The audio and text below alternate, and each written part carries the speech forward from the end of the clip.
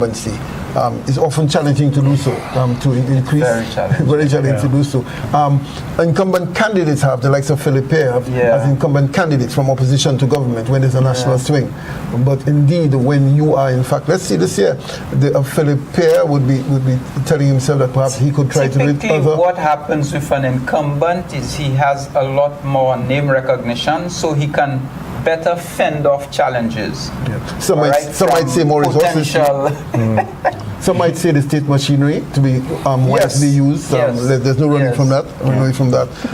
But there's also the attrition, and more people to please. Then you are the target. You are to deliver. The more pressure on you. You're more forgiving when you're in opposition, and you know you don't have the state machinery. Well, the wisdom could be an example of that too. The wisdom is you start losing votes from the day you win the election. That's the wisdom, because you see you've promised certain things. People have certain expectations. You, despite your best intentions, it will be difficult for you to meet the expectations of everyone. So from the day you've won that election, the very next day you start to lose votes. There's attrition. So you're right. I mean, this election will be very interesting to see, not just on the candidate level, but also on the party level. What happens to the St. Lucia Labour Party. There's been all sorts of talk about how better it will do or how it will do, and the United Workers' Party has also been countering of how well it will do. So I think it'll be very interesting to see whether an incumbent party is actually able to increase its standing over the last time, whether that works out, as some within the Labour Party have been predicting will work out. That will be a very interesting dynamic. But going back to the whole thing about voting, Teddy, I mean, I have the distinction in voting in A1A. So that's the first thing that's on your list, A1A. And I usually, like Edwin and Raisa, go to vote very early in the morning. This time I decided, you know what, I'm too used to getting on that line for 6 o'clock and staying an hour on the line. So I went to vote at 8:30, 8:45. There were 3 people in E2F ahead of me. One was in, actually voting. There were 2 people ahead of me. I was in and out in no time. So this was the most pleasant voting experience I've ever had. But the other lines, with the exception of G to I think, was also short. All of the other lines, P to Z, was a disaster. P to Z, there were people, I think, on P to Z all day long.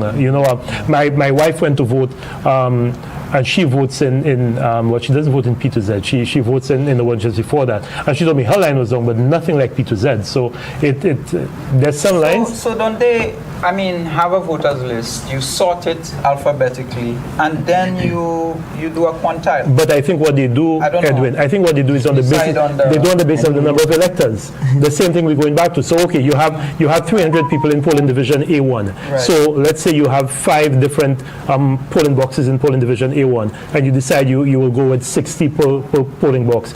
But you're assuming that there are actually 60 electors in each box. Some of these people are not there. Some of these people might have migrated. So you might find that a box might have 60, but only 50 people on island, and another one might be showing 60 and it has 60.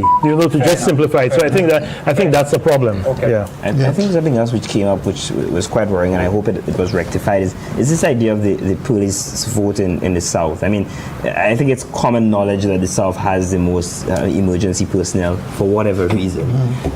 But the Friday vote seemed to have been a very long and arduous task, which is akin to disenfranchising individuals, because individuals can decide this is taking too long and I'm going home. So it would be interesting to see, especially if it is that we have some of the data that will inform that level of attrition, that level of being fed up, to use local parlance, and having to stay very long. Of course, I commend the officers for staying for so long to exercise that franchise, but it must have been very, very frustrating, and something must have gone terribly But it should also be noted, Ryan, that those who were not able to vote on Friday were able to vote today. So, but I agree with you that staying on the line until 10 o'clock and not being able to vote is frustrating, but they were able to vote today. I mean, in any instance, I think the provision then even makes it even less attractive, because imagine if I live in Grizzly, but really I voted in What are divisions? There are divisions cut off. However, for the East and the South, as you rightfully said, there is a large proportion, not just of police,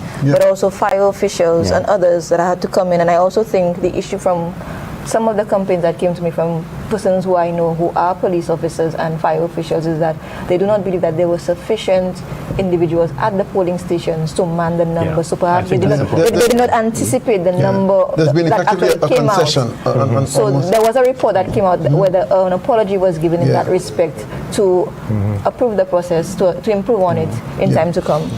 Well, some might say they hang all our analysis and simply dissecting, but in the end, they may throw at you, isn't the election, hasn't it become really and truly for the average voter, elector, a referendum on the leaders, on the two leaders? I think to some extent it is. I think to a large extent it is. I think particularly in our politics where the leader plays such an important role. I can't say he or she because the only time we've had a she was when Dr. Morella Joseph led the United Workers' Party in 2001.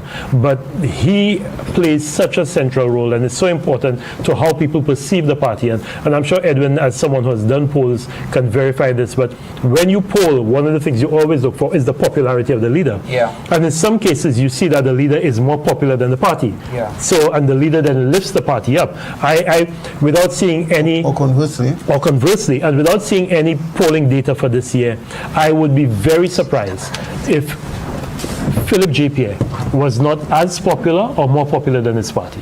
Because Philip J. Pierre enjoyed the popularity this election that, you talk about this whole question about people improving on their electability.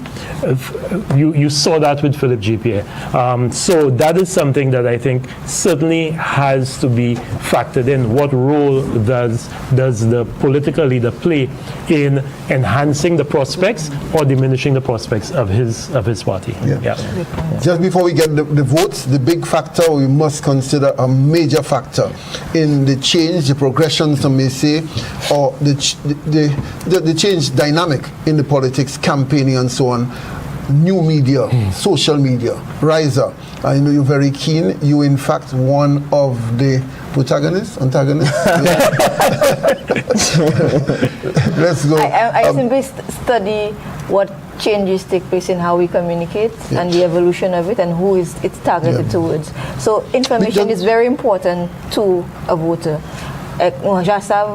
Nous passons tout partout à cette ici. So de là nous tous avons trois programmes. Il y en a construit, il y en a choisi, il y en a fait en même temps puis nous social media. However, one of the challenges is now trying to ascertain truth from disinformation and also misinformation, where individuals, once they see something online, automatically it's true without even verifying. And then you also have the use of bot farms. So this election season in particular, I saw, for example, in official news media articles, a number of comments. However, when you click the comments, they're of fake pages. Over a dozen, and these fake pages are like by 20 dozen fake pages, some in Jamaica, some in Malaysia, and these things also shape the mindsets and the perceptions of people. So dès là ça yo quoi tout juste ici compte a particular policy or action avec des laisse pas vrai. So how do we now help our populace become more discerning, educate them on what is true? What do you look for when you look at a comment? How do you read something? How do you verify that an article is actually something that is worth its so? Because you want people to actually have real information to make decisions that change their life for the better. Because honestly, all St. Lucians, is my genuine belief, want a better life for themselves, and they're trying to make sense of what is happening in the political space with what they have. Now, if that information is not truthful, you distort people into sometimes even voting against their own interests, and that is very dangerous. And then also, I think I empathize with the shapers of information, of campaigns. Is infinitely easier previously, Jimmy, when you were more involved, to channel information, established media, mainstream media, 3 stations, you channel and programming. Now from all sources, somebody could derange the message, upturn a certain information path, and so it's almost impossible to control. You have to battle against it, and everybody is a media outlet. Everybody becomes a media outlet. The influencers like crazy, the fake pages, the party pages, and so it's just so difficult to channel the information and then ultimately absolutely. There's a demographic, particularly the under 30s, under 35s, you might argue, who depend on that social media and less inclined to go to mainstream established media. So it is really a riot of conflicting, of competing, not conflicting, but competing information channels. There was something I was very worried about this election, and unfortunately we did not see much of it, and that's artificial intelligence. And the use of artificial intelligence to not just completely distort, but present a new reality entirely. I mean, what you can do with artificial intelligence now is mind-boggling.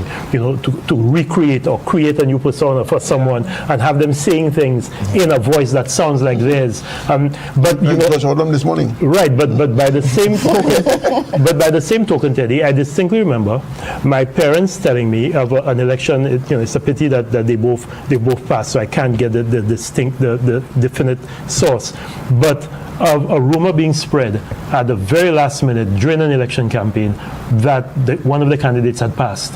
And people actually, and they said to them, "Come on, okay, vote by on." So that actually took root, and a lot of people did not vote because they thought that the man had, and there's no way to verify that he had passed. If I tell you a day before, and you're living in, and even in Castries, and this has nothing to do with the rural community, that this person has died. You don't have radio, you don't have anything. How do you know that person has died? So I'm telling you, so luckily that can be counted now because information is so readily available. But the converse of that is that you can create information, so you could create a new truth, a new reality. So that is something, and like I said, I was very worried about what artificial intelligence, how it would have been used in this election. Fortunately, maybe they didn't have the time to do it, at least the purveyors of mischief. But it is certainly something that we have to look to. There's also a bit of exhaustion with AI slop. Like sometimes when you see a video, you immediately get an icky feeling about it. There's something off, right? I think people are becoming much more attuned to be able to make that sort of distinction between, And Teddy, there's also Edwin. There's also another issue that I saw today. I mean, I went to vote, and I was asked to surrender my phone, surrender my smartwatch. I said to them, I don't have a smart wallet, but I surrendered my wallet also. And all of this is to prevent me from taking a picture of the way I vote. However... And you didn't take out the ring? No, well, I didn't take out the ring. I am wearing the smart ring, but I can't take pictures with my smart ring. But my glasses. You could be wearing Meta or any other glasses, and you could go in there and just do this and take a picture of the... Now, unfortunately, the people who are manning our elections have not yet been told that. But how do you now tell me if I'm wearing smart glasses, but I need the glasses to see, that I need to take my glasses out to vote? But if I take my glasses out, I can't see to vote. So these are all things that now, because of technology, we will have to find a way to factor into our politics. We're looking at, as you say, waiting now for the first set of results to come in. They are due very shortly as we get the data coming in from electoral office from the different places. Your experience in the elections, Jimmy, many make the point that from your agents you do get a sense very early how you're shaping up in the election. In other words, there is a great propensity of persons to gravitate towards the colors, the agents' colors of who they're supporting.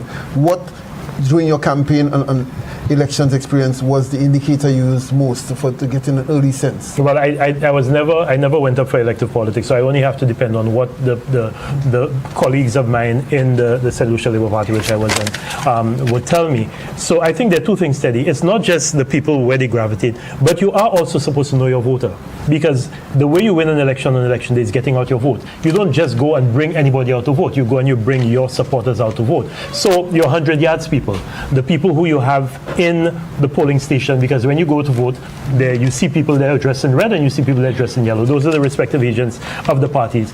They, in crossing out, they would have an indication, okay, Jimmy Fletcher has come to vote. There is a very strong possibility, I suspect, that Jimmy Fletcher voted for the Green Party. So I cross, as far as I'm concerned, the Green Party has just gotten a vote.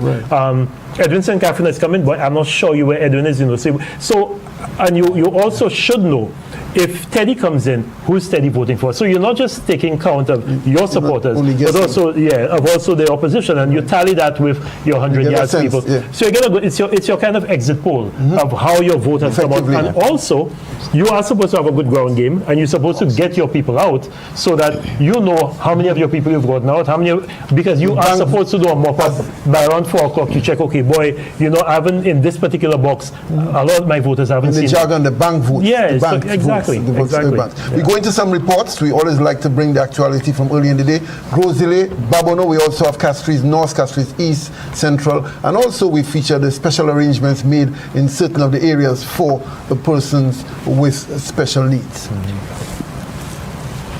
Bon après-midi, cette ici, après nous communauté laguer Babono, après moi ka parler by assistant pool clerk mademoiselle. Oui, mademoiselle Zasha Charles. Bon, mademoiselle Charles, dis-nous comment a été commencé bon matin? Well, bon matin a passé bien. Nous t'ai commencé à aller, monde sorti dehors pour venir voter. L'année, c'était polling station qui était plus passé l'autre, mais nous avons managé et pour à présent, nous just ni pas chaque bon matin.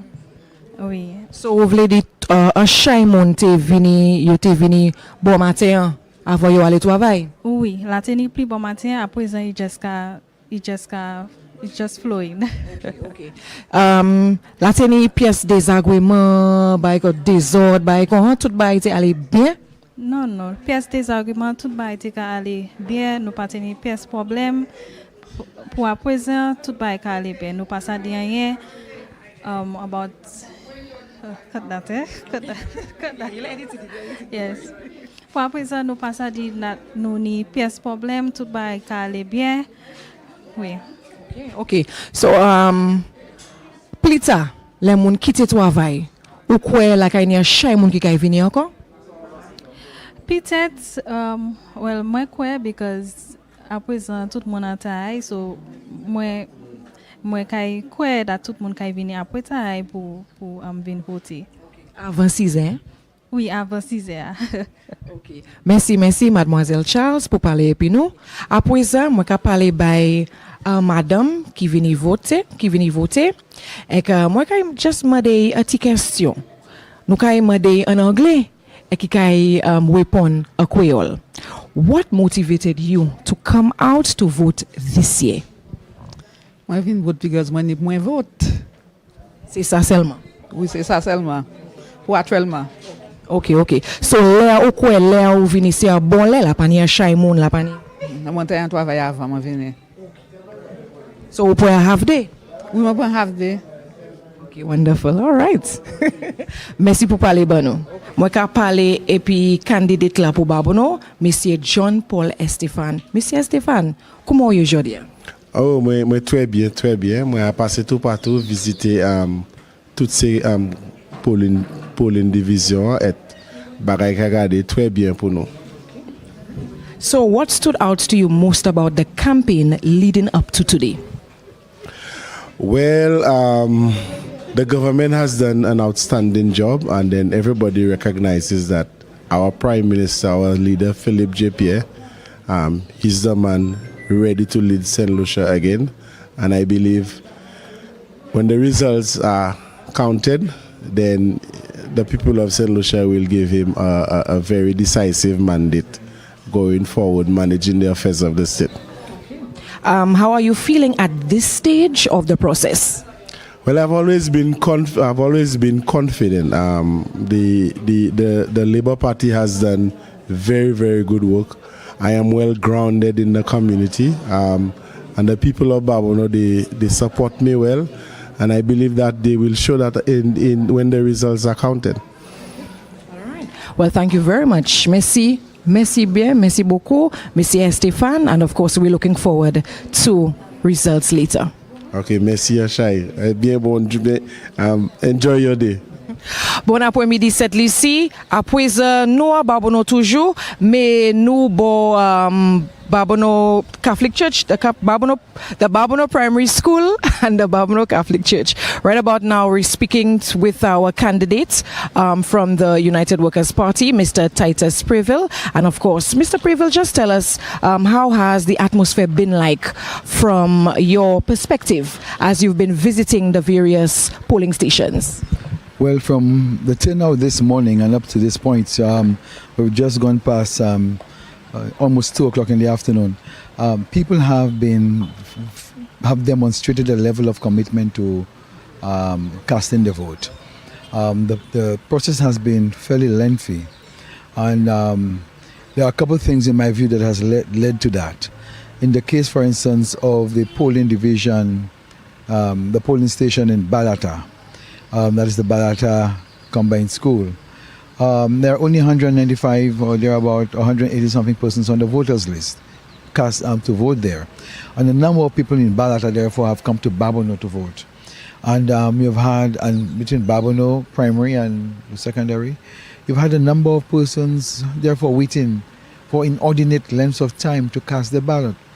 And the second thing which has led, in my view, to the fairly lengthy delay is, and it's understandable, but there must be a way to make it more concise, is the explanation that the presiding officer is duty-bound to give the voter in terms of instructions on what is involved in the voting process. So it could take up some time depending on the level of understanding of the person. So that is, in my view, one of the issues.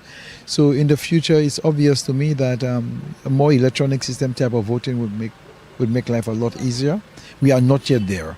But I think between an overloading of certain polling divisions with many people and an underrepresentation of people in other, at least in the case of Balata, has, in my view, led to some delay. But the atmosphere has been one, I believe, that is characterized by people determined to exercise their franchise. Okay. Mais comment est-ce que senti quoi aujourd'hui? Moi, même moi, j'ai toujours senti comment on relaxed. La panique de bagarre qui a fait moi pas relax parce que comme moi moi aller dormir en place bon Dieu. I sleep in the Lord's arms. I go to bed there. Moi lever côté moi avec Lila. Alors la panique de bagarre sur la tête qui a fait moi te casser moi parce que confiance moi c'est un Dieu. Okay. Well, merci, Mr. Preville. Okay. Thank you very much. Have a good day. Okay, so right now we are closing up at the Babono Primary School, where the Babono Catholic Church is as well. And of course, right now I'm speaking with Assistant Polling Clerk Malik Athanase. So Malik, tell us, how has the voter turnout been so far?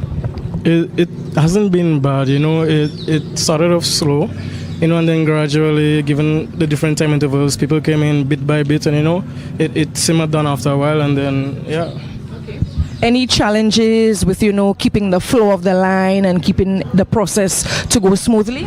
I mean, you had 1, 2 agitated, patriots, people impatient, people not knowing where to go, who to consult. So they were agitated. Some people were cooperative, but all in all, everybody did what they had to do, and it went smoothly. So there wasn't that rush this morning before people went to work? Yeah, there was that rush. Those were the agitated ones, but eventually, we sorted certain things out. We ensured that they were satisfied with the service, and it ended positively. So you're looking forward to that after work one? After work one. Yes, and he's taking a deep breath. I didn't take time to think about that, Hopefully it's not much, because I feel like this morning we had a big turnout. There was a large number of people, and I guess now, given the time, is calm down. So hopefully later on, it's not as hectic as it was this morning. All right. So another question for you, as far as people around your age range, can you tell us that you saw a lot of young people around your age range coming out to vote? Surprisingly, I saw 1 or 2. But not much. But I see you have one or two people who have 1 or 2 concerns, I guess, politically. 1 or 2 young persons, which is nice, which is thoughtful. but not really, not that much. But hopefully in future there will be more to actually come out and make a decision for what's best for the country. And probably they went to the other polling stations in Babono? Probably. All right, so thank you very much for speaking with us, Malik, and of course, hope you enjoy the rest of the day. No problem, it's a pleasure. You as well. Thank you. Bonjour, c'est Lucia, and of course, welcome to this historic day, December 1st, 2025, Election Day in St. Lucia. I am your host, Ika Fergus, representing GIS for today, and I'm outside polling division A1, which is the Groves Lake Primary School. Now, the atmosphere right about now is very calm. I guess the rush has already passed, but the polling officer, who is Mr. Hilton Okilier, will give us, a little more detail on what has happened so far. Hi, bonjour, Mr. Okilier. Bonjour, bienvenue. Okay, so Mr. Okilier, tell us, how did the opening of the poll go this morning? This morning we started on time, 6:30. My staff, both polling poll clerk and assistant and agents, were sworn in by 6:05. And we were ready. We started receiving our very first person who was already waiting at 6:30 sharp. Our G2I has been steady but not rushed. Presently, there's nobody there. There's a lull right now, but we have had no challenges. We have had no issues. We have had no disturbances. Wonderful. So can you say there was like a big rush this morning because persons wanted to vote before they go to work? There was a line, but not in G2I. Okay. But I could see it around, but we haven't been flowing steady. Okay. Wonderful. And of course, any challenges, managing any lines? So far, from my advantage point where I can see a few lines, I can see there's still some people, but we don't have any challenges so far. Yes. So looking forward to continuing the process until 6 p.m. We're anticipating after work that we'll get the line having a backlog, because people who probably did not do it this morning, when they come in after work, we will continue to exercise their right. Wonderful. All right. Thank you very much, Mr. Hilton Okilier, who is the polling officer, or one of the polling officers for polling division A1 at the Groves Lake Primary School. Right now we are at polling division A1D, which is the aquatic center, and of course this polling station covers the areas of Molave, Rodney Heights and Larry Twett. Right now I have the assistant polling clerk, Miss Nicola Alexander, with me, and of course she's just going to answer a few questions briefly while we have people coming in. So Miss Alexander, how did the opening of the poll go this morning? Well, it was very early this morning. We had to be here for 5. When I came, everyone was setting up, so it went well. It went relatively well this morning. Okay, were there any delays? No. Any challenges? No, we didn't have any delays, any challenges. We started on time. Persons were here very early, so persons were able to come in and vote. So it went really smooth this morning. All right.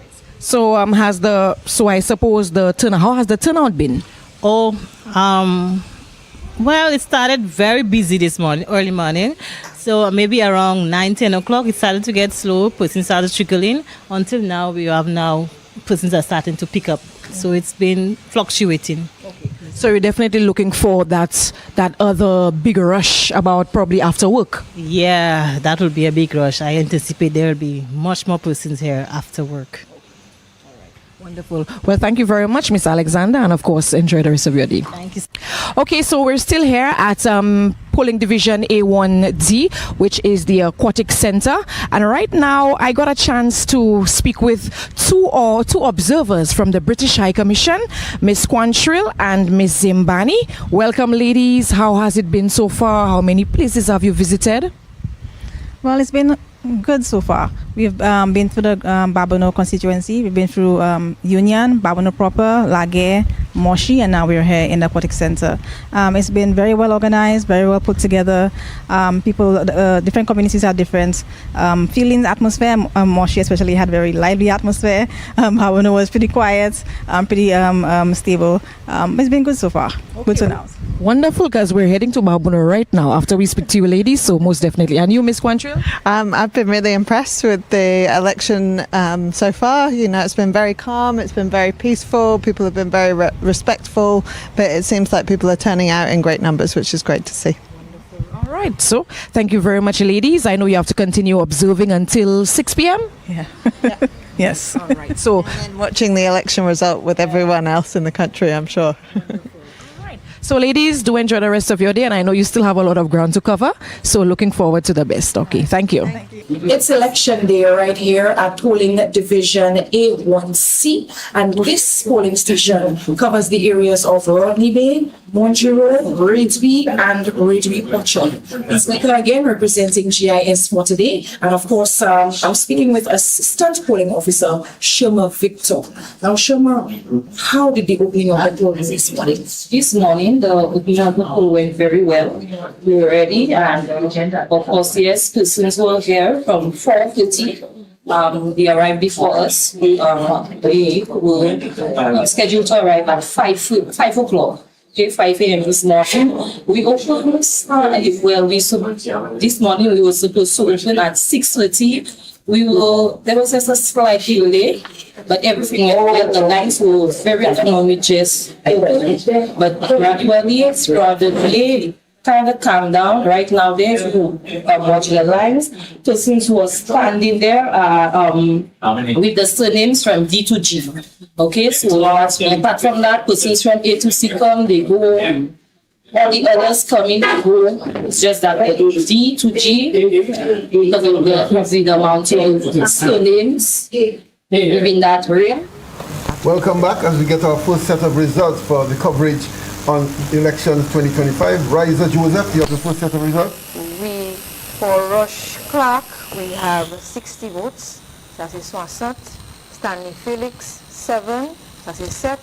Richard Frederick, Swansat, 6. That's 66. And Andrew Matthew, 2. That's a D. So repeating, Rush Clark, 60. Stanley Felix, 7. Richard Frederick, 66. And Andrew Matthew, 2. So these are the early numbers of votes for the Castries Central constituency. Castries South, the opposition candidate Tommy Descartes has 59 votes. Ernest Tilley has 155, and David Hurd has 2. So again, Tommy Descartes 59, Ernest Tilley 155, and David Hurd 2. We're just going to scan through to see if there are any others that have popped up. But so far, we have for Castries Central once again. Oh, Castries North. Castries North has been populated now. For Stephen Favre, 48. Howard Witt, Stevenson King, 97. Capriven is set. And Marcella Steed, the independent candidate, has 1 vote. No votes tallied yet for Gina Matthew. So Stephen Favre, 48. Stevenson King, who is the incumbent, 97. Gina Matthew has not registered any votes as yet, and Marcella Steed, 1 vote. And we need to say that that's in C2. That's in C2, the Patricia James Secondary School, P to SM. That's the box, the ballot box, P to SM. That that's yes. So that's what Rice just gave there. Go back. Right on the earlier ones, Central and South. In 1 second. So for Castries Central again, Rush Clark had 60. Stanley Felix 7. Richard Frederick 66. And Andrew Matthew 2. South again. And that's 1 box. Which box? 1 box. What box it is in? Not as yet. Yeah, I'll get that for you. So then we're going to South. Castries South. Tommy Descartes has 59. Ernest Siller, who's the incumbent, 155, and David Hood, the independent candidate, has 2. And I think we also had, these are the early numbers for now. Yeah. We're seeing in Central, who's running super between Rush Clark, the 2 established parties, Rush Clark and Richard Frederick. Richard Frederick from within Rush Clark, BWP an independent, Richard Frederick, 66 to Richard Frederick, and 60 to Rush Clark, and 7 to Stanley Felix in that constituency. And we have 2 to the new party, Matthew. And we also had in South Castries South, Ernest Hilaire, incumbent from the Seneca Labour Party, 155, Ernest Hilaire, Seneca Labour Party, 155, and 59 for Tommy Descat from the United Workers Party. And 2 for the independent candidates. Hood. And that was in the Lacroix Mengo School F3 for Ernest Hilaire. That is the box G to K. Lacroix Mengo School, Hess School F3 G to K. That's the result that came in. 59 to Descat, 155 to Hilaire, 2 to Hood, and there were, I think, 3 rejected. Yeah, and that's about 5% of the voting population is where those votes are coming from in the case of Castries South. So, it's still, fairly early. You see, the figures represent 5% of the area. No, the area the votes are coming from represents 5%. Right. The area the Labour Party has done well in Lacroix Mengo. Yeah, but relatively less well than the other areas within Castries South. So that is actually one I really, if this is completed early, I would want to see if Ernest Hilaire does better or worse than his performance of over 20% in the last election, right? The figures from last election in that area? Yeah, well, from the last election, he won that area by about 20%, right? And the margin of that F3 Lacroix Mengo is now 44% in his favor. I'm saying this is not, you don't write home about that yet, because that may just be one specific case. And not representative. Yeah, it's not representative as yet, because, yeah. The battle, and we're just trying to identify where, in fact, in which box did the Roche Clark, Richard Frederick... I can give that to you. That is in E1, the Carmen Rennie Memorial School, A to E. Yeah. A to E, A to G. It's A to G. It used to be A to E the last time. Carmen Rennie, so A to G. Richard Frederick 66, Roche Clark 60, Stanley Felix 7, Matthew 2. That is where that number is. The Sanssouci School, as we call it, in the heart of the Sanssouci area. In the heart Carmen of Rennie School, 60 and 66. The battle, interesting as the results would in fact come flooding in. What it shows, however, Teddy, is that there are fewer people. There are fewer people who voted this time around, because the last in that particular box in 2021, Richard Frederick got 153 votes and the UWP got 111. This time Richard Frederick got 66 and the UWP got 60. So we're seeing a quite significant reduction. Is that significant? Well, is it complete yet? That box? It's A to G. It's A to G. Okay. So I'm talking about the equivalent box in the last election. Which actually this box actually represents a few more people, because you have F and G where you did not have that the last time.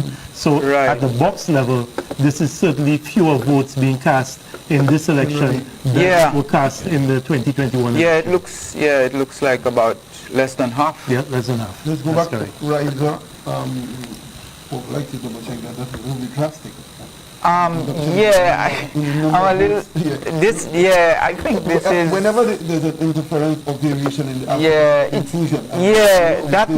You think that's alphabetical, because the last time it was A to E. This time it's A A to G. Yeah. So there are more people voting. There are more people voting in that box. There are more people voting in that box. I would still reserve that seems so drastic I would be a little bit. Interesting observation. So let's see how the others pan out. But that would be well, I think you could be conclusive for that box. You can't be conclusive for the polling division. But certainly in that box, fewer people turn out to vote. Yeah, absolutely. Let's look again, Riza, at the La Clery area, Patricia James Secondary School. Lots of the figures that we got. That's for Castries North. We have. Ram looks to see if any new figures coming through. No problem. We have some in Soufrière. Okay, let's go to Soufrière. All right. So we have at the moment 53. Soufrière? 53 for the incumbent Emma Hippolyte, and for Herod Stanlissus 83. So 53 for Emma Hippolyte and for... And to say where that is, Raisa, it's in H2, Soufrière Infant School, R to Z. R to Z. Yeah, H2, R to Z. 83 to Stanislas and 53 to Emma Hippolyte? Yes. And one rejected. Right. They're happy they've improved, Jimmy. Yes, one vote rejected, yes. One vote rejected. So we're going over that again. Persons joining all the time and taking their own notes. They've been asking for us to just repeat it a couple of times. Yeah. Go ahead, right on. That seemed to have been similar, similar to the trend in that box last year, as 2021. Although it was not exactly the same. Let's say what we had the last time.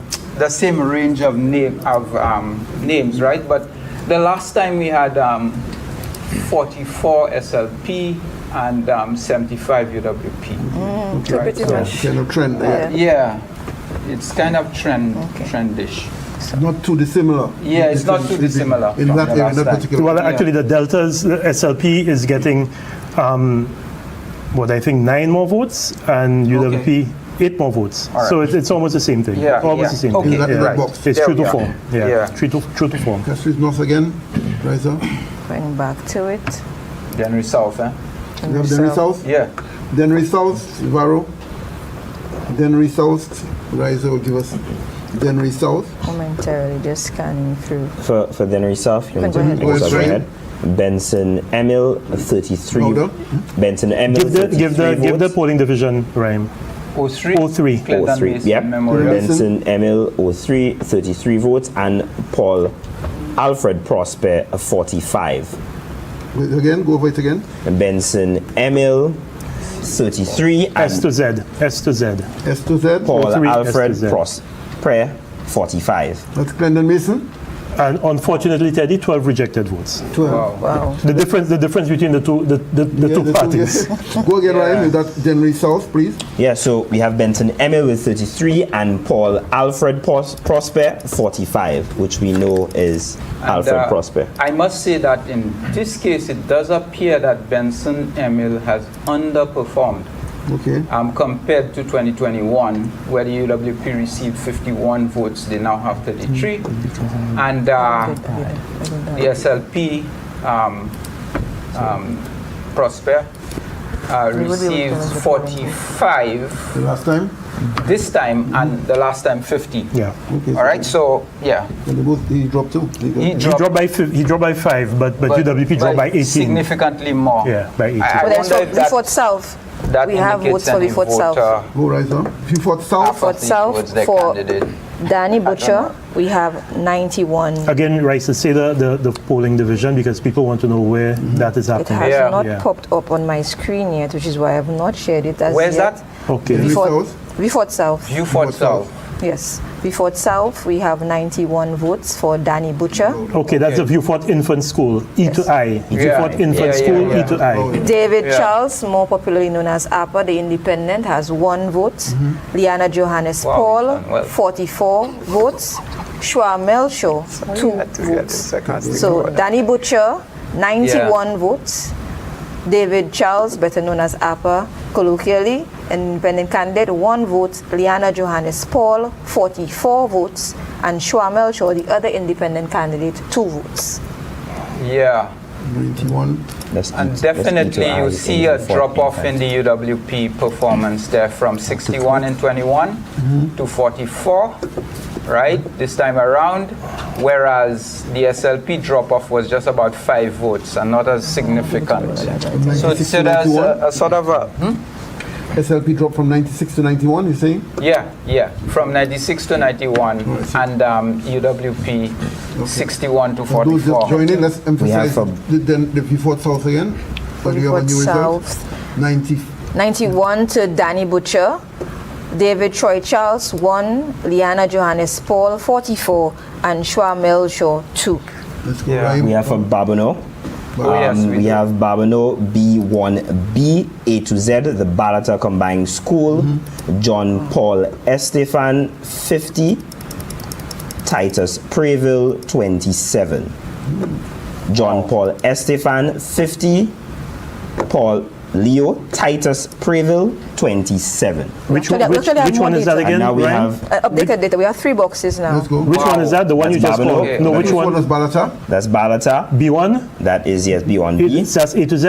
Yep. What is it again? Sorry? It was 50 for John Paul Estefan and 27 for Titus Preville. But we have also some updated data from the Debara Combined School before A to Z with John Paul Estefan with 123 and Titus Preville with 161.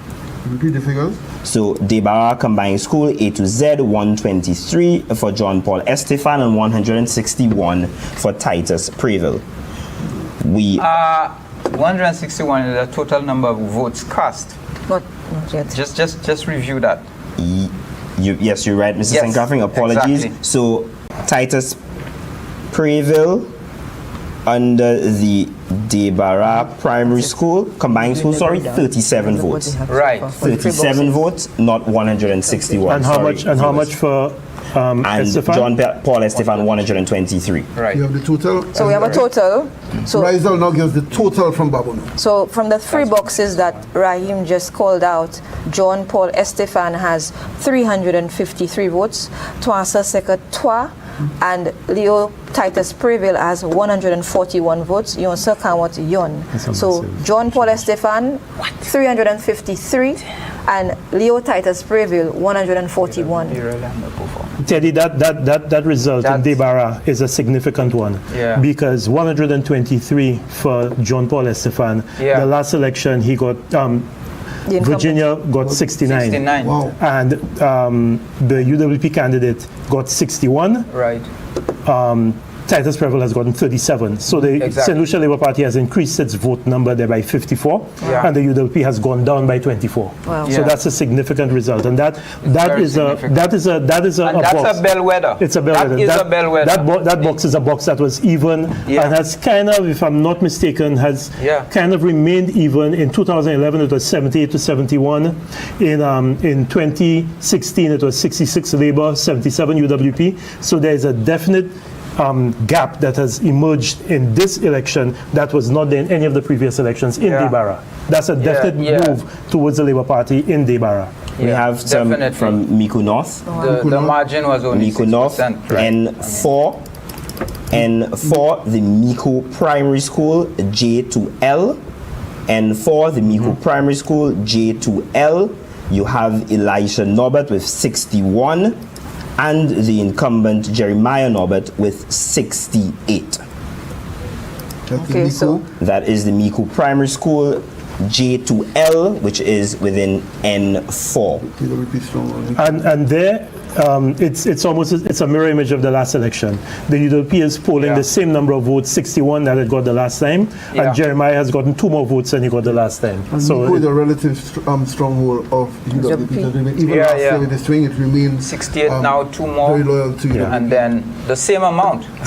61 for the UWP. Same number of votes. Relatively, it has been a good area, strong area for UWP up to last election. Go ahead, right? Yes, so it is 61 Swasat Yon for Elisha Norbert, Swasat Wit for Jeremiah Norbert. Our independent candidate is yet to register votes. Let me see if there are any updated figures for our other constituencies. We've seen the constituencies taking shape so far. Of course, great interest. People are messaging like crazy. They want Grows delayed. As soon as we get them, we'll let you know. We're anxious. Everyone wants to hear from their constituencies. That coming up very shortly. As we got Central, we got South. I think this looks like we had one box for Central, right? Right, yeah. It's now updated. So Rush Clark now has 102 votes. Which again, where is that, Raisa? Where? The total. I'm giving the grand total. Oh, the grand total. So we'll disaggregate in a moment. Stanley Felix has 21, and Richard Frederick, the incumbent, 168. Andrew Matthew has 2 votes. That's the total so far. The total so far. All votes that we've received. Yes, so let me disaggregate. Do the total again? Yeah. Central Castries once again. Rush Clark 102. Yonson Day. Stanley Felix 21. That's in E5. And go ahead. So is that in a particular box or is that the total? Probably a particular box. Is that a box, Edwin, or overall? The updated. 164 overall from E5, and from E1 136. Yeah, right? yeah. And then you can break down the 136 from E1 into 60 UWP 66. Independent Richard Frederick. So let's get the total we have so far for Central Castries. The total for Central Castries is 300 votes cast. Right, and what the respective figures, Riza? The public needs to be clear on that. The figures we have so far. Just updated again.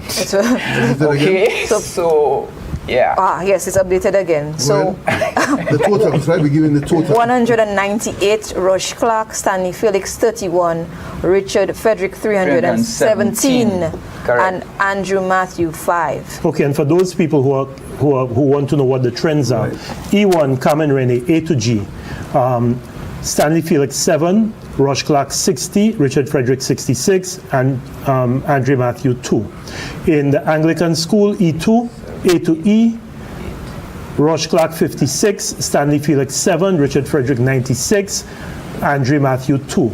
That same polling division, E2, M to R, Rush Clark 40, Stanley Felix 3, Richard Frederick 53, Andrew Matthew 1. So that is, then we go down to E5, the RC Boys Infant School, E5, R to Z, Rush Clark 42, Stanley Felix 14, Richard Frederick 102. I do not believe Andre Matthew got any votes. We have some new figures, this time from Grosile. Kenson Casimir 93, Marcella Johnson 42. And that's in one box. I think Dr. Fletcher will disaggregate what box that is for us in a while. So Kenson Casimir 93, Marcella Johnson 42.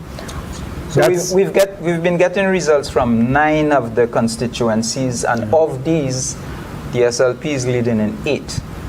All right. That box, just to clarify. Yeah. What Raisa just gave there was A1A, the Grosile Primary School, M to O.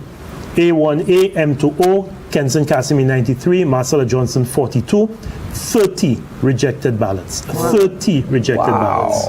And how that compared to the last election? You have an update? I think Babano also has an update. We have 4 ballot boxes now counted. In Babano? In Babano. The total so far, give them the total, right? John Paul Estefan, 451 votes, and Leo Titus Preble, 179 It's actually updated now, Raisa. Wow. It's 583 for John Paul Estefan and 245 for Titus Leo Preble. We have some 583 for John Paul Estefan and 245 for Titus Leo Preble. We have some from Beaufort North. Okay, well. I have an update on that also. It's, Okay. it's 861 for John Paul Estefan and 360 for Leo Titus. Repeat them figures, repeat them. For the whole constituency of Babuno, there are 832 votes cast. Oops. No. That's the total per candidate. Just the totals per candidate? Yes. So B3. No, the totals, so far. Oh, okay. So I have 861 for Estefan, and for Preville, 245. I have 360. 360, so Yeah. you're probably updating Repeat it, later. just declare. Repeat the totals you have. The totals I have for Babono at this point, 4 boxes, from 4 boxes, 861 for John Paul Estefan, SLP, and I have 360 for Leo Titus Preville, UWP. Right. View for North? Before now. So in View for North, L2, the Piero Combined School, MO. So View for North, L2, the Piero Combined School, M to O. You have 112 votes for Moses Jean-Baptiste, and you have 44 votes for Calix Ian Xavier. Which one is that so again? So that is L2, the Piero Combined School, M to O. 112 votes for Moses Jean-Baptiste and 44 votes for Calix Ian Xavier. We also have data from Castries East from 1 ballot box. Peter Chico, 14 votes. Which one is that, Raisa? Castries East. Castries Which East. box? I have to fill in. Castries shortly, I will give you that update. Philip Joseph Pierre, 109 votes. So Peter Chico, 14 votes. Philip Joseph Pierre, 109 votes. And for the Gozeli constituency, we have an additional ballot box added, so we have 2 now, and the count for Kenson Casimir is 173 votes, Marcella Johnson, and 78 for Marcella Johnson. Correct, yes. Would that still be in Gozeli? Yeah. That's Gozeli. Still Gozeli. Gozeli town. The ancillary has. Ancillary? I'm not sure if we've done ancillary before, have we? No, we have not. Okay, so for ancillary canneries, we have the Millet Primary School G2A with results from A to I. You have Dominic Fede, 59, and Wayne Gerard, 55. So the Millet Primary School G2A, A to I, Dominic Fede, 59, and Wayne Gerard, 55. You also have in the Tet Shime Human Resource Center, A to I, the Tet Shime Human Resource Center, 8 to I, 68 for Dominic Fede, and 86 for Wayne Gerard. So 68 for Dominic Fede and 86 for Wayne Gerard. So that gives us a total at this point of 127 votes for Dominic Fede and 141 for Wayne Gerard, being ahead by 14. Yeah. Give me those numbers again for the Millet Primary School A to I, please, Ryan. Yeah. So for A to I for the Millet Primary School, you have 59 for Dominic Fede and you have 55 for Wayne Gerard. And Tet Shime A to I was. And Tet Shime is 68 for Dominic Fede and 86 for Wayne Gerard. Okay. Okay. Thanks. What's the comparison in just a bit? Well, the comparison is that the numbers are down. Well, no, it's not possible to compare Tet Shime because Tet Shime, where in the last election we had A to Z, they've broken it up to A to I and J to Z. So we'd have to wait for J to Z to come in to get an indication of what's happening in Tet Shime. But where A to I is concerned, where the SLP vote is 59 and the UWP vote is 55, the SLP vote has gone down by 64. No, again, that's not correct because again we had A to Z, so that has also been broken. So it's too early to tell for either one of these 2 polling divisions what is happening. We have some figures for Denry North. Denry North? Yes, You want me to go ahead with this one? I will give the grand total and you will break down what box that is. So do you want me to do that first? Go right ahead. Okay. So in Denry North, we have P5, that's the Olio Combined School, H2L. You have 102 for the incumbent, Sean Edward, and you have 96 for Bradley Marcel Fulgence. You have 102 for Sean Edward and 96 for Bradley Marcel Fulgence. That is the Olio Combined School H2L. Okay. Sean has basically kept his numbers. He's gone up by 6 and the UWP has gone down by 11. Yeah, that seems to be a national thing. Olio is an area where UWP normally performs well in Olio. We have some Castries East. I'm not sure if we've done it as yet. We did one Olio is usually a bellwether. Olio is kind of has been even the last 2 elections. No, there's not been much to separate. Used to be traditional UWP, but the last 2 elections has been even. For Soufriere.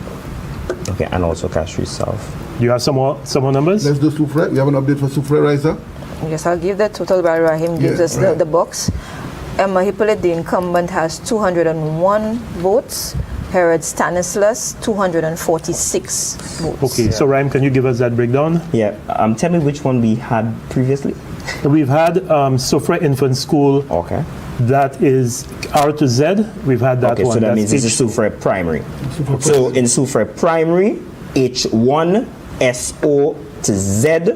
Right. 70 votes for Emma Hippolyte and 91 for Herod Stanislas. So 70 votes for Emma Hippolyte and 91 for Herod Stanislas, which provides Herod Stanislas with an overall lead of 45 at this point. So yeah, but what in that box H1 is more UWP. Yeah. Okay. Right, by about 13%, and those specific name ranges. Emma has actually outperformed in those specific name ranges, even if overall the Soufrière H1 is the strongest UWP polling division in definitely. We have three boxes now. We have some updated figures for Mikud North. While Rahim goes to the breakdown, I'm going to give the grand total of what we have thus far for free ballot boxes. Elisha Norbert, 186 votes. Jeremiah Norbert, 296. Repeat the overall, repeat it. So Elisha Norbert, 186. Jeremiah Norbert, 296. Overall. Okay, so give us a breakdown, Rahim. So the breakdown for the Miku North constituency N2, the decommissioned Monrepo RC Combined School, A to E, Elisha Norbert 61 and Jeremiah Norbert 100. So that's 61 to Elisha Norbert and 100 to the incumbent Jeremiah Norbert. I think we've done the past year's combined school. No, we've not. No. Okay, so the past year's combined school also has some information that is N3 J to L. So you have 64 for Elisha Norbert and 128 for Jeremiah Norbert. We're going to jump to Castries Southeast. Okay. Southeast. Jawara versus Guy Joseph. So the total, and I'll allow Ryan to give the breakdown. Disaggregated for you. Lisa Jawahir, 206 votes. Guy Joseph, 168 votes. That's out of 2 ballot boxes, and Rahim will provide us with what these ballot boxes are. Lisa Jawahir, 206 votes. Guy Joseph, 168 votes. So you have here in the Castries Southeast constituency, Q3, the Bexor Primary School, Q3, Bexor Primary. In N to R, Lisa Jahir, 60, and Guy Joseph, 62. That's the Bexor Primary School, Q3, Lisa Jahir, 60, and Guy Joseph, 62. You also have in Q6, Badichose Preschool. You have A to E, 146 for Lisa Joahir and 106 for Guy Joseph. So that brings the total up to 206 for Lisa Joahir and Guy Joseph with 168. Give me that number again, please, Ryan. The total? No, for Badichose.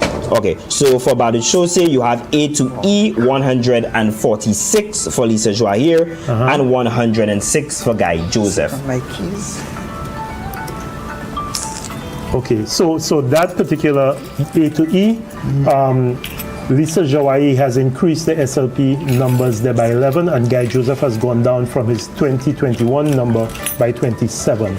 So Lisa has gone up by 11 on what Joachim Henry got, and Guy has gone down by 27 from what he did the last time. We have also for Denry North some updated figures. P1 from the Grand Riviere Senior Primary School, A to D. You have the incumbent Sean Edward, 101, and Bradley Marcel Fulgens, 75.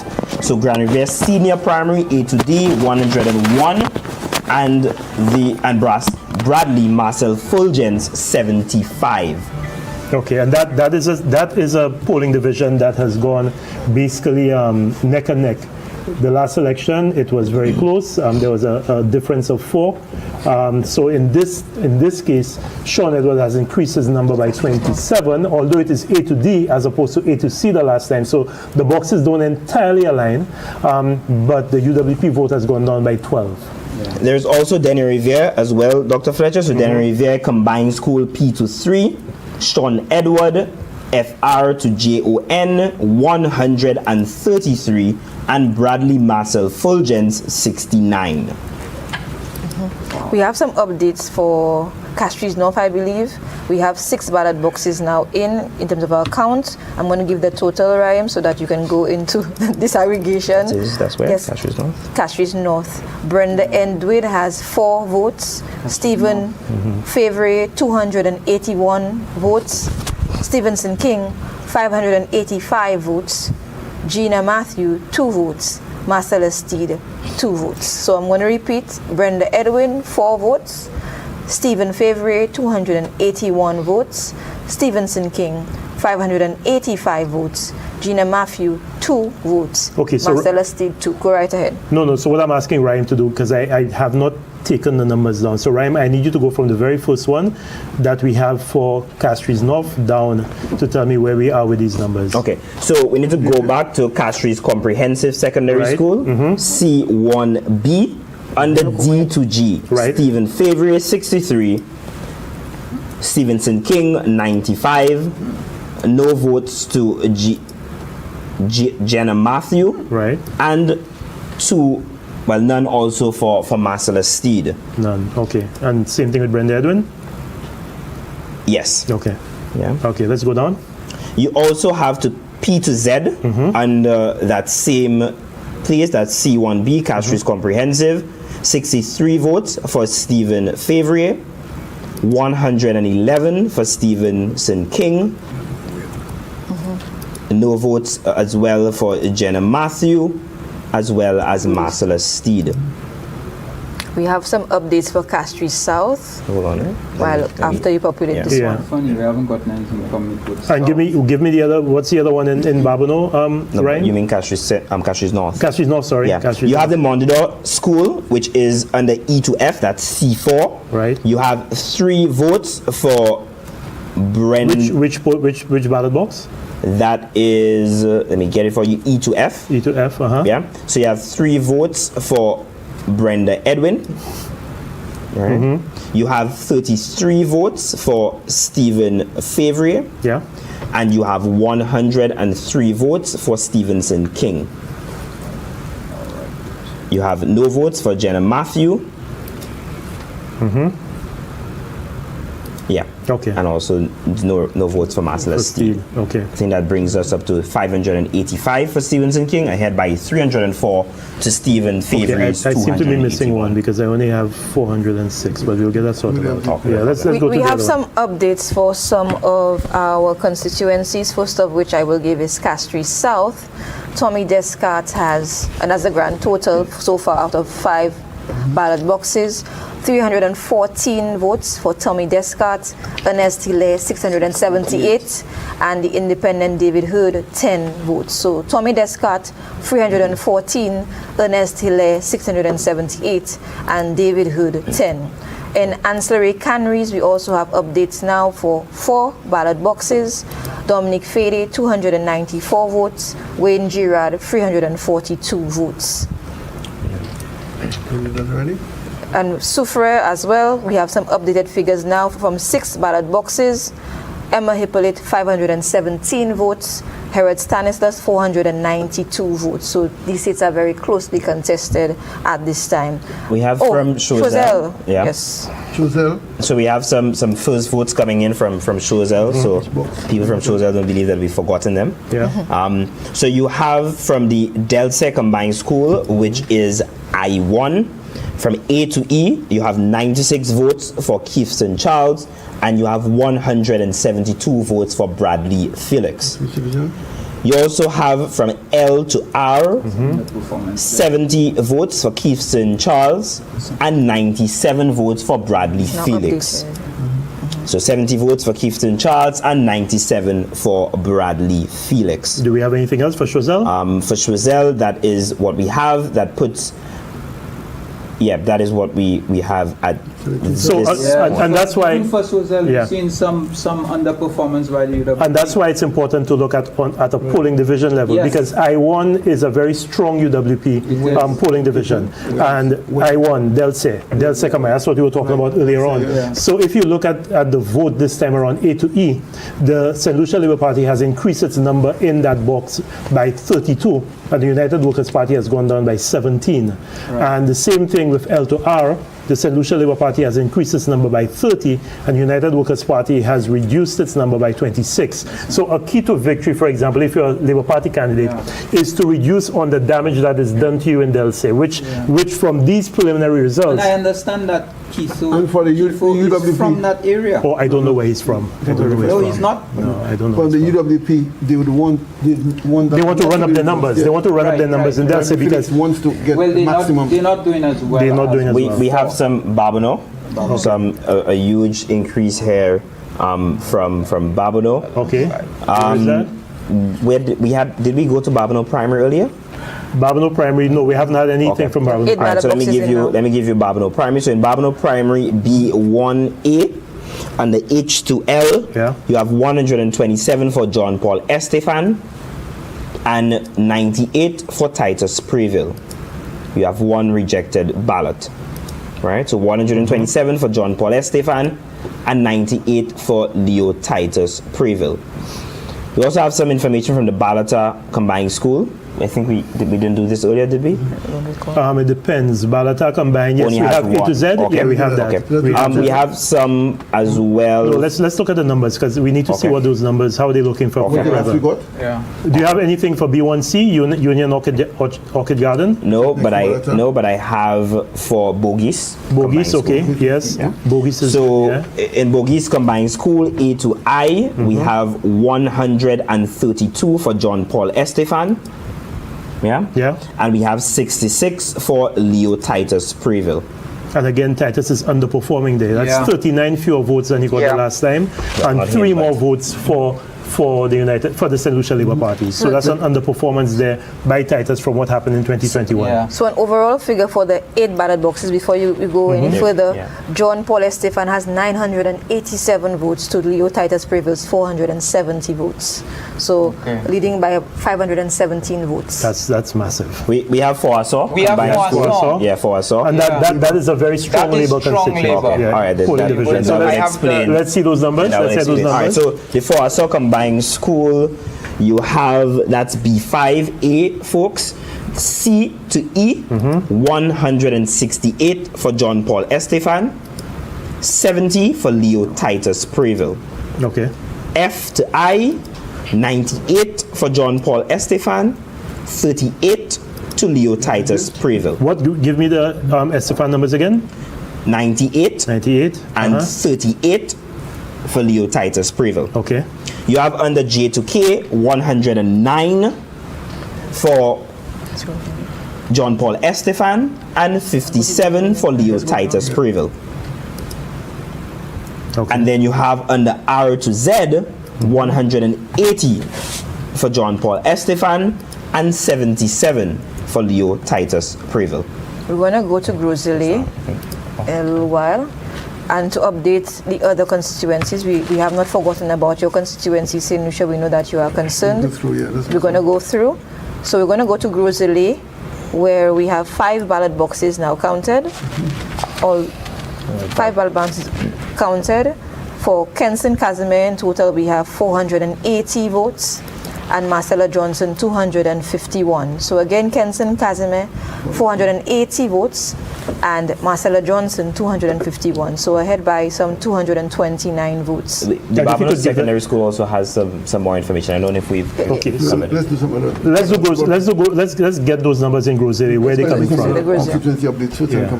So in Grosile, where we've not done the Groseley Primary School, have we?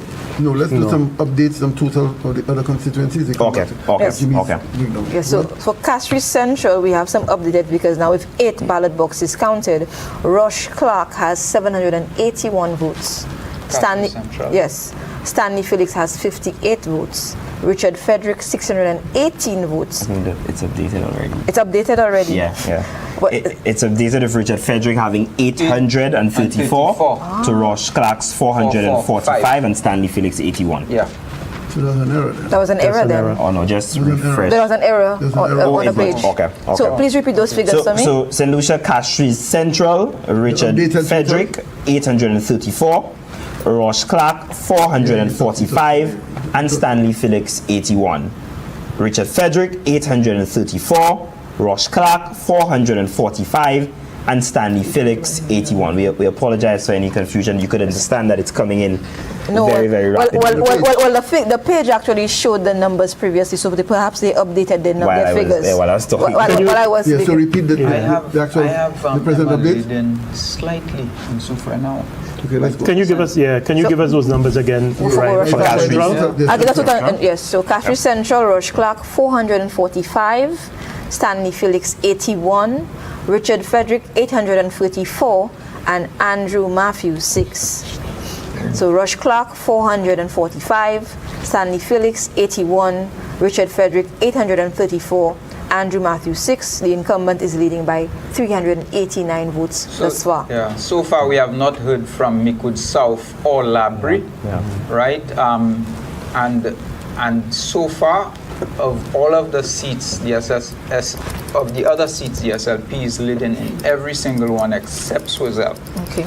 And the boxes that came in for Swazel are in a predominantly UWP area. We didn't get the figures to indicate that SLP was ahead in Sufra. Did we get the updates on that? We have to check yourself as well. We'll go check now. But let's check on Castries South as well. Yeah. Tommy Descart has a total of 456 votes. Because I can't. Ernest Sile 922 votes. David Hood, the independent candidate, 11. So again, Tommy Descart 456 votes. Ernest Sile 922.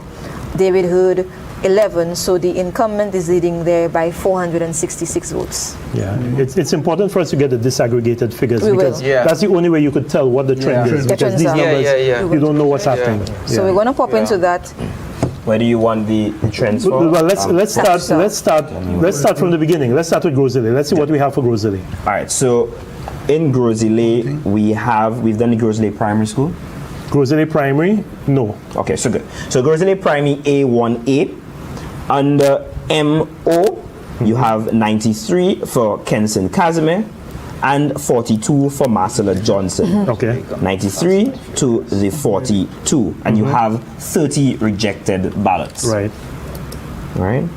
Let's go on. We're moving also to the Darren Sammy Stadium, A2B. Right. You have 178 to Kenson Casimir. That's A to C. Charles to E. Okay. 178 for Kenson Casimir and 45 to Marcella Johnson. Okay. You also have M to P under Darren Sammy Stadium, which is 150 to Kenson Casimir and 51 to Marcella Johnson. Okay. Have we done the Grand River Infant School? No. Grand River Infant School, A3B, Leo to Matthews, 119 for that's what polling division? That is A3B. A3B, okay. Leo to Matthews, 119 for Kenson Casimir, and 83 to Marcella Johnson. Okay. So give a grant to the. Well, am I missing anything for A to B, Rhyme? For no. So okay. So A to A, the Darren Sammy Cricket Ground. What we're seeing here is Kenson Casimir basically holding his own. Again, the numbers, the boxes are slightly different, but we are seeing what looks like Kenson Casimir keeping his vote, because you'd expect the same thing. If the boxes change, you'd expect to see the same thing. And Marcella Johnson reducing on the numbers from the last time. Yeah. Okay. For the benefit of the public, I know that the public wants to hear the total numbers before we disagree. So I'm going to start from what our data shows us from top to bottom, so every constituency is included. So again, the total so far for Kenson Casimir, 955 votes, Marcella Johnson, 403. That's for Grosley. For Babonneau, so again, repeating for Grosley, Kenson Casimir 955, Marcella Johnson 403. For Babonneau, John Paul Estefan 1,309 votes, Leo Titus Preville 839 votes. So the SLP candidate is leading by 470 votes. In Castries North, we have 6 votes to Brenda Edwin, 545 votes to Stephen Favre, Stevenson King 986 votes, Gina Matthew 5, Marcellus Steed 11. So the incumbent is leading there by 451 votes. And that's with 10 ballot boxes out of 30 counted. So one third of the ballot boxes have been counted. Yes. Castries East, the UWP candidate Peter Chico, 119 votes. 119 votes. Philip Joseph Pierre, 496 votes. The incumbent ahead by 377 votes. With 5 ballot boxes out of 33 counted. Yes. Again, we would have already given the update for Castries Central. We're going to give it again. Castries Central, Rush Clark, 445 votes. Stanley Felix, 81 votes. Richard Frederick, 844 votes.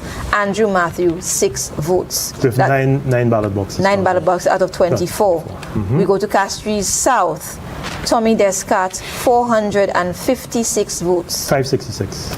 Ernest Hilaire. It's updated now. 566. Tommy Descartes 566. It's updated? Yes. And Ernest Hilaire 1184. Independent 11. Ernest Hilaire leading by 618 with 9 ballot boxes counted out of 23. Tommy Descartes 566. Ernest Hilaire 1,184. Independent David Hood by 11. Ernest Hilaire is leading by 618 votes. Yes. Ancillary Canries, we have Dominic Fede, 510 votes. Wayne Girard, 640 votes. The incumbent is leading there by 130 votes. That's 7 ballot boxes out of a total of 23. We go down to Soufrière, Foncé Jacques. We could South have votes, huh? We're going down. We're going down. We're not forgetting anyone. Soufrière, Foncé Jacques, Emma Hippolyte, 775 votes. Herod Stanislas, 640 votes. So again, Emma Hippolyte, 775 votes. Herod Stanislas, 640 votes. Strozel Saltibus, Keefson Charles, 244 votes. Bradley Felix, 328 votes. The incumbent is leading there by 84 votes. With only 3 ballot boxes counted, and I think 2 of these ballot boxes are in Delsey. Okay. Yeah. Labrie, we have some figures from Labrie. Alva Baptist, 186 votes. Laura Japierre, 60 votes. That's 1 ballot box counted out of 17. Alva Baptist, 186 votes. Laura Japierre, 60 votes. We go down to V4 South in particular. Danny Butcher, 1,101 votes. David Charles, 6 votes. Liana Johannes Paul, 329 votes. Shua Melchor, 6 votes. So the SLP candidate there is leading by 772 votes. With 8 out of 24 ballot boxes counted. Yes. One third. V4 North. Moses Baptiste has 503 votes. It's now 629. Okay, let me update my page. Sorry about that. 629 votes for Moses Baptiste and 217 votes for Calix Xavier. Again, Moses Baptiste, the incumbent, 629 votes. Calix Xavier, 217 votes. The incumbent is leading by 412 votes. In Micoud South, we finally have some figures coming in there. Alan Chasney, the incumbent, has 404 votes. Mostly from Tirochet. Tirochet area. Yeah. And the challenger Chandali Harak Singh has 167 votes. These are 4 ballot boxes out of 19.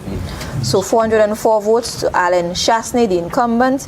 Chandali Harak Singh, 167 votes. Yeah. We go to Miku. The performance in that case is actually a little weaker than 2021, right? By the UWP? By the UWP, yeah. Okay. So we're going to continue with Mikud North. Elisha Norbert has 479 votes. Jeremiah Norbert, 605 votes. Again, Elisha Norbert, 479 votes. Jeremiah Norbert, 605 votes. 6 out of 18. That's 6 out of 18 ballot boxes, and the incumbent is leading by about 126 votes for our count right now. And then South, Benson Emil has 112 votes. Benson Emil has 112 votes. Alfred Prosper, 187 votes, and these are 2 ballot boxes out of 14.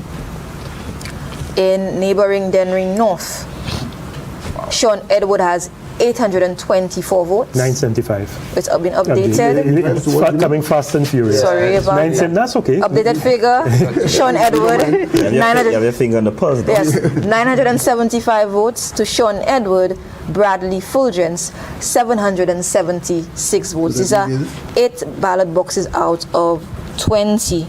Edwards is up by 199. 199 votes. Interesting to see where. And Castries South East, Lisa Jawahir has 306 votes to Guy Joseph's 263 votes. These are 3 ballot boxes out of 36. To see where these are. So it's still early figures. Go to Denry North and see where these are. No problem. No, I want to go to Castries Southeast. Southeast. All right, so let me go to Castries Southeast for you. So we've done the Bexar Primary, have we? Yeah. Yeah. We've done the Bexar Primary. So we've got the Otsa Combined School. Let's look at the Otsa Combined School. So in the Otsa Combined School Q7, M to P, Lisa Joahir, 100 votes to Guy Joseph's 95. Lisa Joahir, 100 votes to Guy Joseph's 95. So the numbers were 306 to 263? Yes. Is that what it was? Okay. Yes. So Lisa Joai has increased by 14. Guy Joseph has increased his number here by 3. Okay. Yeah. And in the Badu Chaussee preschool, Lisa Joai increased the number by 11 and Guy Joseph went down by 27. Right. So those are some of the numbers we're seeing. That's a seat that SLP would have already won. Yeah. Right. So you're looking at it compared to something where they were. And Badu Chaussee, we're talking about places like Coolitown, Former J, Lakwamengo, Badini. That's that area there. Yeah. Let's go. Update. I'm going to refresh it. So let's see here. Total. Casimir's total, Kenson Casimir, Grozile, the total thus far is 1,000, sorry, Freudian slip, 1,535. Okay. Kenson Casimir, 1,535 to Marcella Johnson, 653. So Kenson Casimir is ahead by 882 with 12 out of the 63 ballots in Grozile. Can we interrogate Miku South a little further? Ryan, give me those numbers by polling division and ballot box in Miku South. So for Miku South, yes. So for Miku South, we have under M2A the T. Rocher Multipurpose Center. You have the leader of the opposition. Which box? That's A to B. A to B. A to B. 108. Yes. 108 to Alan Michael Chasney, and the 38 to Chandali Haraksin. Okay. Yeah. You also have on the H to L, you have 100 to Alan Chasney, to 59 by Chandali Haraksin.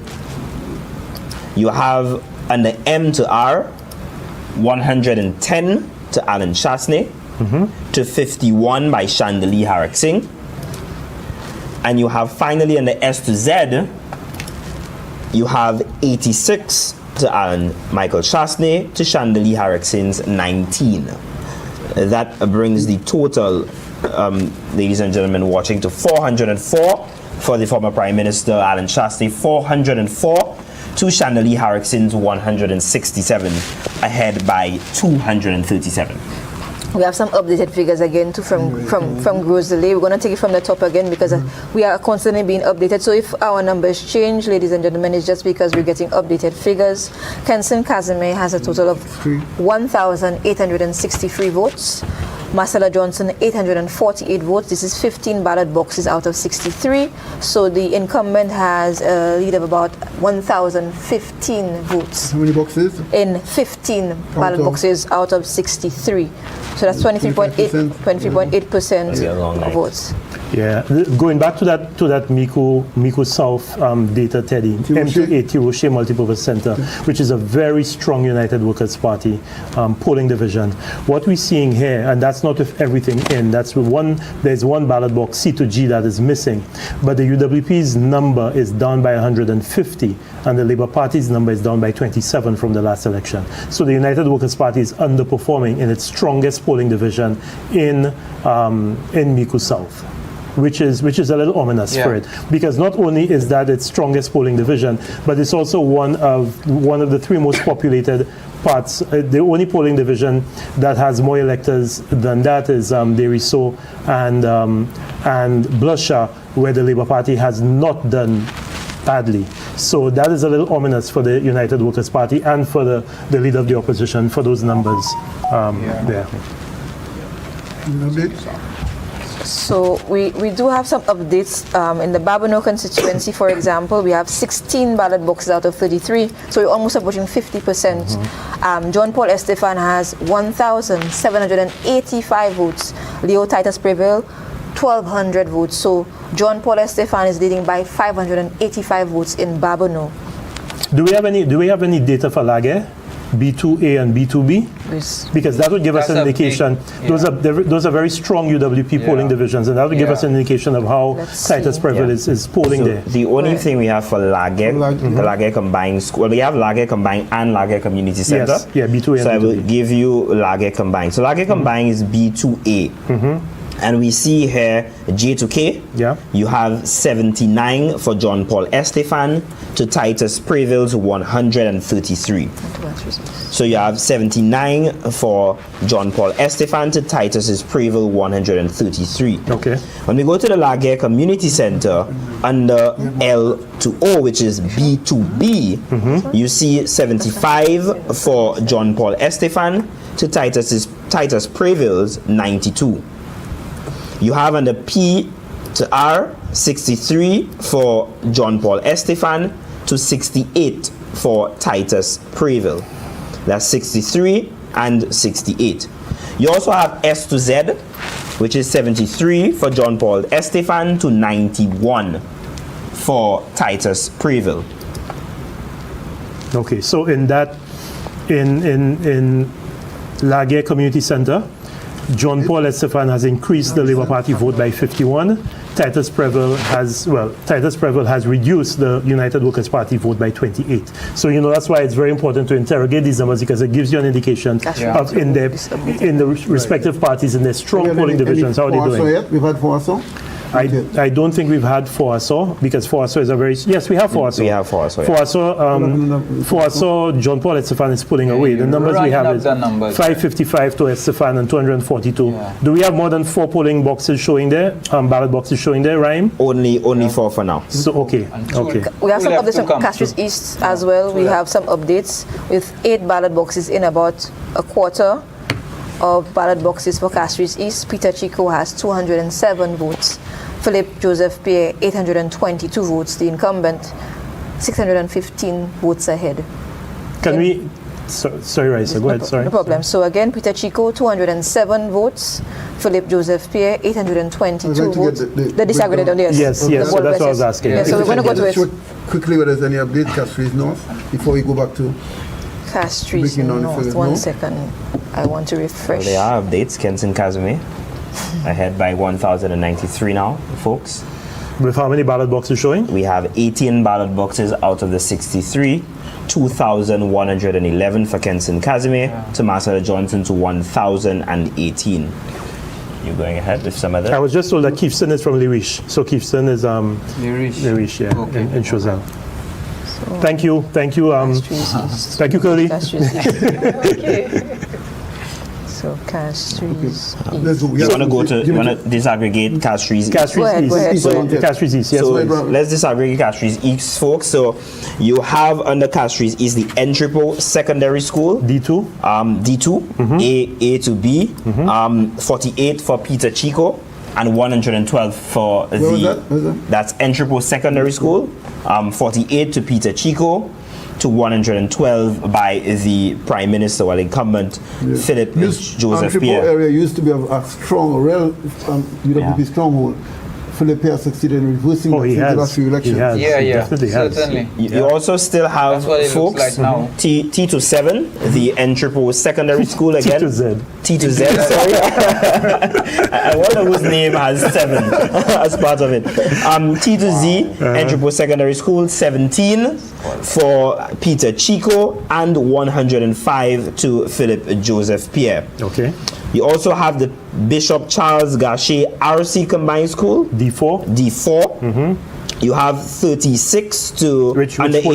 A. Box A. 36 to Peter Chico, and 113 to the incumbent Philip J. Pierre. You have under P to R 29 for Peter Chico, and 122 to Philip J. Pierre. And lastly, T to Z? T to 7, yes. T to 7. 11 from Peter Chico to 92 to Philip J. Pierre. We need to go down. So I want you to go into Castries South. Well, I give you the updated figures. We're now over 50% of Castries South. Yeah, Castries South. 12 ballot boxes out of 23. Wow. So Tommy Descat has 720 votes. Ernest Hilaire 1,552 votes. David Hood 13. Again, Tommy Descat 720 votes. Ernest Hilaire 1,552 votes. David Hood 13. So the incumbent leading there by 832 votes. Okay, Ryan, can you give me that breakdown? So I can give you that breakdown for Castries South. The only one I have already is F3 Lacroix G to K. I don't have anything else. Good. So let's look at F1, which is the ferry terminal building for Castries or Bannon. Well, and Bannon. Let's look at C to D. So in C to D, you have Tommy Descat with 60 and Ernest Hilaire with 123. You have E to G, 65 for Tommy Descat to 134 for Ernest Hilaire. H to J O R, 84 for Tommy Descat to 122 for Ernest Hilaire. And you also have JOS to L, which is 52 for Tommy Descat to 116 for Ernest Hilaire. Okay. You have also, I don't think we've done the Cicero Combined School yet, have we? No, we haven't. So let's go to the Cicero Combined School. You have under E to F, 58 for Tommy Descat to 146 for Ernest Hilaire. You have under K to MONE, 58 to Tommy Descat to 122 to Ernest Hilaire. MONG to Q, you have 61 for Tommy Descat to 125 for Ernest Hilaire. And T to Z, you have 28 for Tommy Descat to 109 for Ernest Hilaire. Now, shortly after your interjection, Jimmy, we want to go to the West Coast because we're getting some updated figures because the contest is very... Particularly Suffrage was out. Yes. But before that, ancillary canneries, and then we're going to go down. Okay. You don't want me to close off Castries South? No, we'll come back. Okay. We'll come back. Because we want to... So that's why I've stayed away from my phone. Ancillary canneries, we have Dominic Fede with 941 votes to Wayne Girard's 1,041 votes, 11 ballot boxes out of 23, so we're almost approaching the 50% mark, with the incumbent leading by about 100 votes. In Soufre Francais Jacques, Emma Hippolyte has 1,081 votes to Herod Stanislas's 948 votes. So that's 10 ballot boxes out of 22. One second. Out of 22, 1 second. I need to reload quickly. So again, Emma Hippolyte, 1,081 votes. Herod Stanislas, 948 votes. So the incumbent ahead by some 133 votes. In Choiseul, Keefson Charles has 640 votes. against the incumbent 574 votes. So the challenger now ahead out of 6 ballot boxes by some 66 votes. So very closely contested in Choiseul, Saltibus. Kiefston Charles, 640 votes. Bradley Felix, 574 votes. I am going to go down to V4 South as well because I see some updated numbers. I believe for Danny Butcher, we have 1,407 votes. David Charles, 7 votes. Liana Johannes Paul, 391 votes. Shua Melchor, 6 votes. So the SLP candidate, Danny Butcher, is ahead by 1,016 votes. Again, V4 That's North. almost an insurmountable number right now. V4 North, V4 North, Moses Baptist, 950 votes. Takalik Xavier, 336 votes. Moses Baptist, 950 votes. Takalik Xavier, 336. So the incumbent leading there by 614 votes. We have 7 ballot boxes out of 17. So about 41% of the votes cast so far. In Micoud South, I want to just make sure I have the updated figures. I think that's one of the most keenly viewed races, that Micoud South race. Micoud South. So the incumbent, the opposition leader Alan Chastney, has 1,248 votes. Chandali Harak Singh has 761 votes. These are 11 ballot boxes out of 19. So we're pushing 60% of the votes so far. Alan Chastney ahead by 487. 487. So we need to break down that particular seat for sure. Yes, please. Which one? Micoud South. Micoud South. I need to know where these votes are coming So I'm going to from. repeat again for the benefit of our viewers. Alan Chastney has 1,248 votes. This is the incumbent. And Chandali Harak Singh, 761 votes. The incumbent leads by 487 votes. These are 11 ballot boxes out of 19. It's missing to really give us the full picture of what the result will be there. So you want me to? Yes, go So ahead. I need you to give me Micoud South, Sofran, Choiseul, those three. So let's go to Micoud South, folks. Yes, Auger Secondary School. We haven't done theirs yet. M3A, A to I. You have 164 for Alan Chastney to 92 for Chandali Haraksin. You have K to Z, 173 to Alan Chastney to 115. That's J to Z?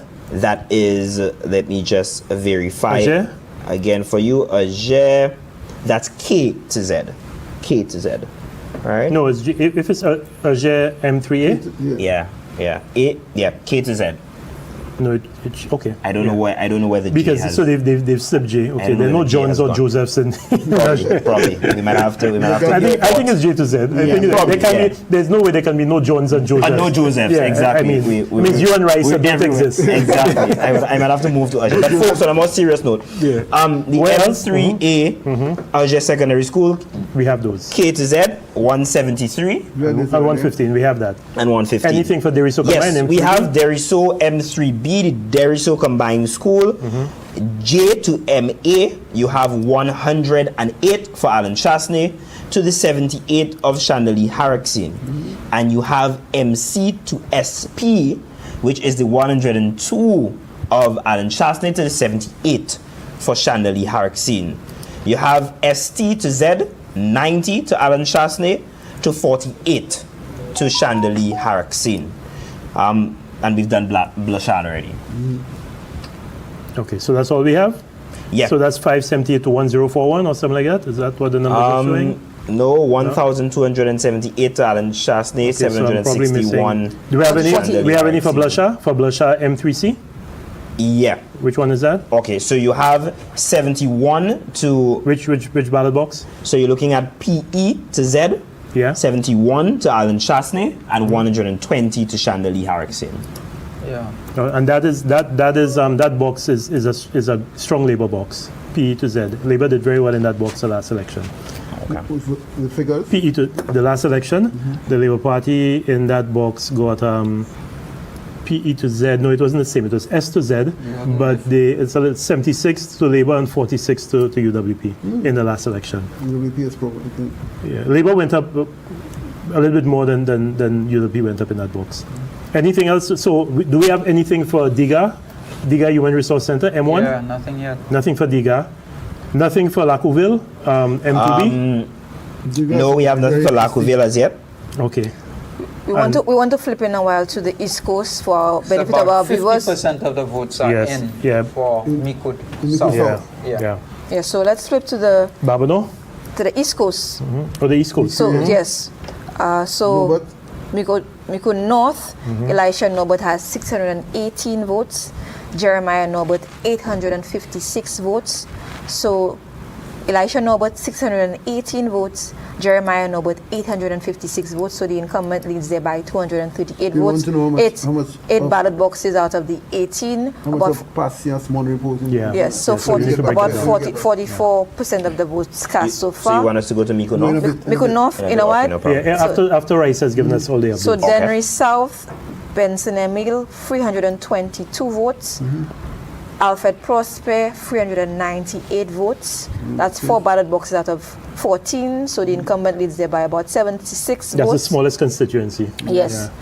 In Dennery North, Sean Edward, 1,204 votes. Bradley Fulton, I think I said this earlier on, 1,010 votes.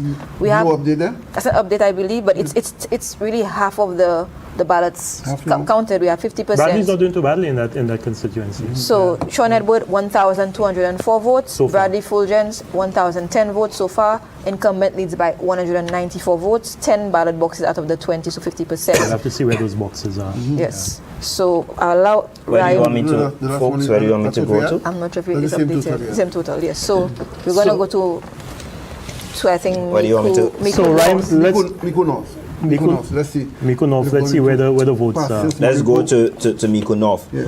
Where have we covered this far? So you've given me the former Monrepo Combined School, The decommissioned A to E, one? the decommissioned one, So A to E. you want F to JN I for would there? certainly like that Yeah. one, yes. Let's go to F to JN. You have 58 for Elisha Norbert, and you have 109 to Jeremiah Norbert. Okay. You also that's all we have right now for the decommissioned Monrepo RC combined school. Past years combined, N3? Yeah. I have J to L already. Anything else? You have D to I as D to I, you have GL? No, D I to don't. L? I don't have D to I. All right, let me give you D to I. So D to I, you have 81 for Elisha Norbert and 142 to Jeremiah Norbert. That's where? Where's that? That is Passios. the Passios Combined School. You also have M to R, 80 to Elisha Norbert, 120 to Jeremiah Norbert. We've done J to L, you said, right? We don't have S to Z. No, we don't have Okay. anything for Anything S to Z else? now. Anything we have for the N4, Mico primary. We have the Mico primary. I have and J to L. N4. Right. A to C. Done. No, give me that. A to C, we have 96, a very close contest here. 96 to Elisha Norbert, to the 95 for Jeremiah Norbert. And the J to L, you have 61 for Elisha Norbert, to the 68 of Jeremiah Norbert. So basically, we're seeing almost a mirror image of what happened the last election. Yeah. I wish to jump to Cashry Southeast, and then we're going to go back to the north because we have some updated figures. Great. Let's have all Cashry- the updates, yeah. So Cashry Southeast, I think we have an additional ballot box, which brings us to 6 out of 36. Lisa Jawahir has 669 votes. Guy Joseph, 511 votes. So again, Lisa Jawahir, 669 votes to Guy Joseph's 511 votes. So the SLP candidate, they're leading by 158 votes so far, 6 out of 36 ballot boxes. And I want to go also to North again. to the north, because we've got some updated figures for both Grosile and Babano. In Grosile, Kenson Casimir, the incumbent, has 2,619 votes to Marcella Johnson's 1,260 votes. He's ahead by 1,359 votes. And we also have in Babano, John Paul Estefan, the SLP candidate, with 2,317 votes to Titus Preville's 1,620 votes. About 21, 43. So we go to 64% of the votes are in. And he's ahead by 697 votes, about 700 votes. How much of force have we gotten? We'll have to see. I don't know. We'll have to see. Babano, you want to look at 4 and so? Well, let Raisa give the rest of the go updates. through it. But If we have there any more I'm updates. not updated. Let me just check again. See if there are any updates for us. I don't think Also, it's almost complete. Huh? Yeah, I don't think we've gone to Castries. Have we gone to Castries North in a while yet? I don't think so. No, we haven't. So in Castries North, again, Brenda Edward has 7 votes. Stephen Favre has 882 votes. Stevenson King, 1,642 votes. Gina Matthew, 11. Marcella Steed, 17. The incumbent leading there by 760 votes. With half of the ballot boxes. Half of the ballot boxes counted, 15 out of 30. Yeah. I'm also going to check in the Castries East constituency. Peter Chico has 488 votes. Philip Joseph Pierre, 1,693 votes. 15 out of the 33 ballot boxes counted. The incumbent leading there by 1,205 votes. I am going to see, I don't think there's any update as yet for Castries Central. So these are the Castries South. I want to give an update because we are about 65% of the votes so far. Tommy Descartes, 945 votes. Ernest Hille, 1,942 votes. David Hood, 15 votes. Incumbent leading there by 997 votes. So we can disaggregate these as we go along. Has the ancillary canaries figure been updated, Raisa, from the last one we I gave? don't think so, and I think we have updated figures. So let me just reload again. Dominic Fede has 1,223 votes. Wayne Girard, 1,392 votes. 169 votes ahead for ancillary canaries. And Emma Hippolyte is leading right now by 136 votes, so it's 1,163. Yeah, we'll have to go down. We'll have to do the breakdowns. You want where exactly do you want to break down? I want the West Coast ancillary canaries and Sofred and Choiseul. So give me a sec. Let me get to ancillary canaries. Give me a sec. Let me get to Okay, so give me ancillary canaries. Where don't you have? I don't have G1 Roseau Combined. You have anything there? Yes, I do. Okay. So G1, folks, Roseau Combined School. You have Cox to E. You have 91 votes for Dominic Fede to 89 for Wayne Girard. You have F to I, 89 to Dominic Fede to the 102 from Wayne Girard. You have J, 105 for Dominic Fede to 95 from Wayne Girard. K to P, 109 Dominic Fede, 101 Wayne Girard. All Roseau? Yes. All Roseau. R to Z, 128 Dominic Fede to 103 Wayne Girard. We're only missing one box from Roseau Combined, which is the A to COR box. And I can tell you what has happened there is that with A to COR missing, the Labour Party's vote is 57 less than what it was the last time, but the UWP's vote is 188 less than what it was the last time. Anything for Millet Primary? Well, we already have Millet Primary. A to I. Anything for J to Z? Yes. So Millet Primary, J to Z, 87. The fell by 10%. A to 87 to Dominic Fede to 77 for Wayne Girard. So Millet Primary is done. And again, Wayne Girard has increased the number by 13. Yeah. UWP is roughly the same, just 2 less. Anything for the Christian Faith Assembly, G2B? Yes, we do. You know where to locate it? Christian Faith That's Assembly. Van and Derado. So you have G2B, Christian Faith Assembly, A to G, 105 for Dominic Fede to the 74 for Wayne Girard. Okay. Nothing for H to Z? Nothing for H to Z as yet. Okay. Tetchime, Yes. we have Tetchime. You have J to Z? We have J to Z. What's J to Z? So J to Z for Tetchime, 76 to Dominic Fede to the 112 from Wayne Girard. And you know what we don't have yet? Canaries. Yeah. There's a lot. Both canaries are ancillary. We have ancillary. We have ancillary. Okay, give me some ancillary numbers. For ancillary, we're only missing 2 boxes, folks. Okay. But we have A to CHU, 85, right? 85 to Dominic Fede to Wayne Girard's 130. Okay. You have CI to F. We don't have anything there as yet. Okay. G to JN, nothing as yet.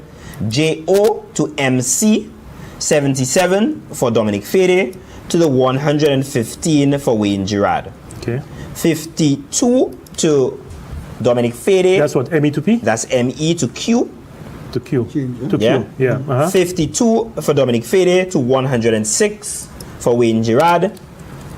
R to 7, 92. R to Z.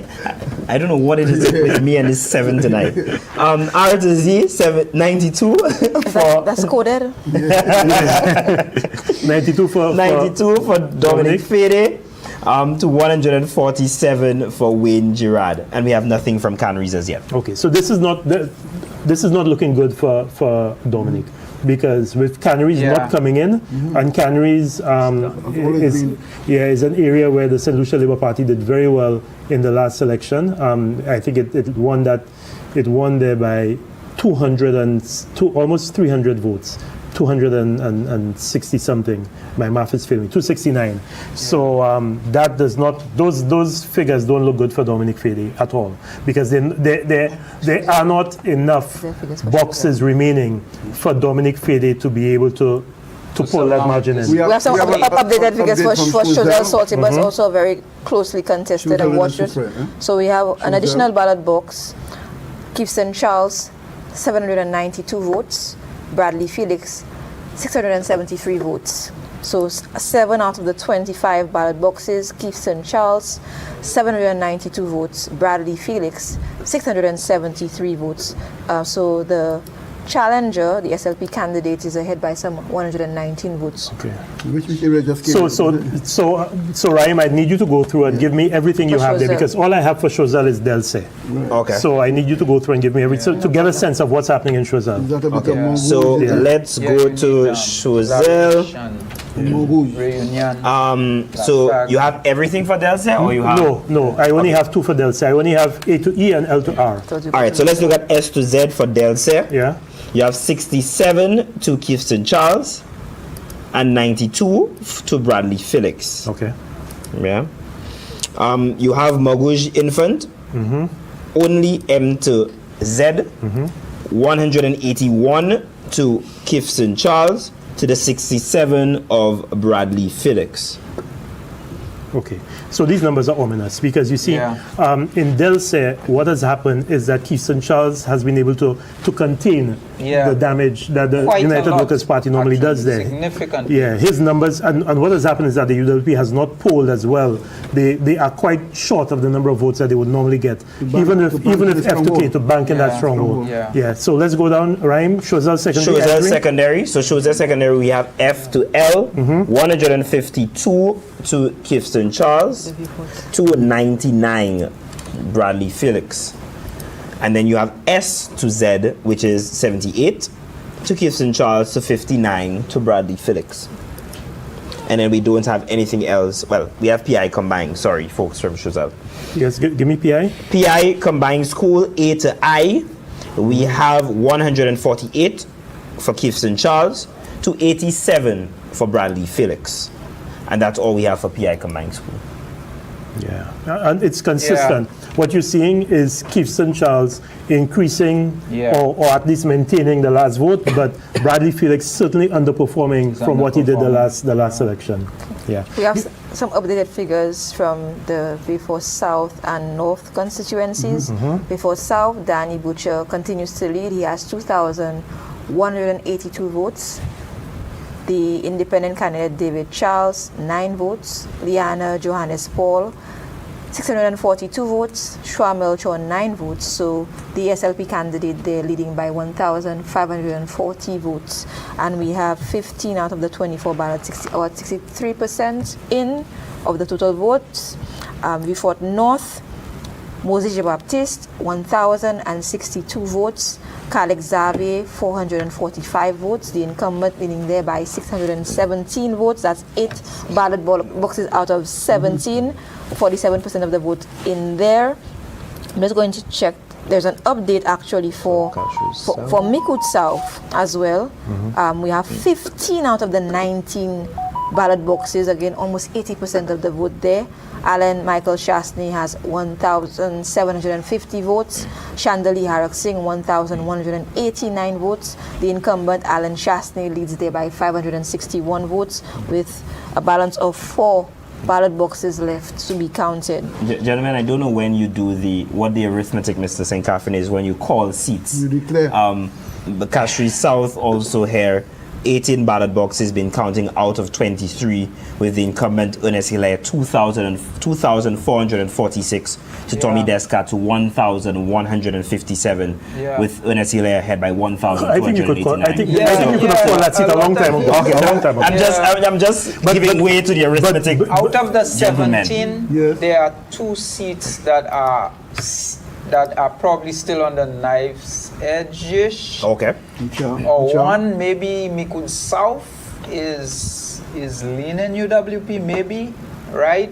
But Soufrière. certainly, Soufrière is Soufrière a little early. It's a little early. It's too early to call, I would say. Yeah. So can you give me the breakdowns for Soufrière, please, Ryan? So I could give you the breakdown for Soufrière. So in Soufrière currently, where do you want me to go? I want everything, because the only thing I have for Soufrière right now is the Soufrière infant school. Quickly squeeze it. Then we know. Yes, okay, for then sure. we know Yeah. Sean Edward 1,789 votes, Bradley Fulgence 1,245 votes. So the incumbent 1,789 votes to Bradley Fulgence's 1,245 votes. That's 13 out of the 20. 124. I've seen one. Yeah, 1245. Yes, so he's ahead by 544 He's widening his votes. lead. Yeah. So Yeah. Increasing the margins there. The We also margin have now is 9% in his favor compared to 6% in 2020. Jawai? Yes, Can you Castries figure for South, Jawai? Castries South East, Castries South Lisa East. Jawahir, 903 votes, Guy Joseph, 652 votes. So the SLP candidate there is leading by 251 votes. Again, we have 8 out of the 36 ballot boxes, or 22% of our votes in so far. So you're going to Raheem. So Ryan, let's look at Castries Southeast before we go to Soufrière, because honestly, where did are you it already come from? in Soufrière? I wasn't, but I've pressed backspace Okay, already. sorry. Give me Castries Southeast so I can get a I can sense give of you what's Castries happening there. Southeast. So in Q1. Go ahead. Yeah. So let's Q1. go to Castries Office, the South Louis Community College. Q1. Q1, let's look at M to P. Yeah. You have 110 for Lisa Joahir to Guy Joseph's 58. That's in M to P. You have under R to 7. Why do I keep saying R to 7? R to Z, 124 for Lisa Joahir to the 83 for Guy Joseph. Okay. That's all we have for the South Louis Community College. Tiroche? We have nothing for Tiroche combined as Bexor? yet. We have some from Bexor Primary. We have N to R. You have anything else from Bexor apart from N to R? Yes, we have A to C. Okay, let's have that. So A to C, you have 88 for Lisa Joahir to Guy Joseph's 68. J-O to M, you have 142 for Lisa Joahir to the 80 of Guy Joseph.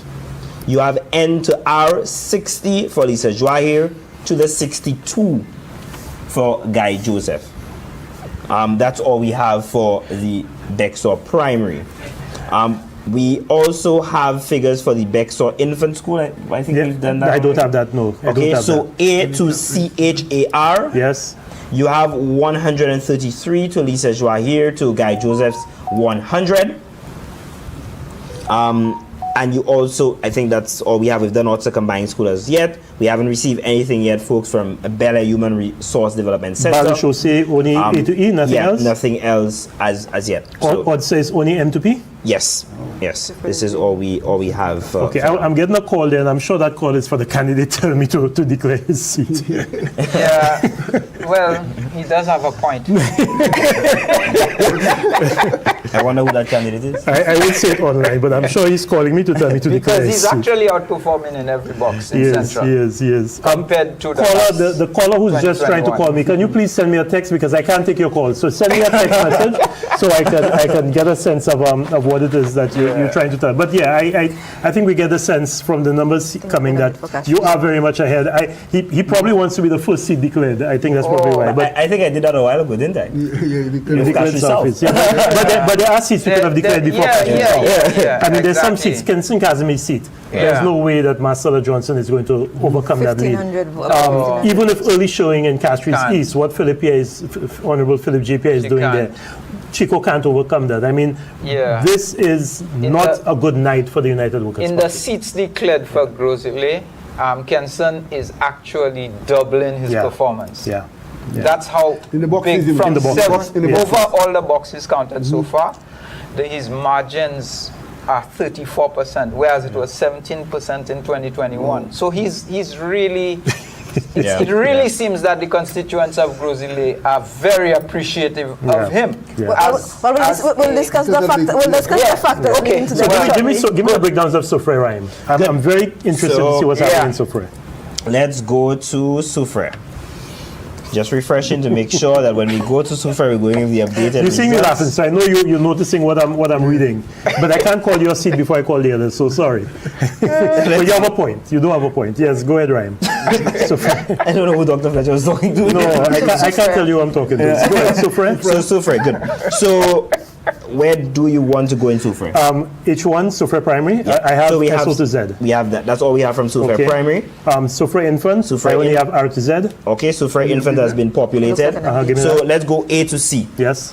A to C for Soufrière Infant, you have 97 to Emma Hippolyte, to 118 for Herod Stanislas. Okay.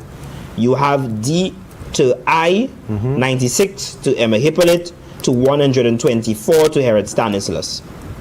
We have J to L already? No, I don't. Okay. 82 to Emma Hippolyte, to the 79 of Herod Stanislas.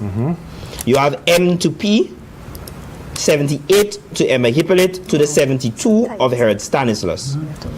And R to Z, or Z, 53 of Emma Hippolyte, to the 83 of Herod Stanislas. Anything with St. Isidore Hall, H3? Yes, also done. St. Isidore's Hall, A to F, 185 to Emma Hippolyte, to the 86 of Herod Stanislas. Just to say, that is an area where the St. Lucia Labour Party did very well in the last election. So go ahead.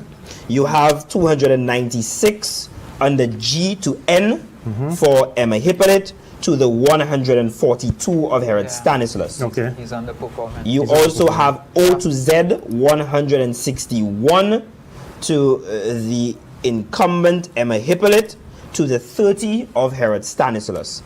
And that is it for St. Isidore. We also have Itang Primary. Okay, and in that box, Emma Hippolyte has increased her number by 39 and Herod went down by 51. Wow. So he has underperformed in that box. So in that polling division, sorry, yes. Itang, give me Itang. Yes, Itang Combined School, you have it also being done. A to H, 146 to Emma Hippolyte, and 146 to Herod Stanislas. And in I to Z, you have 160 to Emma Hippolyte, to 162 for Herod Stanislas. You also have the Boutor Combined School, A to Z, 35 to Emma Hippolyte, to Herod Stanislas, 36. You have the Force Jacques Primary School. We don't have A to JN as yet, but we have JO to Z, 217 to Emma Hippolyte, to the 84 for Herod Stanislas. The Force Jacques Primary School, H7, we only have K to Z, which is 68 for Emma Hippolyte, with Herod Stanislas at 97. I need to give an update for Choiseul Saltibus because this seat is getting even more competitive. There's a 16 vote difference right now. Oh, wow. Clifton Charles has 1,323 votes, and Bradley Felix has 1,339 votes. So the incumbent there edging off by about 16 votes, and we have 13 of the 25 ballot boxes in thus far. So 52% of our votes in. So it is very heavily contested in Choiseul Saltibus. And the breakdown that you just gave for Soufrière, just for the public to know, in Soufrière, Emma Hippolyte has 1,741 votes, and Herod Stanislas 1,350 votes. So the incumbent head by 391 votes there, 63.6% of the votes in. Yeah. The only thing with that is H1. There are a lot of H1 boxes that are not in. That's the Soufrière Primary School, and that is an area that's Asmame, Chasney, Colombet, Palmis, Crestland, Zeno, Those are areas where the United Workers' Party heralded quite well the last election. So it's a little early to tell what's happening there because that is a significant part of the constituency. So until we get some more numbers coming in from H1, it's going to be difficult to tell anything about what's happening with that. I also need to go to Beaufort South because Danny Butcher has just run away or is running away. Yes, but we still have to give the updates to our viewers. 17 out of 24 ballot boxes, that's 70.8% of the votes. Danny Butcher, 2,565 votes ahead by 1,755 votes. That math is not mathing for Lady Lee. I don't see how she can. She has 810 votes currently, and we just have to wait toward the final but you know, is declared. Edwin, what is amazing about some of these numbers is the vote share for the Labour Party. I mean, we're seeing some numbers of 60%, 75%. Those are extraordinary numbers that we haven't seen in an election in St. Lucia for a while. I mean, we have to go back to 1997. Incumbent government. Yeah, we have well for anybody. So we have to go back to 1997 when the Labour Party won 16-1 to see those kinds of numbers. And it'd be interesting to see whether they even ran up those kinds of large percentages. I mean, this is a quite significant performance by the St. Lucia Labour Party across the board. Yeah.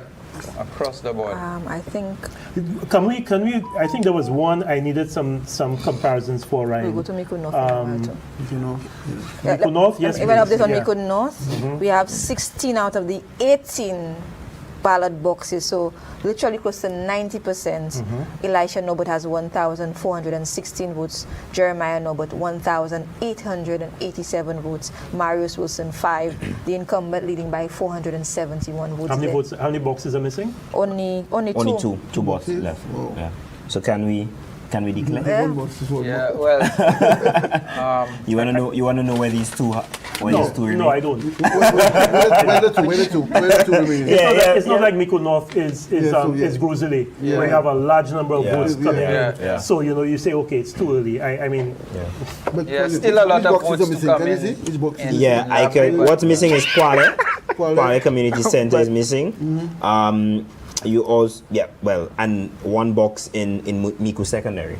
Right. But again, in these, in Miku Secondary, thus far the subtotal is ahead for Elisha Norbert, with 368 to Jeremiah Norbert's 345. Which can you give me some numbers for Dennery South?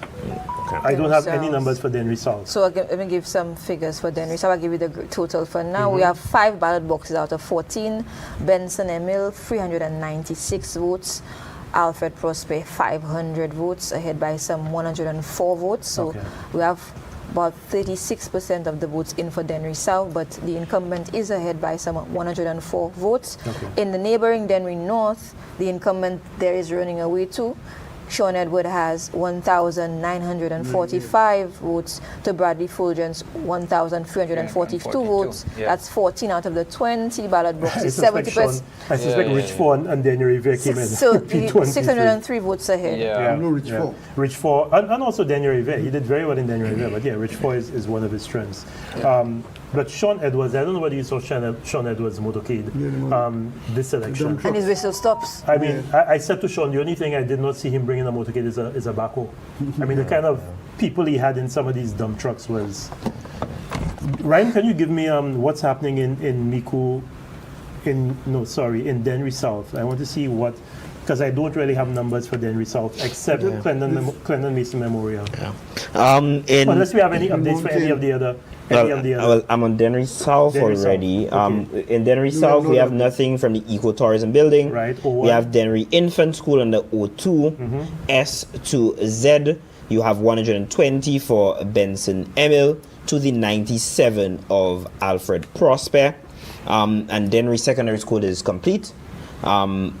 So you have A to E, 79 for Benson Emil to the 142 of Alfred Prosper. Where is that? That's Dennery Secondary. No, which box? A to E. A to E, 79 for Benson. To 142 of Alfred Prosper.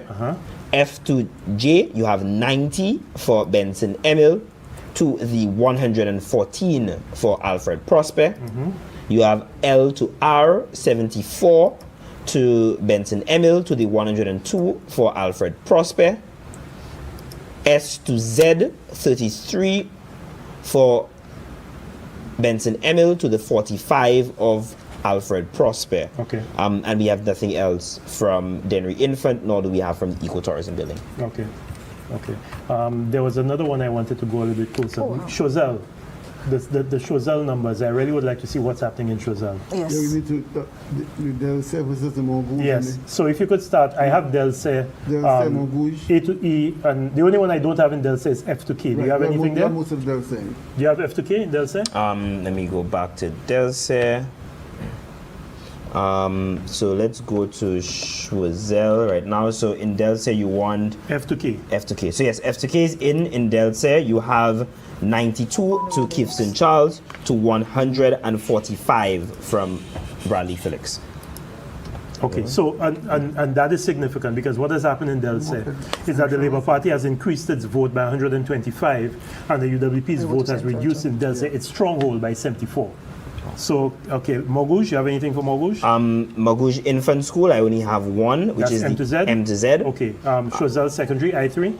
Yes, Choiseul Secondary, you have I3, F to L. I have that already, and S to Z. Anything else? S to Z, yes. We have 78 for And Keith 59. St. Charles to 59 for Bradley Felix. You have any of the others? A to E and F to L? Sorry, and M to R? No? No, we don't have any of these. Okay, Dakite? Yes, I4? we do. So that this place is complete. A to I, 81 for Keith St.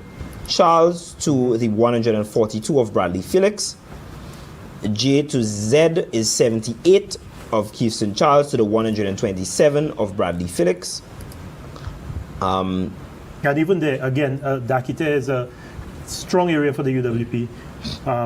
Keefston has increased the vote from last election by 12. Bradley has gone down by 31. Roblo combined, I5?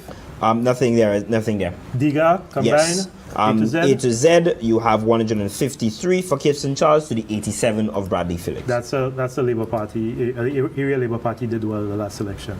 Hangout Bar, Jetwin? Yes. A to F, you have 127 to Keith St. Charles to the 66 of Bradley Felix. That must be the coolest polling division out. Well, Hangout Bar. Want to just give some updates quickly for... Quick updates, then we go into Parliament for an update. Yeah, Okay. so Castries East, the challenger Peter Chico, 951 votes. Philip Joseph Pierre, 3,366 votes. That's another one you can call. Yes, 2,415 votes ahead again.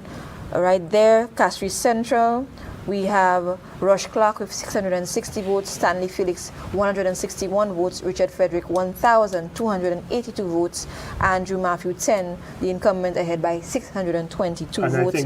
I think it would be safe to call Castries Central for Richard Frederick. Yeah. As we go to Parliament, well, a quick update from Parliament before we come back to results. Yes. Wow. Do we have Parliament on? Or do we Okay, good evening, viewers and listeners to the National Television Network. Michael Gasper here with you, and I'm here to provide an update and to explain, to let you know what's happening in the St. Lucia House of Assembly as we give you updates on the general elections in St. Lucia for 2025. We are very thankful that our panelists in the studio have been giving us a very good update on what's happening. But in the House of Parliament, where I am stationed, we have mainly electoral officials from the electoral department, the staff, as well as the chief elections officer, Mr. Herman St. Helen, is here with us as well.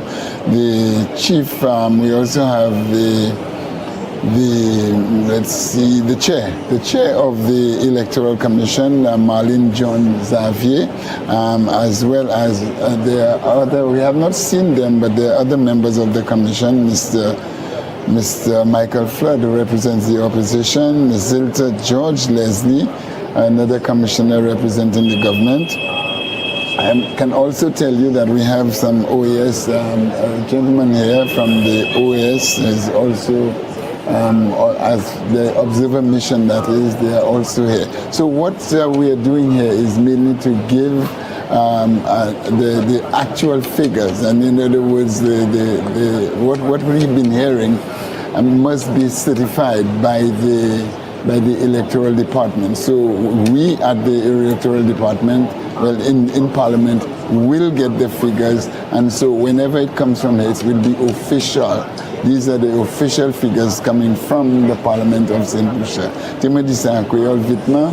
Nous ici, nous avons exactement information qui vérifiée par département électoral. Avec département électoral, c'est eux qui a conduit l'élection générale en Sainte-Lucie, eux qui est responsable. L'année chef officier élection, M. Roman Saint-Hélène, et l'année plusieurs travailleurs qui ici en département pour, comme on dit, pour vérifier information, et aussi il a assisté par the chairman commissioner, c'est Madame Maureen John Xavier. Plusieurs différents mondes. Là, nous aussi, ouais, ici à HTS, ça c'est station télévision HTS, je placé ici aussi là, différents mondes pour vérifier ce qui a passé. Avec c'est exactement ça qui a allé. Moi, j'ai Saint-Lucien qui a coûté ce qui a passé par ces panels-là, ça c'est différents mondes qui sont en studio.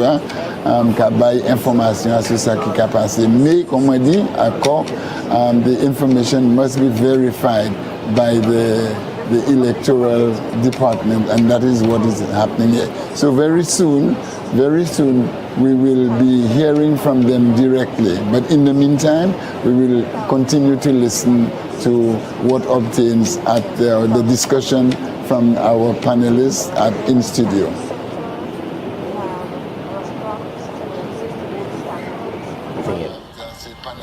We're back. Welcome back. We will say thank you to Michael Gaspar. We will be going back to him for some conclusive updates and official figures from Parliament, from Michael Gaspar. And indeed, we have links with the leader of the opposition, his office over in Miku South, as do we with Philip Pierre, who was the outgoing Philip J. Pierre at his office. So we do have the two leaders, and of course Parliament. We'll be going back to Michael Gaspar in just a bit. Yeah, we're still watching Castries South. The results are very interesting here, and of course we're keeping with the currency of the situation as the night evolves. So Michael Gaspar, thank you. We'll be back to you in a while, as we will with our correspondents in Miku South and Castries East, the office, the campaign office of the Honorable Philip J. Pierre. Okay. So for Castries Southeast, we have 11 ballot boxes in out of 36. Lisa Jawahir has 1,207 votes. Guy Joseph, 904 votes. She's ahead by 303 votes. Lisa Jawahir, 1,207 votes. Guy Joseph, 904 votes. I also would have seen some update, I believe, on Vayfon Dennery North. 1 second. 3 boxes left. That's which one? Castries Southeast? No, Dennery North, 3 boxes left. Sean Edward, the incumbent, 2,279. And Bradley Marcel Fulgence, 1,717, with Sean Edward ahead by 562. And we have about 3 ballot boxes left, and I will tell you where these will come from in Dennery North. So these 3 ballot boxes will come from the Grand Riviere Senior Primary. It will come from the Richford Infant School, and it will also come from the Oleor Combined School. Can we go down in the Castries Southeast boxes to see what's happening there? Yeah. So I have Q1. I have M2P and R2Z. Do you have anything in Q1? Anything else in Q1? For Q1 for South Louis Community College, you have M2P and R2Z. I have those. We have nothing else there. Okay. T. Rocher combined. Nothing in T. Rocher. Bexar Primary? Bexar Primary is done. It's done, okay. So give me D2E. D2E, 100 for Lisa Joahir and 101 for Guy Joseph. Okay. And then F to JN? F to JN, 96 for Lisa Joahir and 96 for Guy Joseph. Okay, so that's done. Okay. No, sorry, S to Z, anything for S to Z? S to Z, 108 for Lisa Joahir and 55 to Guy Joseph. We're going to turn focus to Choiseul Saltibus again. Yes, please. Because we have gotten some updates. We have 18 now out of the 25 ballot boxes, about 72% of the votes. Keithson Charles has 1,833 votes. Bradley Felix, 1,765 votes. So a difference there, about 68 votes. Still close, but I'll allow Mr. St. Catherine to give his analysis as to what he thinks so far. Where do we not have? I mean, we don't have much. At least not from Morgouge. No, Delce is finished. Delce is finished. Morgouge is yes, not. It is. Anything for Morgouge, Rhyme or Edwin? Roblo still has. I2. Do we have anything else for I2? Apart from A to E and F to L? Right, so under Choiseul Saltibus, you're looking for Morgouge? I'm looking for Morgouge, yes. And so we have nothing for A to E and nothing for F to L. Okay, so that's ominous because that is a very strong, that's ominous if you're the UWP candidate. That's very strong Labour. Morgouge is the bastion of Labour support in Choiseul. And in the neighboring community of Soufrière, Fonce-Jacques, where we're approaching almost all our ballots, we're talking about 3 ballot boxes. We have 19 out of the 22. Emma Hippolyte has 2,351 votes.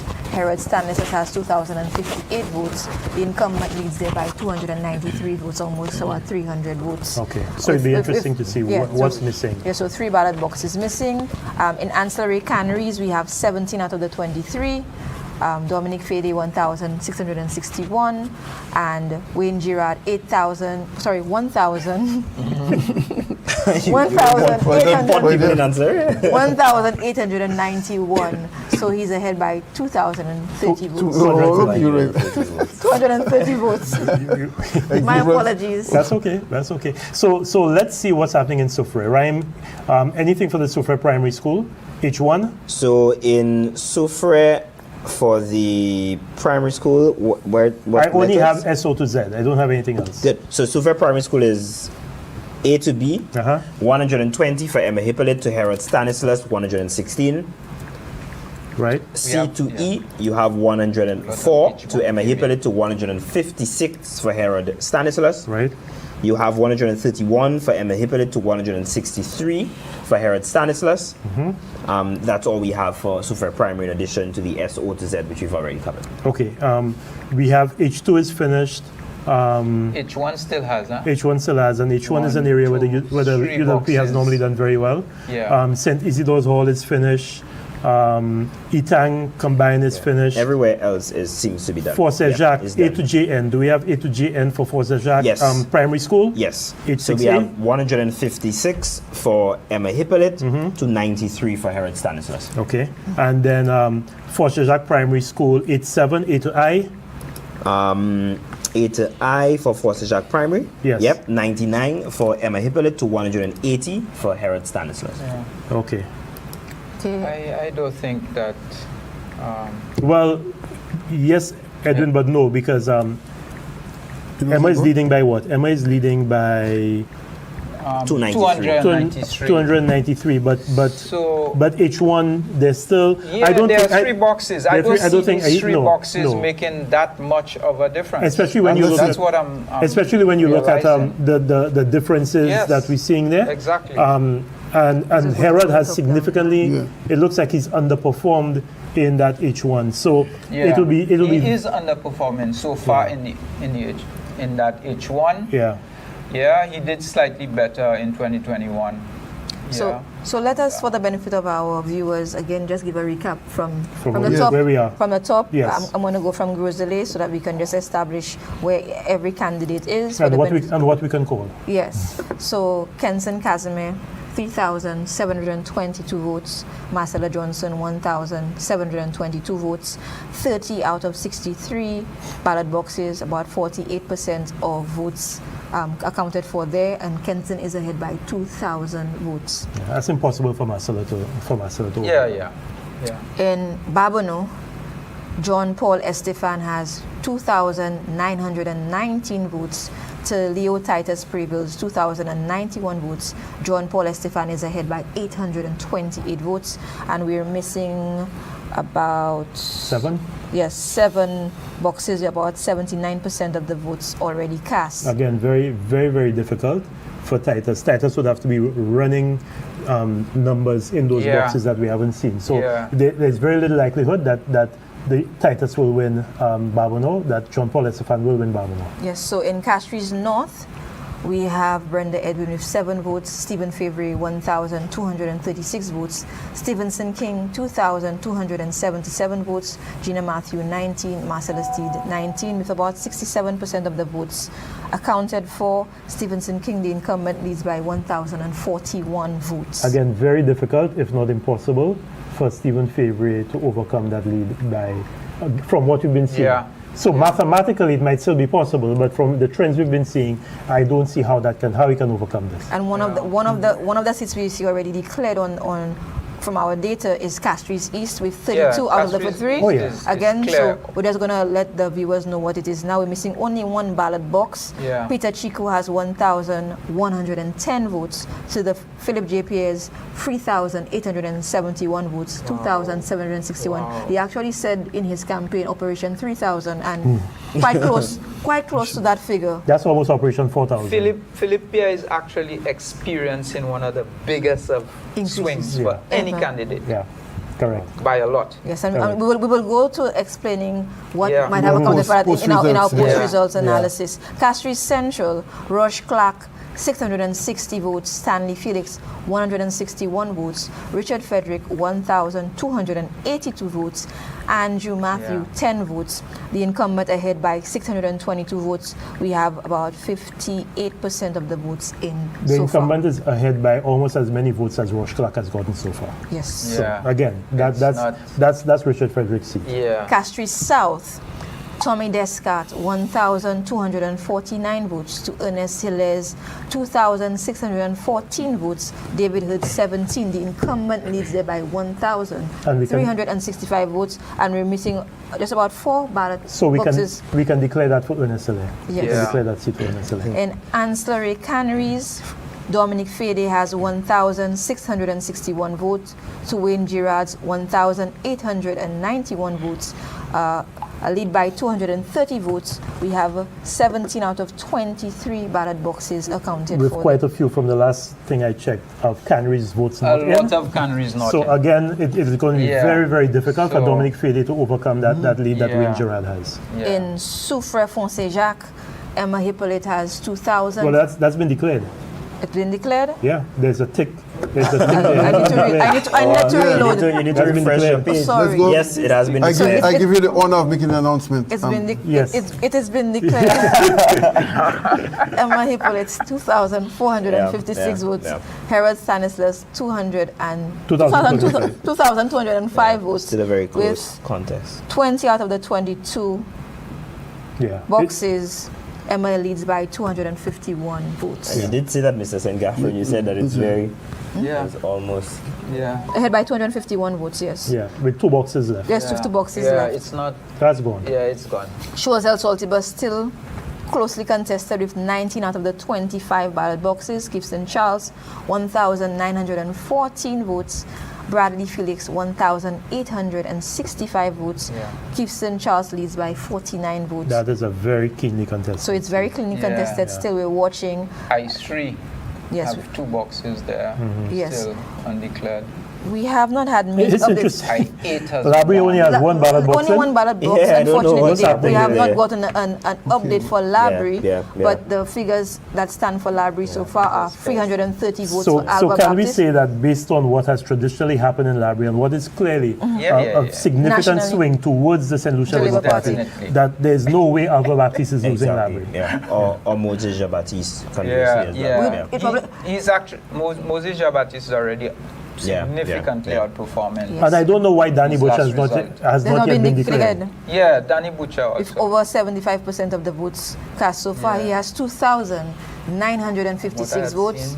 David Charles has 15, Liana Johannes Paul 934, Shua Melchior 12, Danny Butcher leads by 2,022 votes. With only 4 ballot boxes still to come. So we can declare Vieux Fort South for the Labour Party. It's funny that online some online news stations have already declared the new government of St. Lucia. Well, it is. I mean, it's no. The only issue now is by what margin. But it's very obvious. Yeah, it's very obvious. The only, I think right now is whether it's 15-2 or 16-1. Yeah. Whether Choiseul and Miku South. Maybe the same.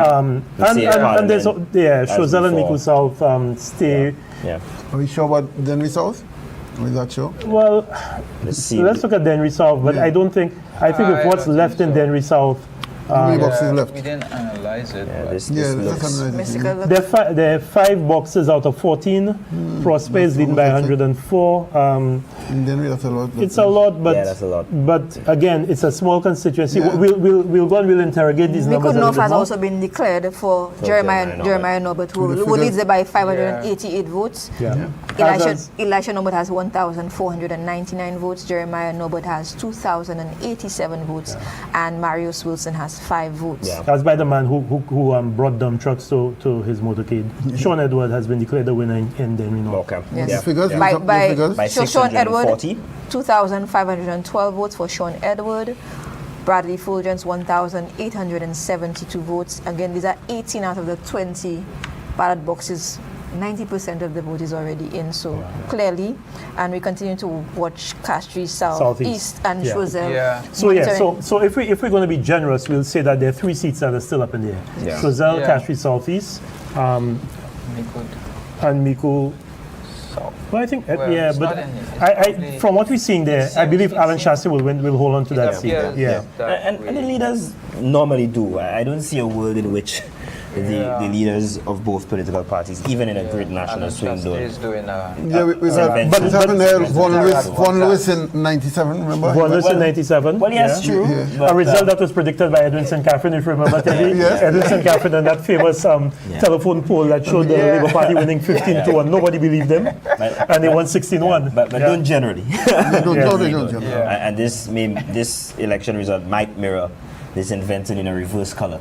Exactly. And a reverse configuration in that the opposition. Well, what we need to say is that Friday is not Monday in St. Lucia, and St. Lucia has declared itself different from the realities that happen throughout the Caribbean. St. Lucia is not St. Vincent. It's not St. Vincent for sure, and we need to analyze what the factors that would lead to But this. Raisa, I couldn't understand how people were drawing the comparisons. Ralph Gonzalez had been in power for 25 years, and he was going for a 6th term.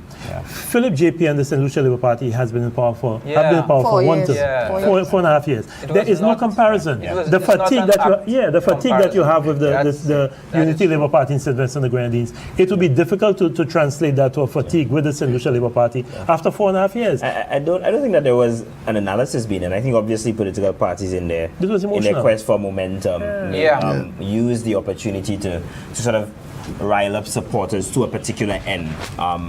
Albeit I don't think the point was well developed, because I don't know that the UWP actually had anything post the Prime Minister of St. Vincent winning, whether it be on the Friday, the actual Friday, post Friday winning, and also the Saturday. So the analysis I felt was cut short, or did not cause them to do the type of internal sort of momentum shifting across that they expected. And that momentum word rhyme is such an important one, because we saw the momentum with the Labour Party throughout this campaign.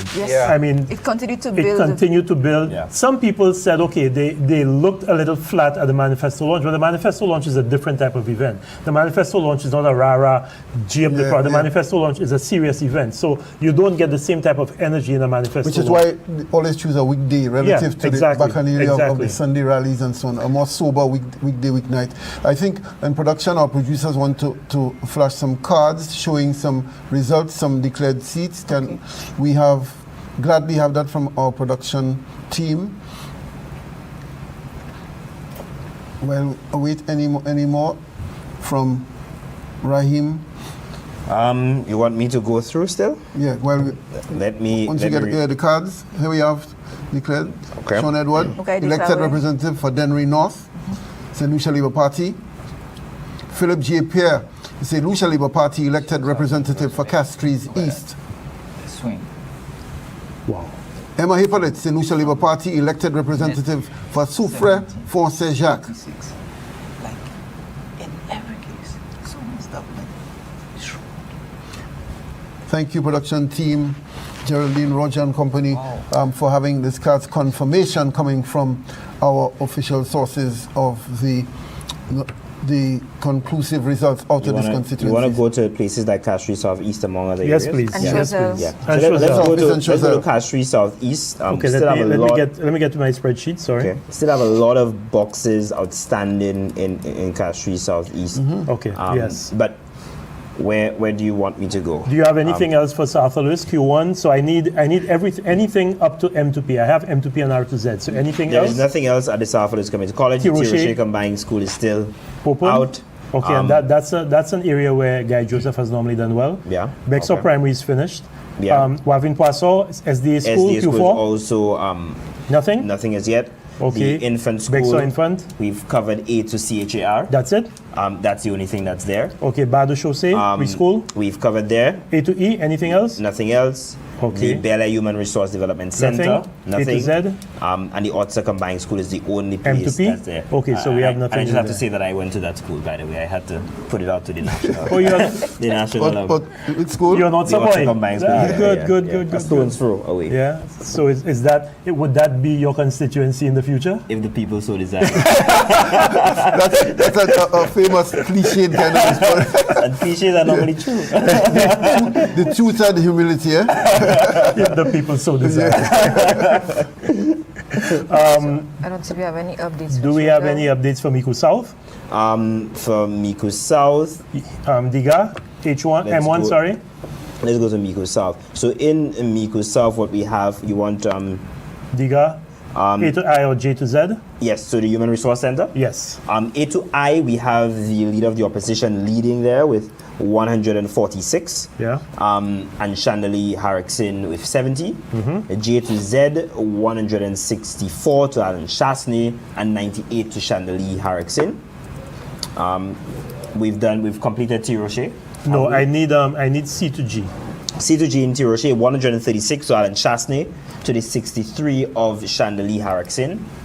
Okay. Lacoville, Lacoville is still out. Auger is finished. Auger is finished. There is so combined. There is so combined. The only place that's missing is E to I. So give me A to D. I don't have that. A to D is 116 for the former Prime Minister, 116 to 120 by Chandelier Harrison. Okay. J to MA, 108 for Deriso Combined School. Right, I have that. So give me Blusher. Yep. Anything in Blusher? So do you have MC to SP and ST to Z for Deriso Combined? Deriso to Combine. No, all I need for Deriso Combine is E to I. Okay, nothing there yet. Okay, so Blusher, I need everything except PE to Z. Okay, so K to PA is still out. You have A to E, 76 for the former Prime Minister, 76 to 140 for Chandelier Harrison. F to J, 122 for the former Prime Minister, Alan Chasney. 122? 122 to Chandelier Harrison's 109. And K to PA is still outstanding. Okay. Folks. So the thing is, it looks like Alan Chasney will hold on to that seat, but Chandelier Harrison has to be given credit for how she has performed. In some of these boxes. And in some of these polling divisions. So, for example, Tiroche Multipurpose Center, M2A, which is an area that's Beausejour, Tiroche, Moro, Tucoshaw, Calypso. That's an area where the United Workers' Party has traditionally done well. Chandelier Harrison increased the Labour Party vote there over the last election by 36, and Alan Chasney went down by 14. Then Auger, Chandelier Harrison, well, Alan actually did better in Auger this time around. So his vote went up by 22 and Chandelier went down by 9. Let's look at Choiseul. Anything else from Choiseul? Because that is one of the tightly... Yeah. So let's go down to Choiseul. Morgouge. Anything in Morgouge apart from M to Z? There's only one box from Morgouge? That's what we have so far. We have nothing for A to E, nothing for F to L. Okay. Choiseul secondary? Nothing for M to R. How about A to E and A to E, nothing. Okay. F to L, we have something. I don't know if we've covered I have that. already. I have F to L. S to Z. Dakita is finished. Yeah, Dakita is finished. Roblo, anything for Roblo? Yeah. So Roblo is done. Okay, give me Roblo. Roblo, we have 130 to Kiefson Charles, to the 118 of Bradley Felix. You have the 81 to Kiefson Charles and the H to R, to the 100 to Bradley Felix. The S to Z, you have 43 to Kiefson Charles. S to Z, where is that? The Roblo. S to Z in Roblo. What? Roblo has what? Has how many boxes? Has 3. G to Z. No, it's G to Z. No, it is S to Z. Doesn't Roblo only have A to F and G to Z? That's what That's A to G, That's what I H have. to A to R, F and S to Z. In Roblo? Yeah. Oh, well, they must have changed it. Something must have happened. They must have changed it at the last minute. Yeah. Okay, so what? Okay. So the first one you gave me was G to what? G to R? G. I gave you A to G. You gave me A to F. No, A to G. A to G is 130 to 118. Right. H to R. Oh, H to R. Yeah. 81 to 100. Right. And then you have S to Z, which is 43 to 30. 43 to 130? To 30. 30. 43 for Kiefson and 30 to Bradley Felix. I need to give an update for Labry because we had been waiting for some updates. Although we had already projected, it's only fair to allow we projected, and I have to claim the full disclosure. I have 2 cousins running against each other in Labry. Laura Japierre is my cousin on my mother's side, and Alpha Baptiste is my cousin on my father's side. So you'll be crying and cheering at the same time. I will be doing both. So give me the good and the bad news. Okay, so Alva Baptiste has 595 votes. That's from 4 ballot boxes. Laura Japierre, 131 votes. That's the 4th of the 17. Yeah. So Alva leads by 464 votes. Yeah. Okay. Now I'm going to go out on a limb here, right? Yeah, for Choiseul. Although Saltibus, we have anything for Saltibus, right? Yeah, we're done with Saltibus. Okay, give me Saltibus before I say what I have to say. Saltibus, you have A to G. Kiefson Charles, 93. Yeah. To Bradley Felix's 142. Okay. You have H to R, 52. All right, to 94. You have 84 to Kiefson Charles. That's S to Z? Yes, S to Z. To the 87 of Bradley Felix. Let us pause just to acknowledge a card from our production team, the official from the official sources, Wayne Girard, St. Lucia Labour Party elected, as Ram said, re-elected representative for Ancillary Canneries, Wayne Girard from the St. Lucia Labour Party. Okay. Do we have anything for PI, Rhyme, J, O to Z? PI, J to Z, nothing as yet. Still outstanding. Okay, it's going to be very difficult. I know there's still a few ballot boxes to come in for Choiseul, but it's going to be very difficult for Bradley to win. Yeah. For the simple reason that these boxes are in Morgouge. A to E and F to L. Yeah. And A to E Morgouge. A to E Morgouge. Those numbers ran up the last election. Yeah. We're talking 138 to 63. We actually have an update, huh? For Choiseul? Yeah, 21 out of the 25, and Kiefson Charles is by 134 votes there. So what do we not have? All right, yeah. We're missing 4. So that. Ryan, what do we not have? Do we have anything more for Morgouge, Ryan? Anything left? A to E and F to L. Anything nothing for Morgouge in these 2 boxes. Choiseul secondary, A to E. Choiseul secondary, A to E, nothing as yet. M to R? M to R, yes. We have some results. What's 265 for Kiefson Charles to 177 for Bradley Felix, the incumbent. Bradley is underperforming significantly in that polling division. Yeah. That's Choiseul Village, Reunion, Lafargue, Lirish. He's underperforming significantly in that division. And with Morgouge still to come, we have anything for N to Z. There's a significant reduction. Alicia Thomas building. You won the Alicia Thomas building. N to we Z. have these results are in. You have 75 for Kiefson Charles to the 71 of Bradley Felix. So that is also completed as well. Okay, so it is almost impossible, in my estimation, for Bradley Felix to overcome the difference with these Morgouge boxes still to come. Agreed. Because Kiefson Charles, based on the traditional, Morgouge is the bastion of Labour Party support in Choiseul. And based on that, there's no way there's no way Bradley Felix can make up that difference. So I'll go out on a limb, particularly because Choiseul is a constituency I know very, very well. I'll go out on a limb and say that Bradley Felix will lose that seat and Keystone Charles will be the winner. Yeah, I think you're right. Yeah. Let's look at we like to acknowledge the official source. So we're going to the card, confirming another result. Which one is that? Jeremiah Norbert. He said that's pulling one out of the re-elected representative for Nico. Are these things being taken a very long time?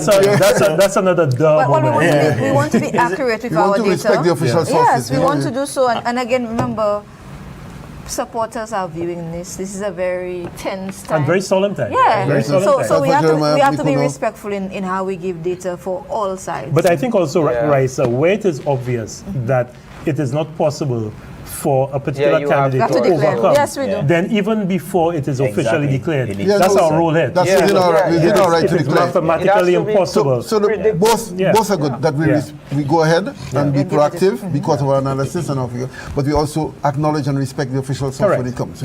Because remember, officially, legally, they count only tomorrow. Does it become final? That's right. That's right. Country Southeast, we still at a halt there. Nothing is coming in? Nothing is really coming in. Lisa Joahir still holds a lead of 303 to Guy Joseph's 904. Well, she has 1,207 of the votes, but again... so I'm missing something here, because I only have Lisa at 1174, so... Okay, I'm missing a bit. Fresh, it's 1207 now, so Guy Joseph is 907. 907, so tell... 904, sorry, folks. Guy Joseph is 904? Yeah. Okay, so I probably entered something incorrectly there, because I have Guy Joseph at 937. Okay. Okay, so that's fine. We'll sort that out afterwards. Yeah. Again, also, we're still missing some stuff from Dennery South. Yeah. About 6 boxes outstanding. Okay, so give me Dennery South, because I don't have... I have a lot of gaps in Dennery South. Okay. So ecotourism building, anything there? So in Dennery South... 01? Ecotourism building, nothing there. Nothing yet. Dennery Infant and Primary? Infant. 02? What exactly with I only have S to Z. Okay, so under A to C. Right. 113 for Benson Emil to 133 for Alfred Prosper. Okay. D to E, we have no results. F to G, we have no results. H to K, we have no results. L to O, we have 81 for Benson Emil to 102 for Alfred Prosper. P to R, we have 88 for Benson Emil to 127 for Alfred Prosper. Okay. And S to Z, we have 120 for Benson Emil to the 97 of Alfred Prosper. Okay, so what we're missing is ecotourism. Is D to E, F to G, and H to K in the Dennery Infant School, and the 3 boxes in the ecotourism building. Yeah. Okay. Okay. And Prosper is leading by 184. Just under 200. Yeah. And again, this is a very small constituency. Very small micro constituency. Yeah. It's another issue we need to discuss in the post results. The disparity. Especially the indecent. Somebody like Kenson Kazimi, tell you. The size of the constituency that Kenson Kazimi has to. Kenson Yeah. Kazimi's constituency is like what, 4 of Dennery South? When I saw someone re-elected in Gozili, for consecutive terms, Mario Michel? Mario was the last. It's 24 years since that happened. 24 years 97 and 2001. 24 years, quarter of a century since anyone was re-elected for consecutive terms in Gozili. That was quite telling. And Mario's performance in his second election was worse than his first election. This is unprecedented in more than one way for Gozili. Going back to the constituency boundaries issue, it's been an issue that we have to resolve. I think it's always been on the political agenda, and it's there for too long without us resolving. Well, they tried to, but I think Honorable Guy Joseph because of the action before the court. And I think this is because, to be honest, it is not fair to Kenson Kazimi.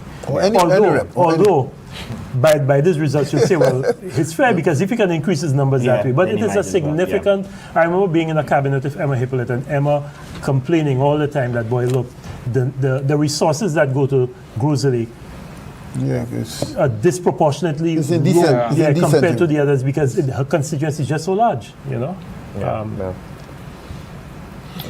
But I think the other thing that we have to look at too is the choice of some of the candidates. The United Workers' Party made some strange choices with its candidates this election.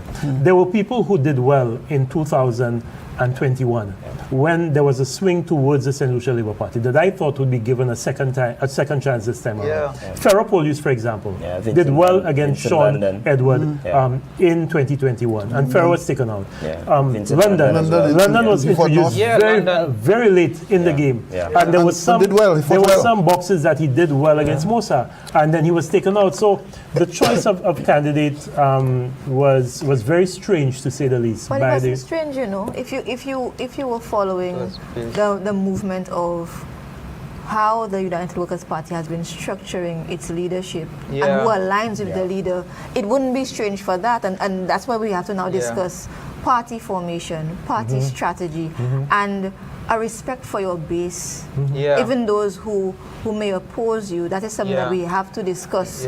Because in the political realm and even in the social media space, there was a disregard for opposing voices within the United Workers' Party. Well, the chairman said so, right? So I don't know whether you remember. The chairman said that the most important criterion for candidate selection was loyalty to the political leader. He said so. That's what and we saw an unprecedented number of individuals who were stalwart members of the party, not Johnny Come-Latelys that just came. That's never happened. That has never happened before, and declared publicly that they were not pleased with the manner in which a number of things had been done, and therefore you can see that as a reflection. So internally there has to be a moment of introspection, and one would ask to, even after losing the last general election, did the United Workers' Party do the right analysis of what went wrong, working on it, or come back and tell us, well, I'm putting the same cards on the line, but with a fresh card of candidates. Well, the simple issue too significant, you haven't touched it yet, the leadership. Despite winning his seat,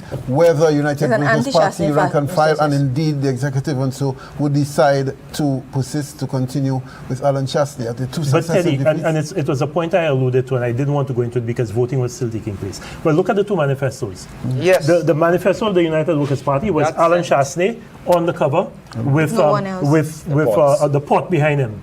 And this was a manifesto that the United Workers' Party was trying to recast itself as a caring government. Our future. Our future. But you can't cast yourself as a caring government if what you're showing is hard infrastructure behind you. Compare that to the St. Lucia Labour Party. Philip Pierre, not only with his entire team, but his arms open, embracing them. And a lot of pictures of ordinary St. Lucians on the front of the manifesto. So it's a different vibe that you're getting from the two camps. A lot back when you put the leader for leader, there is a PIP factor where you heard on the ground and in various constituencies, while some of the candidates may not have had the greatest appeal to their base, they said, I may not be voting for my candidate, but I'm voting for Philip Joseph Pay as Prime Minister of St. Lucia. He was putting up his candidate. The simple fact, even ahead of that, we made the point at the start of the broadcast that so seldom you've seen an incumbent candidate, Prime Minister,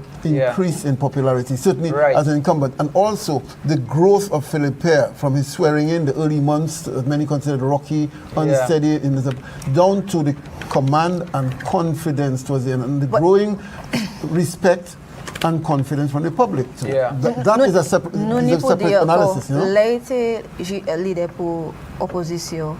La tenye shy moun ka di bagay kote li pa sou manye ite ko representative, mais ipate la, ipate sa fe premier ministre, ipate sa pale, di fwa bagay ko sa. We saw a very superficial analysis of Philip. He was underestimated to try to cast him in the shadow of the former leader, Dr. Kenny Anthony.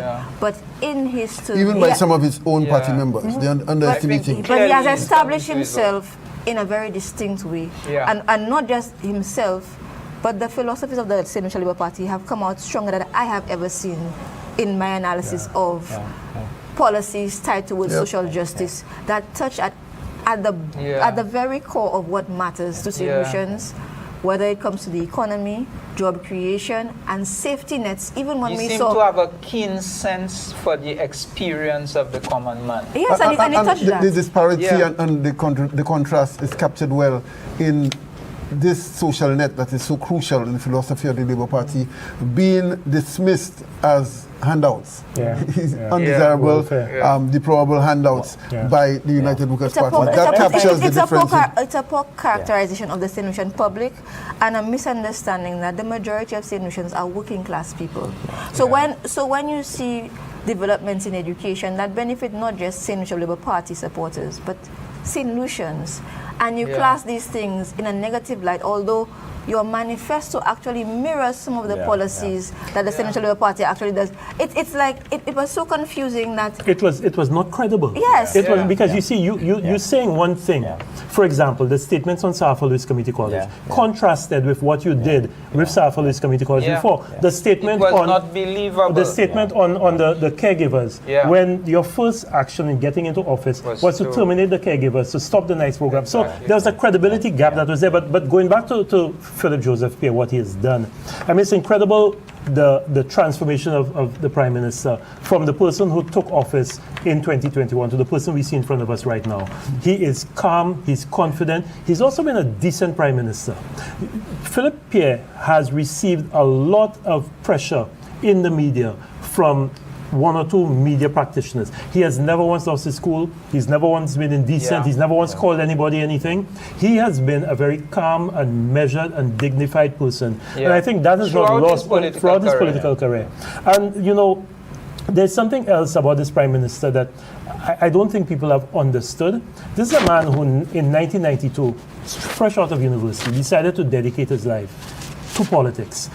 And this is not somebody who did it because he didn't have any other options. He had options. In an era where he was seen as crazy and going up against a Romanus Lancico who, and let's not forget Teddy because we were there, who basically denigrated Philip Pierre, called him all sorts of names. He persisted. So you have to appreciate someone who has done that, someone who is clearly doing this because he cares about people. You know, the whole Philip Cares thing, I think we saw he lived up to that, and that is. But just before you come in, Raisa, what I found was amazing. For me, there was an inflection point in this Prime Minister's journey, where he stopped trying to be what other people wanted him to be, and he decided, I'm going to be my Prime Minister. I'm not going to try and be the other Kenny Anthony. I got a reaction quite a bit. And you know, he.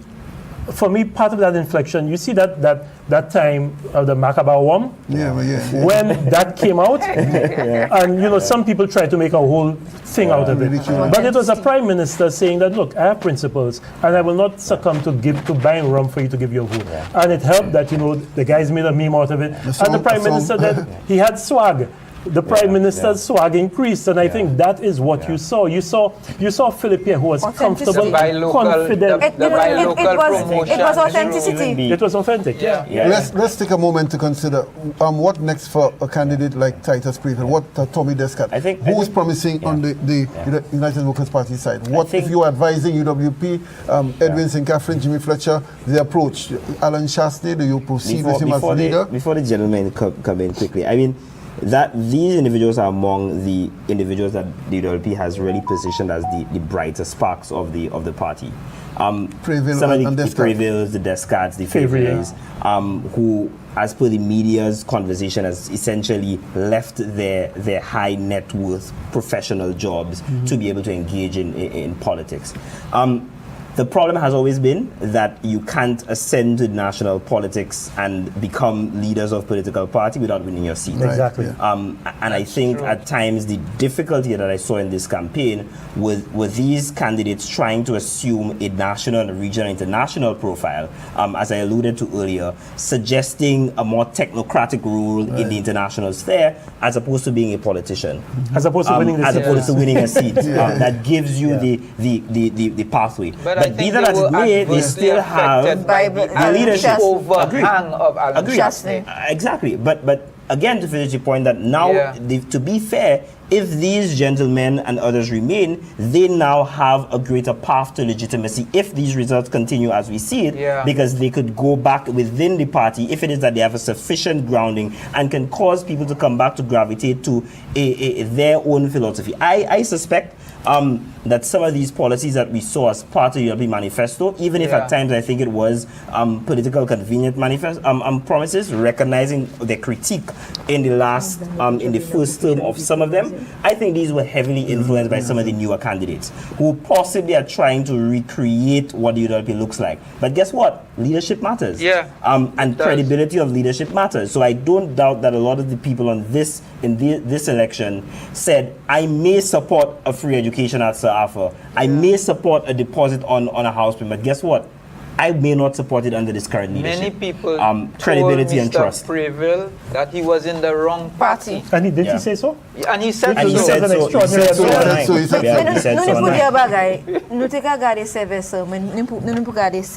so.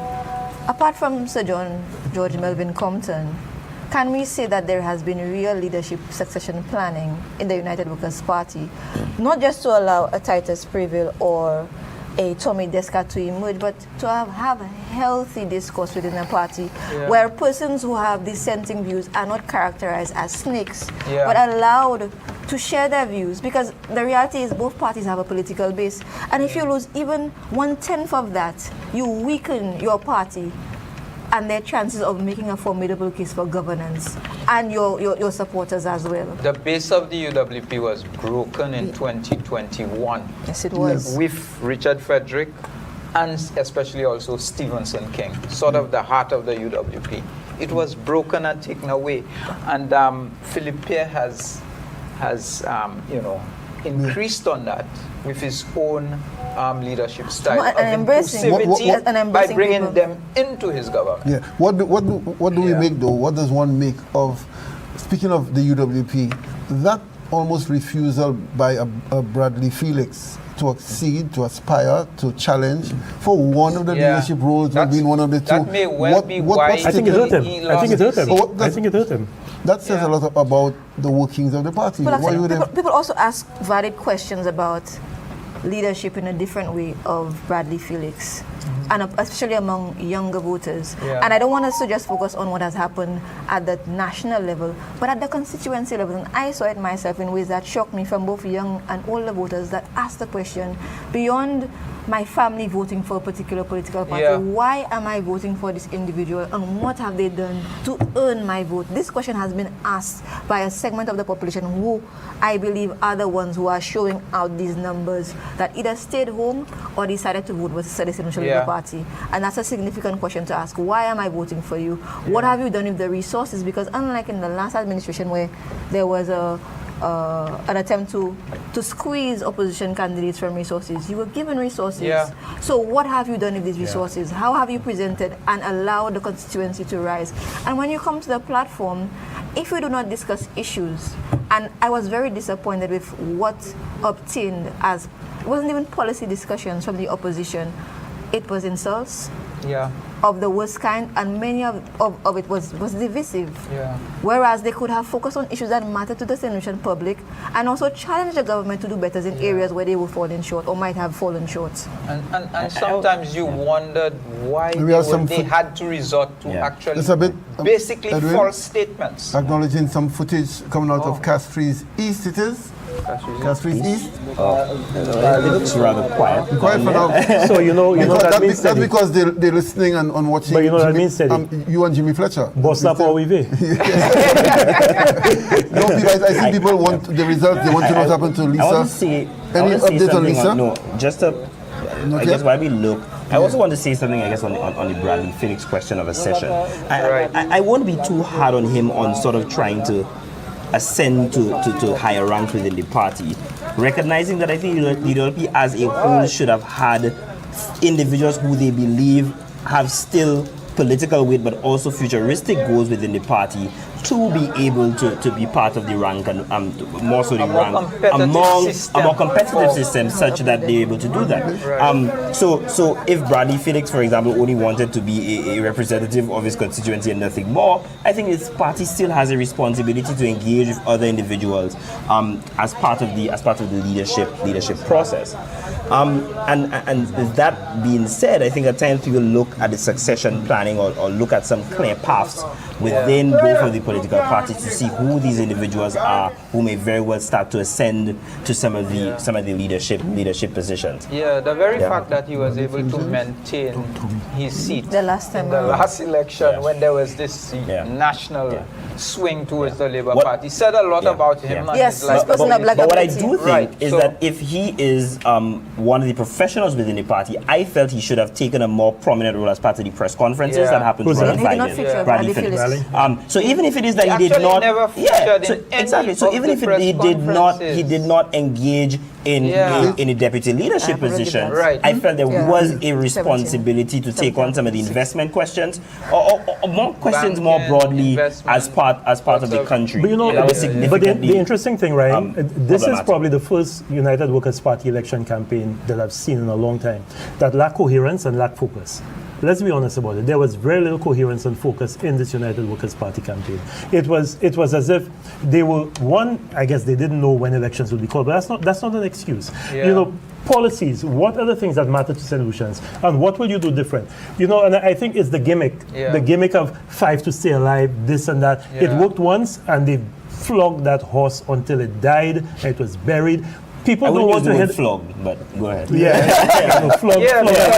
But they've whipped that horse until it was poor horse. You can't continue. Talking about a horse, huh? You're talking about a horse, right? I deliberately use that horse. But something that Mr. St. Catherine brought up earlier on, and even their narratives contradicted the realities of St. Lucians, that the economy is not doing badly. Because I listened much on false statements. I listened to both addresses last evening.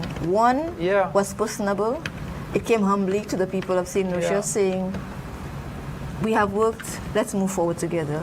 The other painted a picture that did not match the St. Lucian reality. And I was compelled to say if this was St. Lucia West Indies or St. Lucia South Africa, because it did not match it at all. What do you expect an opposition party to say? No, I know, I'm just that it is false. But there's an important point that we have to note. For me, the United Workers' Party's manifesto was the most ringing endorsement of the stewardship of the government over the last 5 years. Because the only way you could promise the extravagant things that were promised in that manifesto was if the economy was doing. If the economy was doing badly, the whole your manifesto would be somber. You know, like coming out of COVID, that we will do this recovery.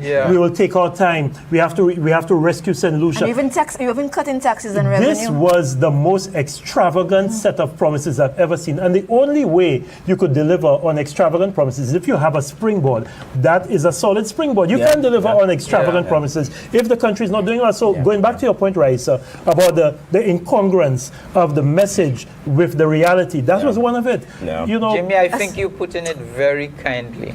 I think there was an attempt to pull the wool over the eyes of St. Lucians in that UWP manifesto. That's my view. I would not be as kind. As you. At Southeast. I'm going to give one. We see celebrations first on our screen. You can celebrate. This looks very mild for now. For now. But let's give Castries Southeast what we have so far. 17 out of the 36 ballot boxes. Lisa Jawahir is leading by 393 votes. This increase. She has a refresh. So she is leading actually by 507 votes. She has 2,123 votes to Guy Joseph's 1,616 votes. So 19 out of 36, that's 52.8% of votes cast so far. So Lisa Jawahir is leading Guy Joseph by 507 votes. Can you give me those numbers, where they come from? Yes, so I can see what's happening. Tell me where you're missing. So anything more for Q1, A to, anything up to J to L? I don't have anything in Q1 up to J to L. Anything there? Yeah, we have A to B at the South Louis Community College. We have 86 to Lisa Jawahir, and we have 58 to Guy Joseph. We also have nothing for C to E. We have for F to I 102 for Lisa Jawahir to 57 for Guy Joseph. Breaking news, Kifson Charles has been declared He has been declared, so Bradley Felix has lost like I these said, seats, yes, sir? it was impossible. You did say With 24 out of the 25 ballot boxes, we have Keithson Charles, 2,775 votes to Bradley Felix, 2,352 votes. Keithson Charles wins by 123 votes. That is significant. But we also know in that particular constituency, all the factors has been noted. In the last general elections, remember the Senatorial Labour Party had the issue of the challenge, the competing factors. Now you have a united front where there is a candidate that is supported from the community, has a base and a family support system. It says a lot about the candidate selection process of the Labour Party. Anything it's else? More inclusive and it promotes. Anything else, Ryan? In Q1, J2L, you have J2L? So Keithson Charles has been declared. You want J2L, Q1? Nothing in J2L. Okay, Tiroche Combined School, anything there? Yes. So in Tiroche, we don't have anything for A to D. Under E to I, we have 95 for Lisa Joahir, and also 95 for Guy Joseph. Okay. We have 108 for in J to L to the 128 of Guy Joseph. Right. You have an M to R, 130 for Lisa Joahir to the 111 of Guy Joseph. You have the S to Z, 88 of Lisa Joahir to the 71 of Guy Joseph. Wow. Okay, so Guy Joseph with A to D out. Guy Joseph is down 161 votes. Lisa is down 28. So we will assume that Lisa will do better in Tiroche than Joachim Henry did, and Guy Joseph will do significantly worse in Tiroche, which is a strong UWP. Anything for Wavin Poisson, Q4? For Wavin Poisson Q4, we have nothing from the SDA school as yet. Bexo Infant? Bexo Infant. I have A to CHAR. Anything else? From nothing for CHAS to FE. Sorry. FI to John? FI to John 122 for Lisa Joahir to 103 for Guy Joseph. Nothing for JOS to O. Nothing for P to Z. Okay. Bas de Chaussée, F to L and M to Z? F to L, we have 185 to Lisa Joahir to the 89 of Guy Joseph. M to Z. You have nothing for M to Z.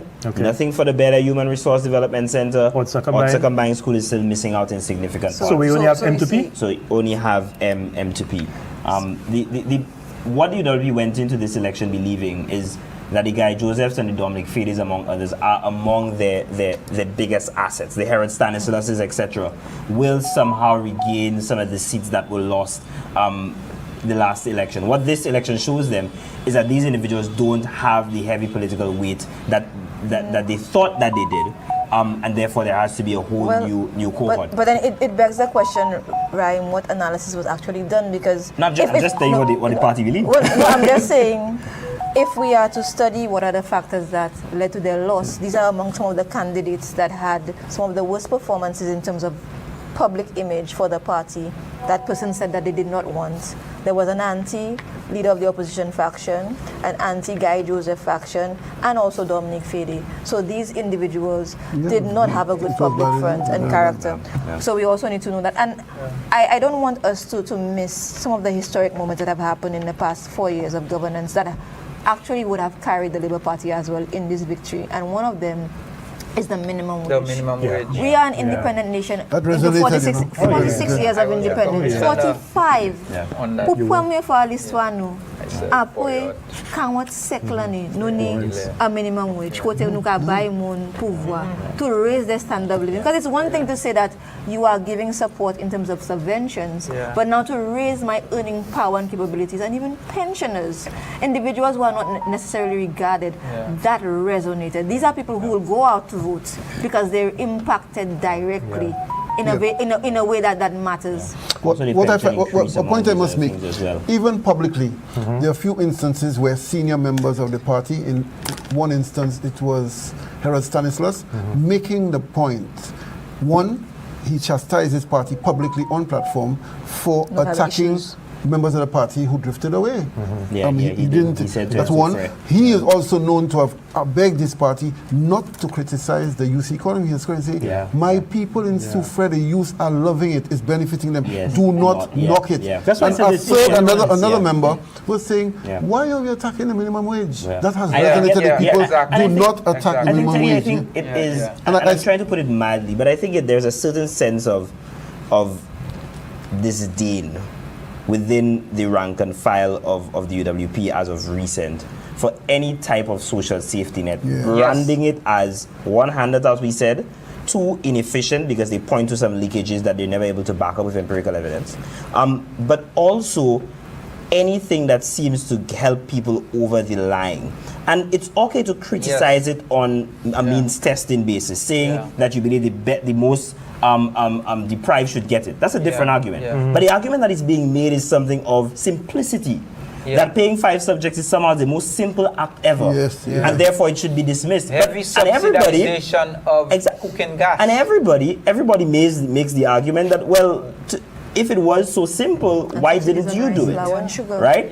But there is that sense of thing. And I think, again, we saw it being pulled back within the last few weeks because there's a recognition that may not have been the best electoral. By that time, it was a bit too late anyway. And again, we saw it yesterday with the new announcement of the increase in the minimum wage for the tourism workers. As opposed to saying from day one, here's what, we support the minimum wage, and guess what, we're going to increase it. But again, the credibility problem is still there, because if you didn't even think about the minimum wage before, how do you gain legitimacy from saying I'm going to increase it? So is it that we're probably going to have a 16-1 result? Is that what this is looking like? That I think is the so. only one who will hold on to his seat. That's what it looks like. It's looking like a 16-1. This is 1990, but this is not 1997. I mean, I live for 1997. So it is, yes, the twin. But not only that. 1992. 1997 was a different era. That was John Compton stepping out, the end of the Compton era, Vaughan Lewis coming in. You also had start of Kenny Anthony. You also had the consolidation of the Calix George's party coming in, George Odlum and John Odlum coming home to the Labour Party. So there was a powerful combine of all the push and pull factors. You had the youth in Menissa and Sarah. You had the intellectuals, so Damian Mario.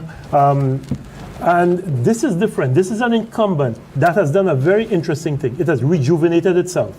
Because that is what Philippe Pierre did very, very strategically. He rejuvenated his party. His party looked fresh. He brought in Keefson. He brought in Danny Butcher. He brought in Lisa. He brought in Shanda. So the party looked young. The party looked rejuvenated. And also... In fact, I thought it wasn't emphasized enough in the visuals in the campaign. I thought that block of young, fresh talent. I wonder what the candidates who were swapped out would have done on this election night. But the amazing thing is, interesting to see. Philippe G. Pierre, looked like a young guy.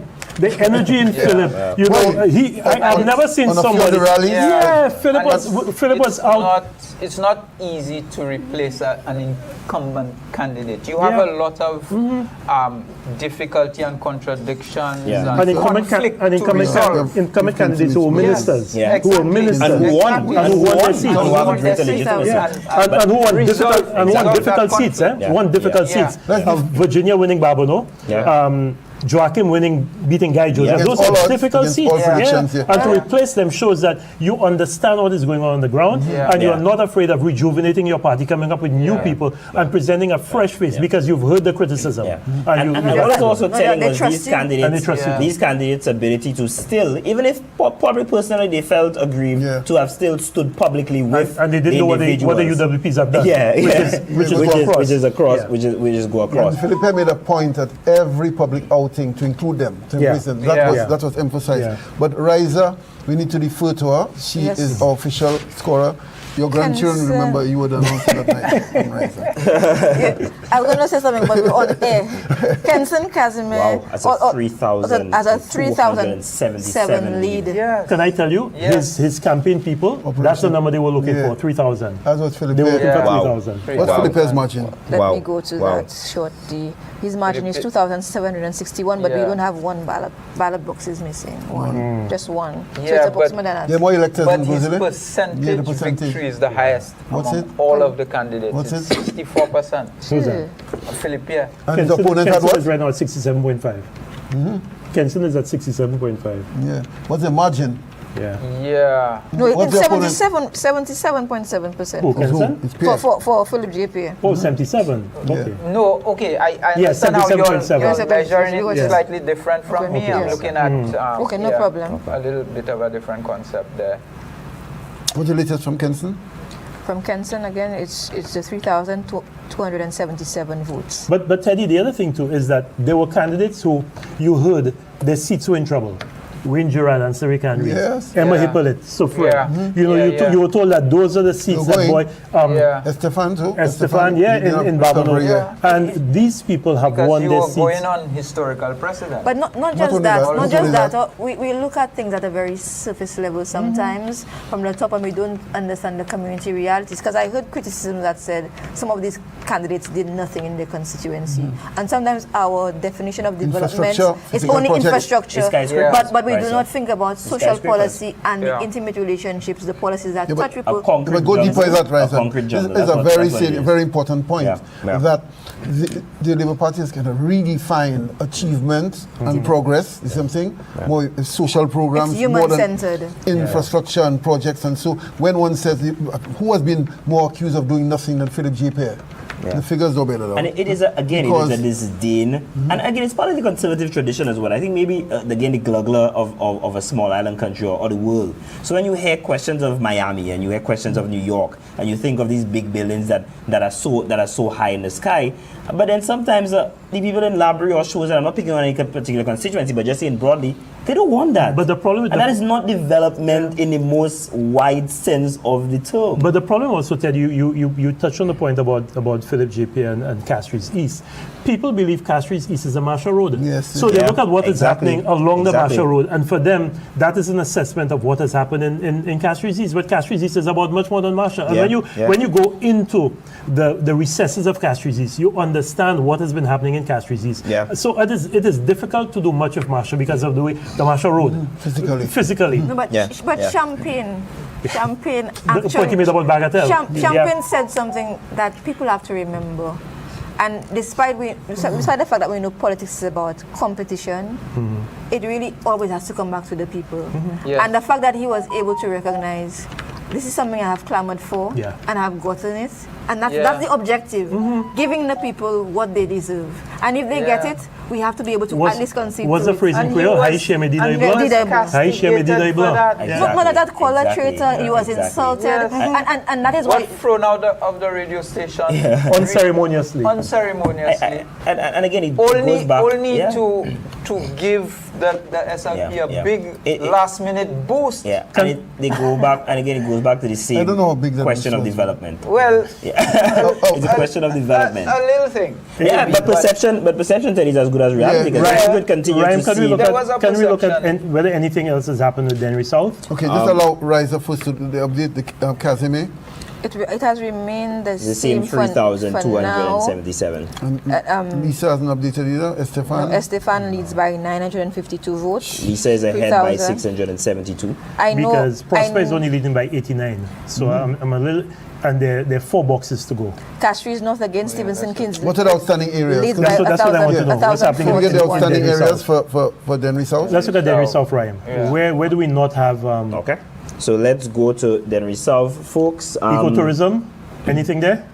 In Denry South, still nothing in ecotourism. Okay, Denry Infant and Primary. Denry Infant, we're missing H to K. Okay, so give me D to E. D to E, we have 168 for Benson Emil. 168? And 159 for Alfred Prosper. Yeah. And anything else, F to G? F to G, we have 118 for Benson Emil to 114 for Alfred Prosper. Benson Emil is doing really, and really H to K? H to K, nothing there as yet. Okay, so the boxes there are 4 boxes left then? Yes. Ecotourism building. Is the only one. H to K. Is that a new polling? No. So are we able to see anything from last one? Lakai was not very much. It's swung, you know. It has SLP won Lakai by 38 votes the last time. Not a lot. And that box that is outstanding, H to K, that box, the UWP won it by 20 votes the last time. Okay. So it is looking like Prosper will be able to hold on to that lead. Okay. Yeah. Let's just run the card from the official sources, the authorities confirming. Is it Ernest Hiller? Well, yeah. We need to acknowledge, we need to respect the process. They are very conservative. By 1,600 votes? Yeah. How much, I think last 1,600, last year was election just it may under have been 1,000. Yeah. Dr. Ernest Hiller, St. Lucia Labour Party, re-elected representative for Castries South. I don't think it was under 1,000. To me, it was a lot more than that in the last. What was Ernest Hiller's actual figure? Let me The get margin? it for you. Who was Ernest around Hiller in 1,000? the last election was a little over 1,000. A little over 1,000, yes. Now it's He 1,709. got 3,064, and Bertrand Johannes got 1,635. The actual figures. Mr. Sincraft, I know you just chewed that in your head already. Yeah. Yeah. The arithmetic. I know that the people of A4 South are ready You for want- me to you want the declare. They want me to declaration? declare. I cannot. Absolutely. You have to do it. Absolutely. Yeah. You have to I declare have to both Viewport declare- South and Viewport North. Yeah, but I need the official card to come up because they want to go out to celebrate. Okay, their so ca- let's their so tell candidates. them what the numbers are right now. Tell them. So Danny Butcher has 3,123 votes. He's ahead by 2,125 votes. With 3 boxes remaining. Yes, only. So can you please declare Viewport South for We the people declare, of Viewport we South? declare Viewport South for Danny Butcher. Thank you. And Moses Jabatis? Moshe Baptiste, yes, 2,174 votes. Ahead of Calix Xavier, 811 votes. He leads by 1,363. With 2 boxes remaining? Only 2 boxes. So can you remaining. declare? We declare Thank you. before North for Moses Baptiste the incumbent. Yeah. So, we see in Miku South, we already know that You know, the the incumbent, figures for Alan Chastney? Alan Chastney, 1,960 votes. Chandali Harak Singh, 1,417 votes. So the incumbent leads there by 543 votes. 17 out of the 19 ballot Not boxes. far from the last. And where are the boxes outstanding? Where are they? Not that they. I think we can. I think we We can can declare for Alan I think we Chastney. can declare Miku South for Alan For Alan Chastney. Chastney. What's the margin? 543 with 2 votes. boxes. With 2 boxes remaining. This is St. Vincent. In Henry reverse. And Wilson. again, it will be interesting to see Yeah. what the leader of the opposition does. What the party in does. the next few. Well, yes, but obviously, him first. Anything new on Castries Southeast? Oh, Castries North. Castries South. Oh, East Castries North was. Castries long North time, was. yes.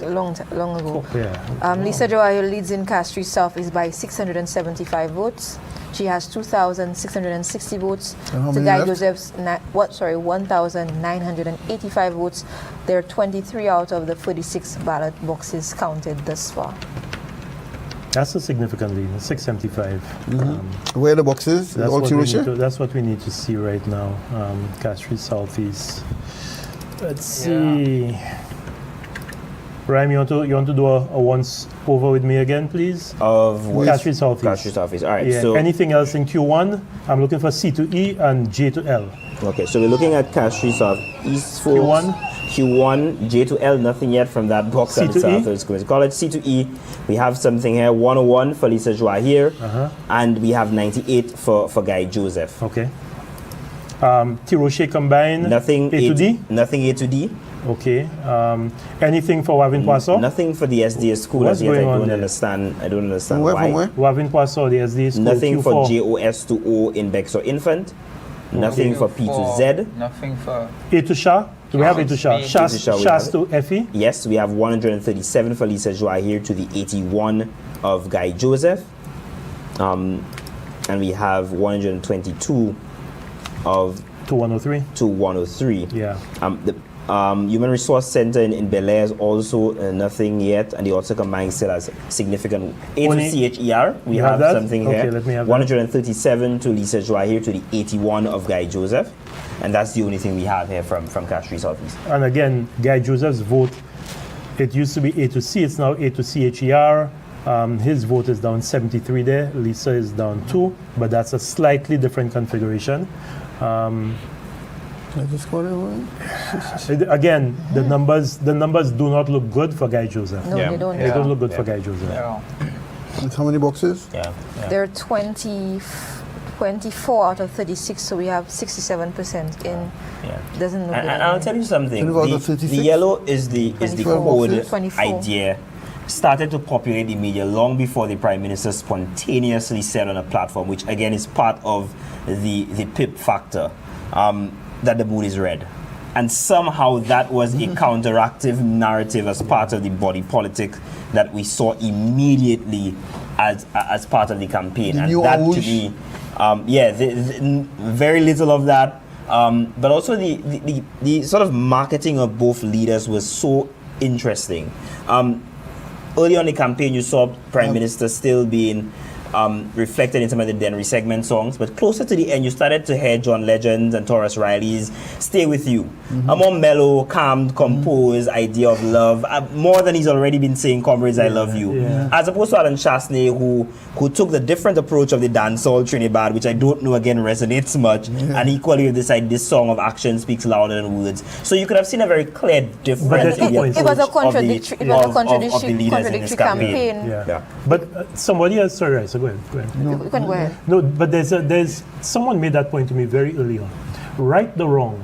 When you have right the wrong as your slogan, you're telling the people they were wrong. Because the only reason the Labour Party is in right now is because the people voted them in. So when you say right the wrong, you're saying that the people were wrong to put them in the first place. But Doc, I'll make the point.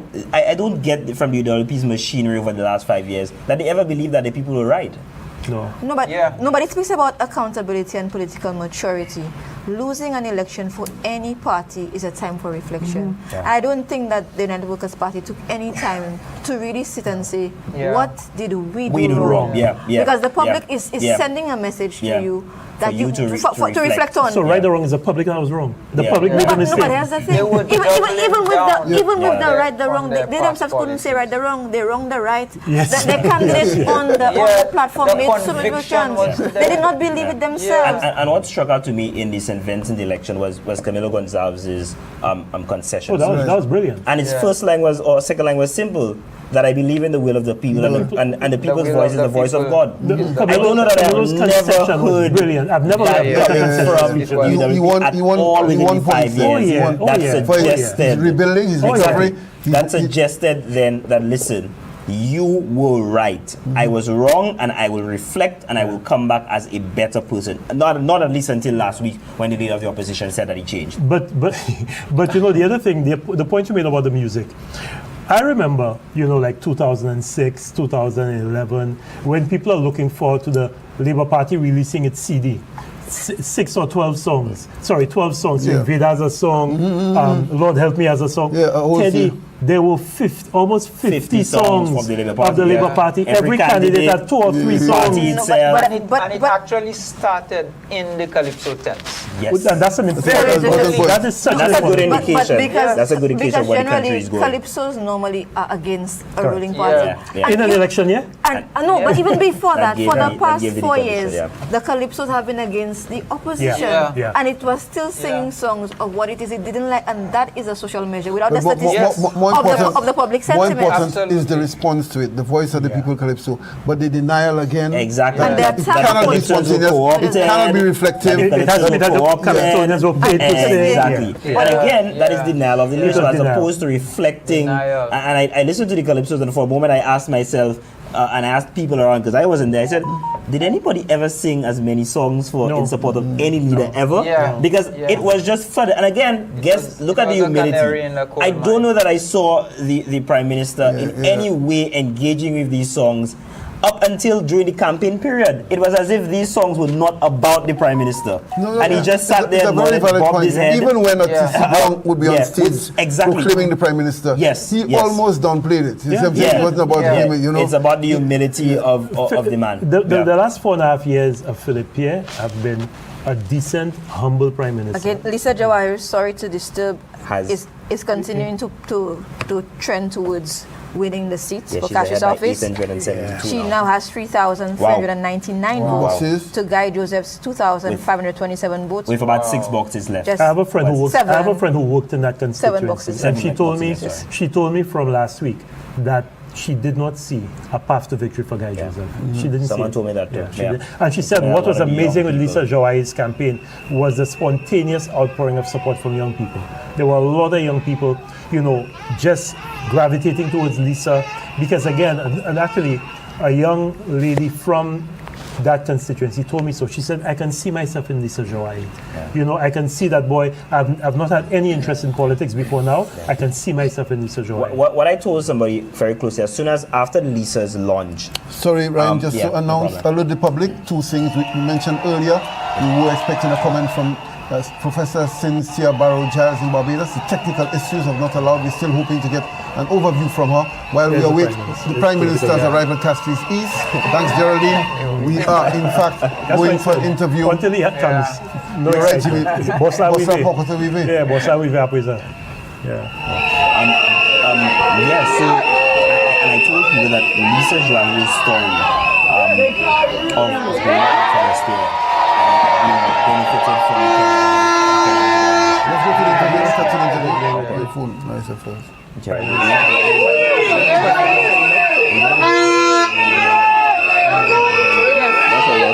for the that's for the camera. One jump.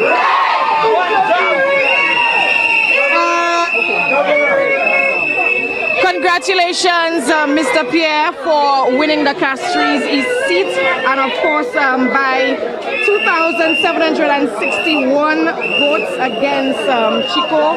Wow, Mr. Pierre. Honestly, this was exactly what we called. They couldn't read you, and they did not know what to expect. So tell us how you feel tonight. Well, first of all, I really want to thank the people of Castries East.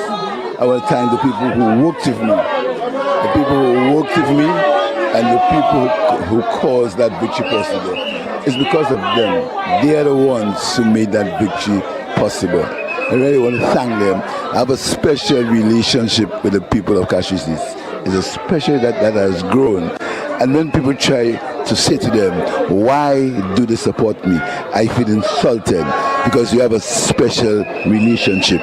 I want to thank them. Understand, there are some people who have worked with me in my campaign from 1997, and they're still there with me. I want to thank all them. I want to thank my family. I want to thank the men and women of the St. Lucia Labour Party. I want to thank my daughter, what she went through in this election campaign.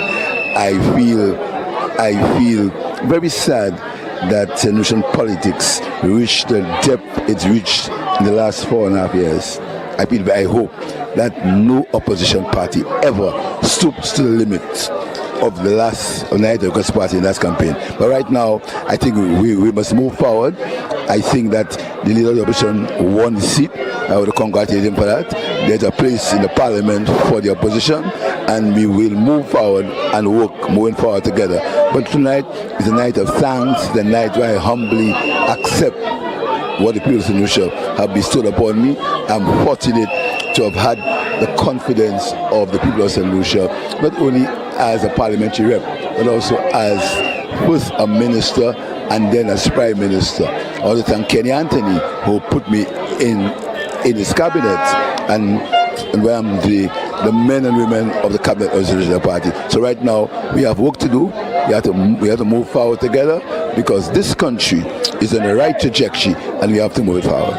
Well, Mr. Pierre, we are very proud of you and the work that you have done in the 4.5 years. Yes, we are very proud of you and the work that you have done in the 4.5 years, and we're looking forward to a continuation of progress. Yes, we will. And I can't help thanking all the public servants who in the main have worked with us, all the public servants.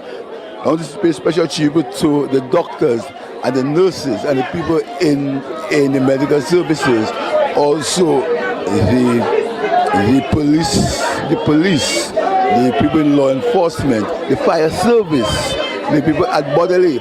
All these people have worked tirelessly for us to be able to take a country. I want to thank you, the press, for what you've been doing, and let's move forward together. I hope to get sworn in probably by the end of this week. Next week we'll form the cabinet. We have to do a few things. We have to get the VAT-free day going. I want to tell the civil servants, the public servants, that they will get their back pay as promised. So the back pay is coming, and next year we're moving forward to get this country going. So congratulations again, Honorable Prime Minister.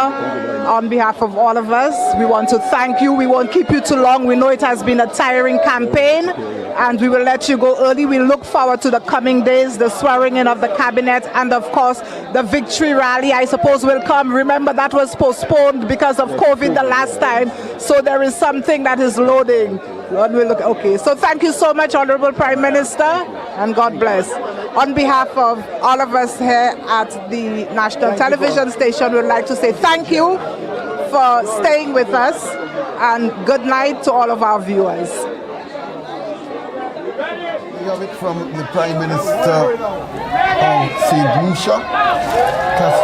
He's leading the celebration fittingly. The celebration, where else would he be? And as we heard from the Prime Minister, the strain there, we're hearing that the last few days, the complete tour of all 17 constituencies, walking the ground with every candidate adding his weight to it. And we want to declare, Jimmy Fletcher, we both that's the privilege of declaring Kenson Kazimi by how many votes? Thank you. We can now declare, although it has not been officially done, but we can now declare Kenson Joel Kazimi as the winner of the election in Grozele with 54 ballot boxes counted out of 63. He has 6,757 votes. Marcella Adela Johnson has 3,223. Kenson Kazimi is ahead by 3,534 votes. What is the margin last election? About 2,000, over 2,000. I don't know, but all you can say about it is that that's a lot. Yeah. That's not a record for Grozele, a record for Kenson. It was just over 2,000 the last time. Last time, 3,500. So he's saying right there he deserves the title he claimed of Boss of the North. Boss of the North. Well, you see, we spoke about the size of the constituency, but it also speaks to the quantum of work and also his performance as a minister, one of the more popular ministers in the government, whose work has been very forthcoming in youth and sports development, where we have seen transformations. And another factor in the Grozele community that Leonard Spider must also benefit from is being from the community, unlike Marcella Johnson, and having that grassroots approach where you can appeal to people not just based on your performance, but having that relationship of being from the community. James, I don't think it's psychological. Is that baby? From early years, that baby from Grozele, that thing, I saw that resonate. The motorcades, the rallies, and it's around Grozele really. And I think, as you said, genuinely the people were convinced that this young man worked both in the ministry and indeed at the constituency level. And they're aware of the challenges we mentioned, this vast community that comes, I think we can also declare Babu. No, I mean John Paul has 3,273. Leo Titus Preble 2321. Ryan, could we look at some of the boxes there? Jimmy, what some call the Bourgeois belt. Ridley, Rodney Bay. So Ryan, give me these numbers. It's actually increasing, we just got another box, so it's 3,782. Right, so Kenton actually has, we still have 27 boxes. I expect it's going to be over 4,000. Yes. We have. It's going to be over 4,000. No, not 20. Sorry, we have about 9 boxes left. Sorry, I just refreshed. The margin will. See, you get Ridley. What's the polling station division in? I suspect he might go well over 4,000. Ridley is which one? Ridley, Rodney Bay, Bonte, Rodney Heights. What do you see? Is there an Indies? Yes, there's Indies. Let's see Indies. Kenson Kazimi is 94 to 58, 93 to 50, 105 to 51, 90 to 61, 60 to 62. So let's look at the Grozele Primary School. So that is A1A. So that is that's Cap Estate that you asked about, but that's also Grozele Town. That's also Grozele Town. Kenson Kazimi 1,120, Marcella Johnson 501. Then we look at the Sports Academy. Kenson 1155. Marcella 666. Oh, wow. I think we can declare Kashri Southeast, too. How many boxes left? We have 4 boxes left with 89% of the votes in. Lisa Jawari leads by 1,011 votes. This is actually way bigger than the margin from 3,868 votes to guide us. 2,857. We're still waiting for some updated figures for them. They've stalled for some reason. But out of the 10 10 out of the 14 boxes, we see Alfred Prosper still leading by 89 votes. I mean, Mr. Sinclair, you probably could tell us about a lot better. I always get these theories from individuals when opposition parties, and even I guess in the last elections, Herod Stanislas, Guy Joseph, among others, spoke about people not coming out.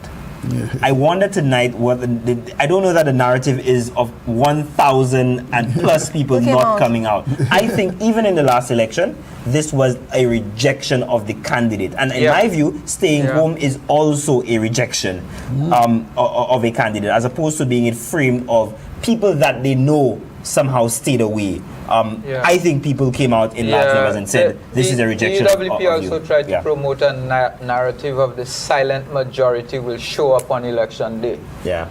You know, well, the majority did show up. But it's also not, Ryan, it's also not just them. a rejection of the candidate, and it's a point we alluded to earlier. The Prime Minister of St. Lucia, the political leader of the St. Lucia Labour Party, Philip J. Pierre, lifted his party. He was popular. Alan Shaste did not do the same thing to his party. With all of the friction, the antagonism, that had a serious, I believe, effect on the morale of the United Workers' Party, and I do not believe Alan Shaste in this election was an asset to his party. No, but even in the beginning, from the onset, he was missing from Parliament. Parliamentary debate. And when there were opportunities to stand your ground and to present meaningful contributions for your party, in addition to Bradley Felix, it was absent, and there was always conflict, so it left a lot to be desired. Already you are in a minority.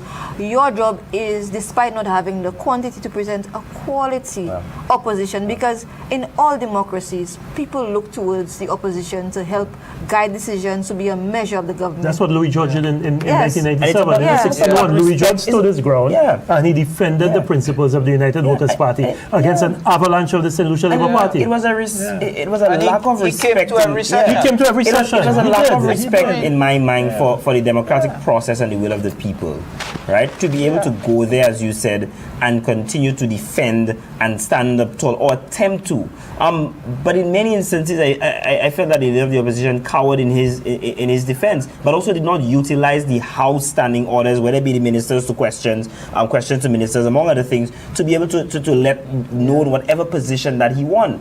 But again, it was a sense of unwarranted arrogance, especially after a defeat of 15-2. And entitlement. That's the word you took, right? Entitlement. Entitlement. Yeah. I'm sorry. It was. And again, the people have shown in a very real way. And again, I mean, I heard Zoran Mondani and the others talk about it, even Bernie Sanders as well, saying, here's a radical idea. Let us hear what the people want and represent them. I think it's what Philip Pierre did in the last four and a half years, listening to the people in a social protection way, which have said, for too long we don't have a minimum wage. For too long pensioners have been not receiving enough. For too long other countries around have been paying the CXCs for their children. That there is still a social flaw under which nobody should be within this country. And then from there we can springboard. That for me was part of the catalyst, and this is why we're seeing something we're seeing today. Can I say something about the race between my two cousins, please?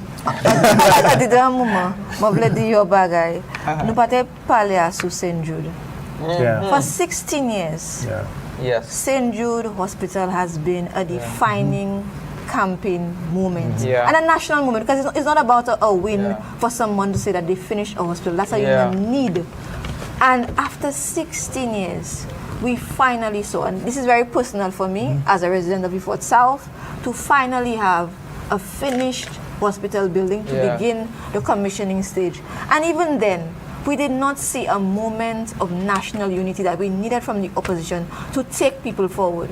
What we saw in the public light was misleading information, disinformation, that told the public that the buildings were not finished and this is a gimmick. Whereas I and other people from the South walked through these hospitals. We walked through, we saw the buildings ourselves. There were people at the hospital working there who could attest to that fact. So that it really wasn't. Conditions it was an insult not just to the people of the South. It actually put the integrity of professionals, the contractors, medical officials, into disrepute. So you're saying that these individuals are going to go forward with a sham, which is not in fact true. Yeah. Okay, so can I please? I think that's why.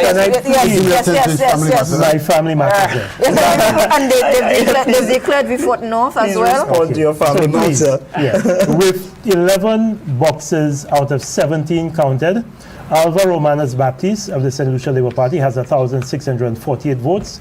Laura Romina Well, let's Jean-Pierre, acknowledge so- Moses Jean-Baptiste, Moses officially Jean-Baptiste- declared by electoral office. Except it's for Vieux-Fort North, not Vieux-Fort South. Vieux-Fort North. That's Moses Vieux-Fort North, Jean-Baptiste. yeah. Have the card corrected, please? Vieux-Fort North. Yeah. Moses Musa Jean-Baptiste. So now, please, let me go back to my family. Alva Romanas Baptiste, 1,648 votes.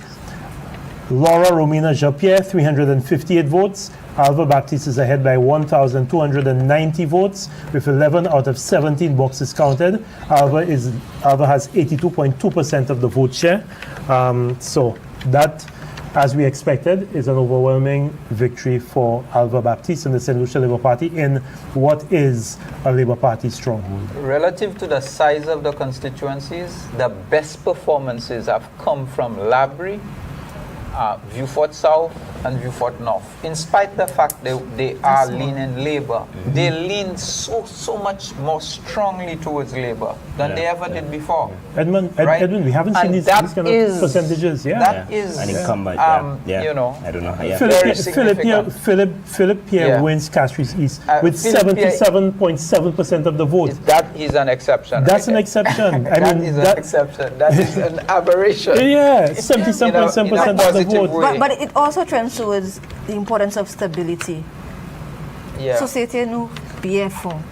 Earlier, sometime last year, I met with a few colleagues of mine who were remarking, and they're not from St. Lucia, Right. they're from the OECS and Barbados, who said they found St. Lucia to be so stable as compared to their own states, that they appreciated the context in which we live. So people have seen this stability in government. Again, the government has not been rocked by a projection of good government. Yeah, of good governance. No from scandals. the top. No real scandals From to the top. speak about of, it and to talk about. manufactured ones. Yes, no real scandals to really speak about. A good personal appeal to the people of St. Lucia, inclusive of opposition members, which is embracing. And who can hate that? Yeah. But look at Danny Butcher. Danny Butcher replaces Kenny Anthony. A tower, not just in national politics, but in Vieux-Fort politics. Danny Butcher ends up with 75.2% of the vote. With 3,100, Danny Butcher is ahead by 2,125 votes in Vieux-Fort South. But it's also a testament to the candidate. 2,000 votes. Danny Butcher is a young man It's almost, who has been you know, grounded it's in the incredible. political scene in Vieux-Fort. Yeah. So we must give him credit for Absolutely. also Absolutely. being someone who has had a desire to attain political leadership and who has humbly gone through and the campaign resolving the issues between the candidates and deciding on one. Amicably was not an easy task. No, it was Let's not. put it that way. Correct. It was not. But one of the contenders actually became his campaign manager in the person of Kentry Frederick, and Right. it speaks to a level of unity that perhaps the UWP now has to try to see how they can work with even persons who contend that there is an overall goal to govern in a particular way, and we have to be able to rally individuals. Politics is about additions. Subtractions. Always. Starting to work in I backwards. like Jimmy. I like the way that he has not just inherited Kenny Anthony's stock. You know, the people who simply benefit of what was safe being handed. He has carved his own style, his own almost his own base in a sense. Even more because Kenny Anthony had his own challenges and support. And he's ran an energetic campaign. I think with a lot of young people. With a lot of young people following him. I've seen A lot of young energetic campaigns this time around. Lisa, Danny Butcher, Jeremiah, and Shanda. Shanda. And on the flip side, I felt at the beginning, Tommy and Titus had exciting campaigns, but somewhere along the way. But Ryan, look at Rush. The United Workers' Party never portrayed Rush as a youthful candidate. So you never even, I mean, Rush is a young candidate, but Rush was never portrayed as the future of the United Workers' Party, a youthful Because he candidate. was handpicked by Alan Shasta. But then, what was also damaging in this final week, we heard an address by a former prime minister, and later on, the leader of the opposition said that he agreed with the former prime minister. But in the former prime minister's statements, he actually said that the candidates should withdraw and only the independents go forth, and he said he agreed with that. So again, there was confusion as to what is the strategy of the UWP, even to give support to their own candidate, and that is also concerning. And again, you are supporting Stanley. And again, even while we try to supporting Rush. So it was really something. And it speaks to also, and I made the point earlier about the, again, which was very clear for everyone to see, but those in the opposition camp, and you saw it for the manifestos, the ULP's strength in this election would have never been the leadership contest, but the people surrounding them, and hence why a collaborative team photo, etc. in the manifesto would have been good. But the second point is that, again, I don't know that the leader of the opposition at many times could have walked and engaged in certain constituencies that were not particularly favorable to him. So Castries South, very little engagement did I see with a Tommy Descott. Especially if it is that you've gone after the Deputy Prime Minister so much, you would believe that you would be propping up. But to make the point further, you had Stanley Felix and Richard Frederick essentially quarreling with each other about who is the rightful heir of an SLP accommodation. And at no point did the leader of the opposition say, listen, I need to elevate Roche, and Roche needs to be the one that we speak about. I seriously think there was an undercurrent of Alan Chasney's own candidates pulling themselves away from him. But there's another important point. You see, the leader of the leader of a political party must have the gravitas and the appeal to go into other constituencies to help. Alan Chasney was in a fight of his life. Alan Chasney, he relocated to Mico South to ensure that he won that seat. So what Shanda Harrison and the Labour Party did was ground Alan Chasney and prevent him from going out. Whatever appeal he may have had, they neutralized it. So he could not go out. He had to put everything into defending it comes back to what has been the quality of the 4.5 years of opposition. Was there a retreat, a reflection, and a repositioning? No.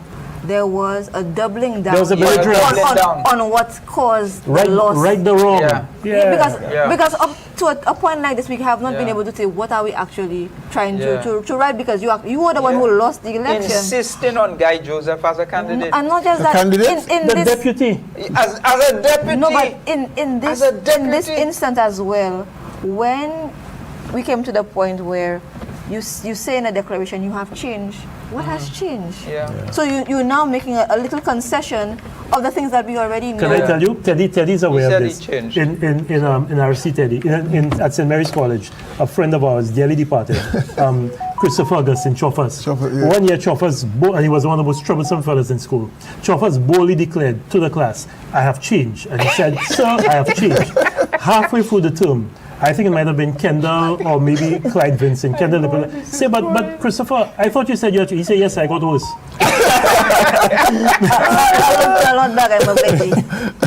Flabote servi yon de parole yo pe. Just let me say pe si Alan Chasney TV we a shy monte kai pe puli. And one of the responses to the act of making the workers permanent, when the young woman in a moment of exuberance, I really thought it was a moment of exuberance, right? When she said, and gratitude, that they were going to vote for Philip JP after the level of victimization they had experienced. They lost their jobs. Yes. They lost their jobs when the UP came into office. So what do you expect the lady to say? Exactly. No, but that was an understandable moment for many of us. But the response to that was so venomous. It was concerning, because when you now say, I want to know what you're going to do. When I call you to a meeting. When I call you to a meeting, what does that say? And somebody at that level, so you're in the back of your mind, you want to make her pay for what she said, a caregiver. And that has always been, I don't want us to gloss over the point, that has always been within the venom within the last, I guess, 10 years. So it's nothing new, but even then I said there must have been a sort of organic response, because there is no way, shape or form that the lady was coached into saying anything. This was an organic response to government victimization and exclusion. And again, as Raisa said, the point is to reflect on these things and see how there could be a more social and caring leadership that does not alienate these individuals, and say very simply, well, listen, I'm going to serve you too, irrespective of. But again, I don't know that it was possible. And Kenton, I think they're showing us Kingston declared the declaration of we have already done so. Yeah, we've 3,932 votes again. Imagine. How much is it? 3,932 votes. And again, we don't have all our ballot boxes How many left? We have about 5 left. So this figure could well surpass 4,000. Yeah. No, I think it will. It will. Most because definitely 58 out of 63, he will beat her by 4,000 votes. Wow. But a point that we want to make, because we don't want to make this an opposition night, this is about the governance of the St. Lucia Labour Party, whose policies have touched every echelon of national development, from sports to culture to education, healthcare, a number of areas, the police, and the areas that were touched were areas that persons had issues with in the last governance. Nurses, issues throughout. And what the manifesto showed, both the document that showed what was accomplished and what they aim to build upon, was really a reflection of, we have done this for you, we are going to build upon it. So people could actually see themselves in a future with Philip J. as Prime Minister again. So quickly, to remain in context, panel team, what should be the agenda of the Labour Party going forward? You've decimated the opposition in the election. the Labour Party. The Labour Party going forward.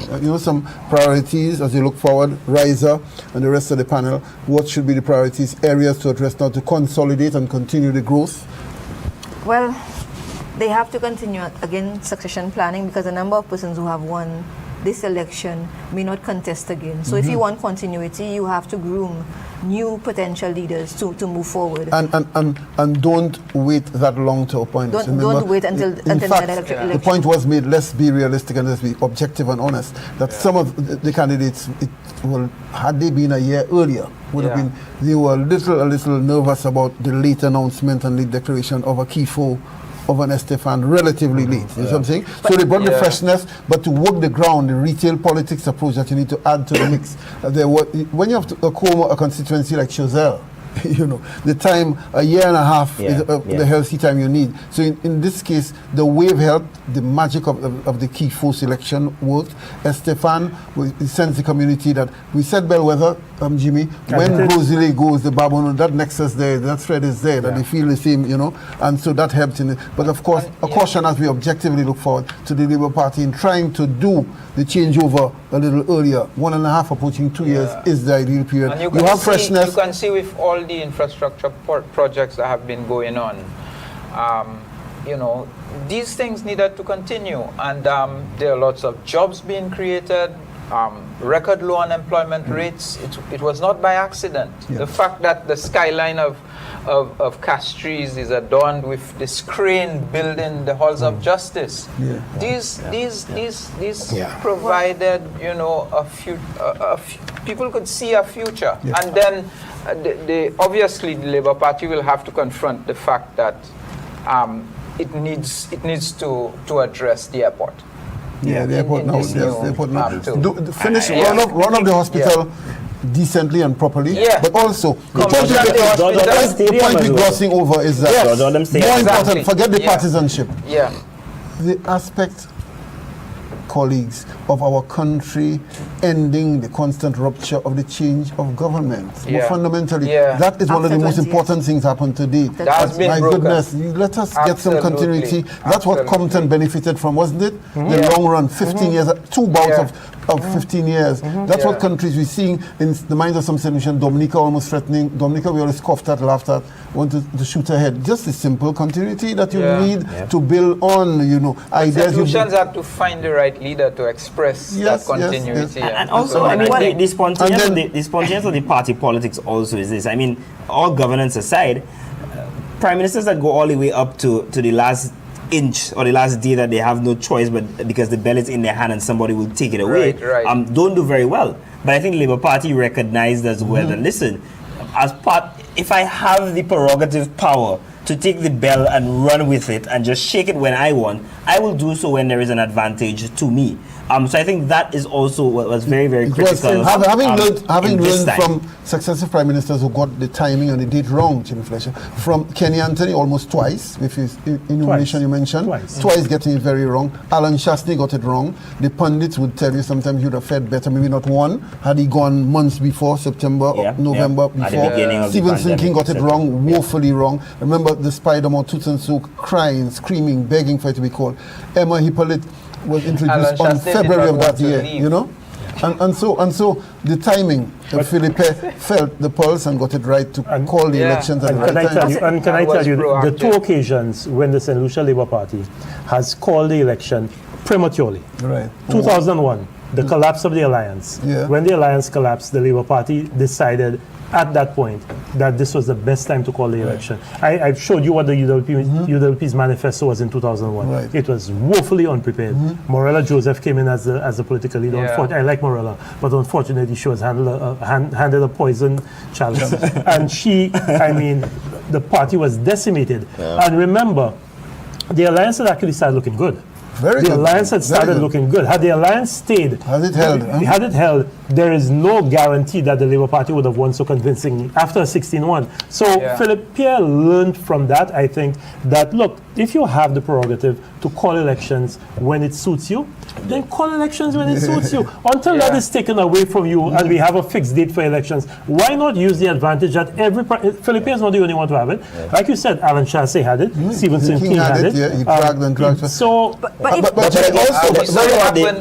Mayor Motley. She's been doing it, and it's a major type an of important way. part, even after calling it, there wasn't this air that I'm in control. I now relinquish, and this is what I have done. Right, you judge me now as to whether or not you want to accept it. So it came to the public in a very humble way to present myself once again, and you decide, because he says all the time, this is a temporary job. I do not own this position. That's almost his mantra. And it resonates with a number of individuals. Now you ask the way forward.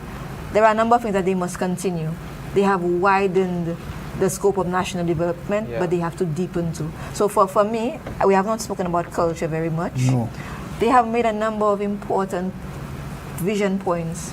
When we think about nationhood in St. Lucia, we don't talk about that enough when we think about development. Of emancipation being at the forefront, of COIL being introduced into schools. What is our identity as a people so that we can rally, not just around political parties, but for people? What kind of students do we want to create? Not just, yes, we want to pay for their schooling, but when they leave school, their service to the nation. Because too often, I ask my students, are you proud to be St. Lucian? And sometimes they cannot answer the question because we have not educated them on the beautiful things about St. Lucia, the resistance, the accomplishments. We saw the glimmer that is Julian Alfred bring the nation together in an unprecedented way, but there was no division, and there are more moments like that that we want to tap into. But there was some reaching for our identity as a people. You saw it in all the paintings that would in the murals. Well, that was part of the I really appreciate that was part of the educational program that is galvanized as part of it. And not just that, seeing we've seen the growth of our festivals in terms of numbers and money, but we also need the developmental aspect that now has a mentorship element of building those very important cultural elements that are the foundation of the tourism sector, but also important to St. Lucian unity and social cohesion. But Raisa, I hate to be the old man in the room, but I also would like to see a focus on discipline. I think that for me, there's a very serious concern about what appears to be emerging of an absence of discipline. We can't be a country that perennially portrays ourselves as poor, needing to get special and differential treatment. There must be something that we aspire towards. There must be something that we aspire to.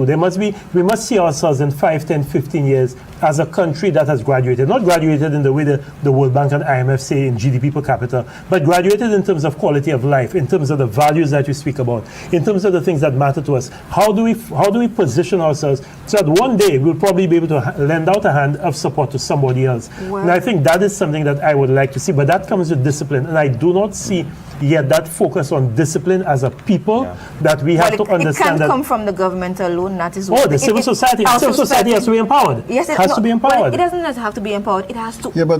It has to own their roles and responsibilities. But Jimmy, you can't get your success in what you are clamoring for if there's not, you don't stop that over-reliance on government. Absolutely. I keep saying so. I keep saying so. The middle class is saying, well, just run away, retreated to the Rodney Heights and so on, just looking down at spectators. That is our poverty. And another point is an over-policing of trying to solve issues in the society, and that's something we have not discussed in terms of fortifying our social services and human services in St. Lucia, which has not gotten the attention that we require. We have seen this government pump a lot of resources in an unprecedented way into the Royal St. Lucia Police Force, but then we have to also ask of the force, ask of its leadership, ask of its policymakers, how do you now reform internally? Because money alone cannot translate to transformation. You also need, the policies and the police need to be supported by other social services networks to give them the support, because police can't be everywhere. And I really would like to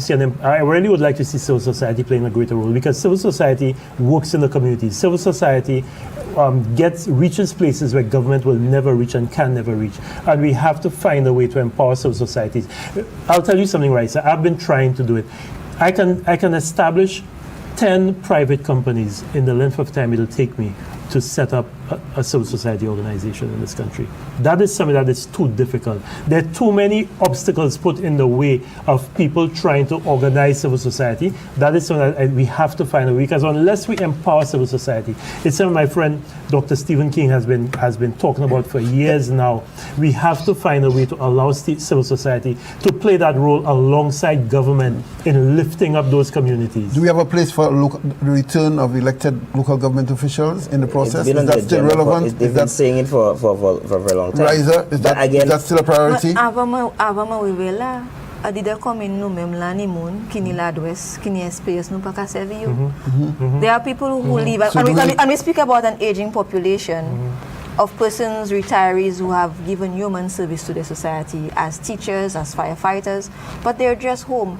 Have we thought about a program where there is a pairing of skills so that there is a transfer, that we remain community? Because you can create as many institutions, but if the community is not strong, then these things don't have the kind of weight and substance. Your guides and your programs. Community is key to longevity. Yes. So there needs to be club sports steady. to revamp that and to give support to those individuals. So the panel almost unanimous on a new kind of social agenda, that you set on partnerships to build not only at the government and executive level, but surely the wider society. And Jimmy, I always knock your last lecture, the middle class. I say, St. Lucia has a real pathetic situation with the middle class, retreated, looking down at spectators, all the talent and capacity who's looking down. Who's benefited from the state support. Yes. I think the just so that people know, we're talking no new results have come in. So it's not like we're depriving you of results. We've been looking at Catherine Southeast and looking at Denry South, and nothing new has come in there. So it's not like we're blabbing and we're not giving you the results. Nothing new has come in for those constituencies. No, there's nothing new. Although we can see the trajectory of Lisa. 32 out of 36, 89% of the votes. What's the leader? 1,011 votes. Lisa will win that. The one that I can't tell you is Benson. I don't know Benson and Alfred. I believe that with 71%, 10 out of 14, with Alfred ahead by 89, and where the votes are still to come in the smallest constituency, it'll be difficult to see Benson Emil running up margins. Well, we don't have anything for 01, I think. 01, which is nothing the ecotourism. At all, right? No, the ecotourism center. There's nothing there, and I think there's a box missing in the Denry Infant Primary School 02. H2K, there's a box missing there. So the delta there, Edwin, the difference in 2021 was 20 votes. UWP won that box by 20 votes. Yeah. And UWP won 01. Labour won 01 by 38. By 38. So if we see a continuation of the trend where Labour, as we've been seeing, that Labour wins 01 by 38 and UWP wins that one box remaining in 02, H2K, by 20, it means that Alfred Prosper will win that seat. There's very little likelihood with the boxes that are remaining that Benson Emil has an opportunity to overcome an 80-something vote margin. It's not going to happen. Back to the sort of next steps point. I think, again, the supermajority provides yet another opportunity for constitutional reform in a very deep way. The second time around provides the supermajority. You see a big smile on my face, right? It shows that the country is energized enough to come out for a referenda. It shows the country is able to come out for the referenda. It shows that and I'm not making the policy pronouncement on behalf of the government, but it shows that now the monarchy needs to be dismantled, and that St. Lucia has to have a homegrown head of state because the supermajority is present. And I think the people in a very real way can come out to support a referenda. It shows or provides an opportunity for local government in a very serious way. But I'm interested in how this government deepens this silent education revolution that Minister Edward has started, or this one university per household, and how it is that we're able to also encourage and incentivize individuals to come back to their country and to give back, or creating of this sort of national volunteer program in the same way that Barbados and the others have, that incentivize young people to be able to get credits, etc., to go to school. I'm interested in all of that. I'm interested for me, one qualification on the one graduate per household thing. Skills that you've the skills, about. Because I can tell you, Rahim, after Hurricane Maria, I worked in Dominica for 6 months, and I was taking that ferry up and down every fortnight coming back to St. Lucia. The people who were working were the skilled, the tradesmen. These were people who were getting work. And with AI now making a lot of the university graduate jobs redundant, the people who will not lose their work are the skilled, the tradesmen. And we have to Renault has very telling statement in that regard. So it's not just the graduates. The overemphasis Gentlemen, the white collar. I think it's unfair because the education revolution is not really silent. It's taking shape even in the TVET schools that we're not speaking about now, and their ability now to harness different intelligences of our students that we have not been able to do before. And that's an important part that has come in. Again, to even the support for nursing, because again we're importing some of our medical personnel, and that too has an impact in the quality. Have some serious challenges No, but here's with the challenge. the growing elderly population. So here's the challenge. Doubled. Here's an existing challenge. Persons over 65. So here's an existing challenge. Nous ni nos Cuba, et nous aimeyo. Yo la, mais yo pas à parler créole. When you now have to relate health and other issues, how do we do that? So all of these things are how we incorporate our regional support among other factors. And healthcare is very important. Healthcare, as Edwin said, you have an aging population. That aging population is not an aging healthy population because you're seeing an increase in non-communicable diseases. So that population will increasingly become a burden on the people who are working. But the people who are working are becoming fewer and fewer because that pyramid is no longer a pyramid. It's more like a bowling ball, so a bowling pin, sorry. There needs to be a focus on health span. And preventative make it medicine. as close to lifespan as possible. And before the producers ask us to wrap up, as they may well very shortly, and to continue, the NTNU may well have to have a part 2 of this discussion to come in and do proper analysis. Somebody told me we should do like John Copner, just declare it and leave. Philip should have come here and just declare and leave. The point, folks, our regional context, the international environment, a CARICOM that's almost under threat for dismantling, some very, very, very scary behavior by some leaders in the recent times. This threat, one Donald Trump, you heard his message to Venezuela, to the leader there, that any time now, get out, we're coming for you. Caribbean countries as basis, we are now being sobered and all the euphoria by many people of this victory now. An environment, Caribbean and international, that we are set to face as unprecedented. What I want to see in this term, as you said, is St. Lucia take a more louder posture as part of the regional integration movement. Yeah. I think obviously we have a silent posture of friends of all, to use borrow the term, satellites of none. We understand our geopolitics relationships. We believe in CARICOM and the region as a zone of peace. But I think we need which is not unwise till now. Exactly. But you're saying now, with I this think new mandate, now more than yeah. anything else, St. Lucia has a greater legitimacy to stand up for this region and the world. And I'm looking forward to seeing Prime Minister Pay and the Cabinet of Ministers also doing that. But I'll also tell you this, the idea also that the Labour Party within St. Lucia is able to regain is also going to deal a sort of death knell to the same conservatism that we see across a region in some respects, that's aligning with U.S. interests at the expense of Caribbean sovereignty. That's one downside. I think the way Tukan Mitchell has approached this issue, I find has been very measured.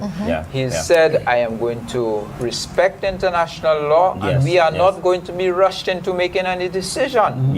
Right? And he has kept it at that stage for a significant amount of time. I don't know how long the decision has been made for him because it was Tobago. So I think by delaying the decision, it's worked for him. Also, what is key in the SLP's manifesto is this question of freedom of movement. All of this elderly, we're speaking about the aging population, is either two prescriptions: increase the pension age, right? Or increase the working age, rather, not the pension age, or migrate skilled labor into this country. And I think the free entry or the free movement of people within St. Lucia has to also be on the agenda as part of our own regional integration. I was very happy to see it included in the manifesto. And St. Vincent. So I see St. Lucia play a greater role within the integration movement. But you can only do that when you've tackled the endemic unemployment problems that you have, which this government has done. I mean, unemployment is now in single digits. Whether it feels comfortable enough that it has broken the back of unemployment, that it can now look to import labor is another story. I don't know that is a decision that yet Prime Minister Pierre believes that he has the ability to make. But certainly the similar. But in all of our talk, there some gaps. The St. Lucia Labour Party is in a good position. You're winning 16-1. What is the future of the United Workers' Party? That for me, that is a very important question. That's what I raised earlier. What is the future of the United Workers' Party? How does it pivot from Alan Shastley? Where does it pivot from Alan Shastley? That's a key point. It needs to look internally. From Alan Shastley. And I think it will. I mean, I don't see, even in the worst of scenarios, Prime Minister Bissessa was always 3 or 4 seats away, which gave her illegitimacy. There's no way on God's green earth that you've essentially done worse than you did the last election. Significantly worse. That you hold on to the position of power. So I think it has to look internally. It has to look, I guess, to its base, if that still exists. It still exists. Because people may argue, fine. It requires. It has to look, but again, the problem then will be the right leader that is able to galvanize a base of support, which is not possibly an imported person from somewhere that may not be a traditional unifier of the United Workers' Party. I don't think an imported solution works in this instance. It may or it may not, time will tell, but I just don't think, and neither am I, and I'm not officially advising or unofficially advising the United Workers' Party at this time. They do need some advice. Alpha Baptist is now leading by 1,747 votes. 1,747. Alpha has 2237. Laura has 490. That's a big margin. Alpha has 82% share of the vote, with only 2 boxes remaining. You see that margin in the Beaufort and Library? Danny Butcher with all boxes. Danny Butcher has 75% of the vote. He is won by 2,419 votes. What percentage of the vote did Kenny Anthony have last election? What did Kenny have? I think he increased his position. He did. He dedefinitely increased his position, but certainly not in the 75% range. Nowhere near. 1,563 I have. is how much he won by, and this time Danny Butcher 2,419 so far. Thereabouts. Yeah. Castle Southeast, what was the percentage last time? Southeast? No, we vote. We vote South. Yeah. What did Kenny Anthony win by? 1,500. No, the percentage. The percentage, 45% margin, and this time it's 50%. Okay. I don't know if I'm computing it exactly as you're doing it. I'm looking more at swing, right? No more Lisa Yeah, I've not Southeast. been able to get There's been no update to Southeast or to Denver 44th or South. 46. She's just been officially declared. Yes, she has. Yes, Yes, she by has. 1,043 votes. So we could run. So can I do this one? Since we take it, we taking claim. So we can officially declare the Castries South East seat for Lisa Joa here, receiving 4,084 votes to Guy Joseph's 3,041, ahead by 1,043, significantly increasing the margin obtained prior by Joachim Henry. With two boxes still to With come. 2 boxes left, so we don't know also what. Second successive defeat for Guy Joseph. But not just that, the campaign ran against Lisa was a nasty campaign. Yeah, it was. And I think it touched on so many things that the public does not want. And I want that to be a message for any potential campaign moving forward. We do not want this kind of campaigning that attacks so viciously, especially a newcomer into the political arena, going into personal lives and attacking someone so viciously without any kind of real merit on the substantive issues that matter. Right. Another part that happened, not just at the constituency level, at the national level, the politics of conservative religious talk also rub people the wrong way. And I don't think that the opposition took note of that. One instance was the controversy surrounding celebrations of the church and the Jubilee and who did what. The UWP took a preemptive move of putting forward a press release that was flawed with several inaccuracies in it, and it was so clear they had reneged on a firm decision made with the Archbishop. It was accusatory. What does that say for what you will, how you will govern? And divisive. As a Christian party. There was also a proposal made by Guy Joseph on the platform surrounding the Adventist Church, which was also questionable because while it is no one would ever disagree with supporting building our denominational schools that make a valuable contribution, his policy actually is in contradiction to what their own policy is about, remaining separate from church and state. Right. And we also know that in that particular Castries South East Basin, you have a large percentage of Adventist voters too. So these are factors that the base did not like. These kinds of attacks, again, we saw it with Joachim Henry, the attacks on his family, and how that did not resonate with individuals. The attacks on Lisa, they were relentless, they did not stop, they were not issue-based as to what were you going to come into do different. They did not work. They did not work. And that's the most important thing, they did not work. So they did not work. It didn't. People rejected it, Paul by it, and it didn't work at all. Maybe you could reach out to the electoral office. We're asking our production team to reach out to the electoral office at Parliament for the word on Denry South. But Teddy, there's something else though. I mean, I spoke to a few United Workers' Party supporters and people pretty well connected in the UWP in the weeks and particularly the last week leading to this election. And there was a quiet confidence that there appeared to still be a path to victory for the United Workers' Party. And, you know, I could not understand it because everything I was seeing, not just the momentum, but in making contact with people within the St. Lucia Labour Party and how they were seeing things within their respective constituencies. I didn't see this result, but I saw something close to this result. You know, and the talk that you heard from Labour early on about 17 not, people started dismissing it, but it was clearly on the cards. And I couldn't, how is it that the Labour Party is saying 17 not and it believes that this election is not in doubt? And you have people in the United Workers' Party who still tell you, boy, I can see a 10-7, I can see a nightmare scenario, 8-8-1, I can see, you even heard a few saying 14-3, I'm saying, okay, so there's something going on. So is it that they are trying to portray a brave face? And I spoke to one or two people, Raisa, who should not be talking that way to me. So this is not like you're talking to the public and you're trying to convince them that one thing that must be clear, two factors actually. To support the leadership of Alan Chastney was to enter into his own reality. And reality distortion field. And many people entered into a reality that was not St. Lucia's reality. And like I said, when I heard some of the commentary by supporters, again, persons that I respect, I actually asked, is this St. Lucia West Indies or St. Lucia South Africa? Because this was completely Why did different. you pick South Africa? Because there's a St. Lucia South Africa. South Africa. There is Australia. In Australia. Yes.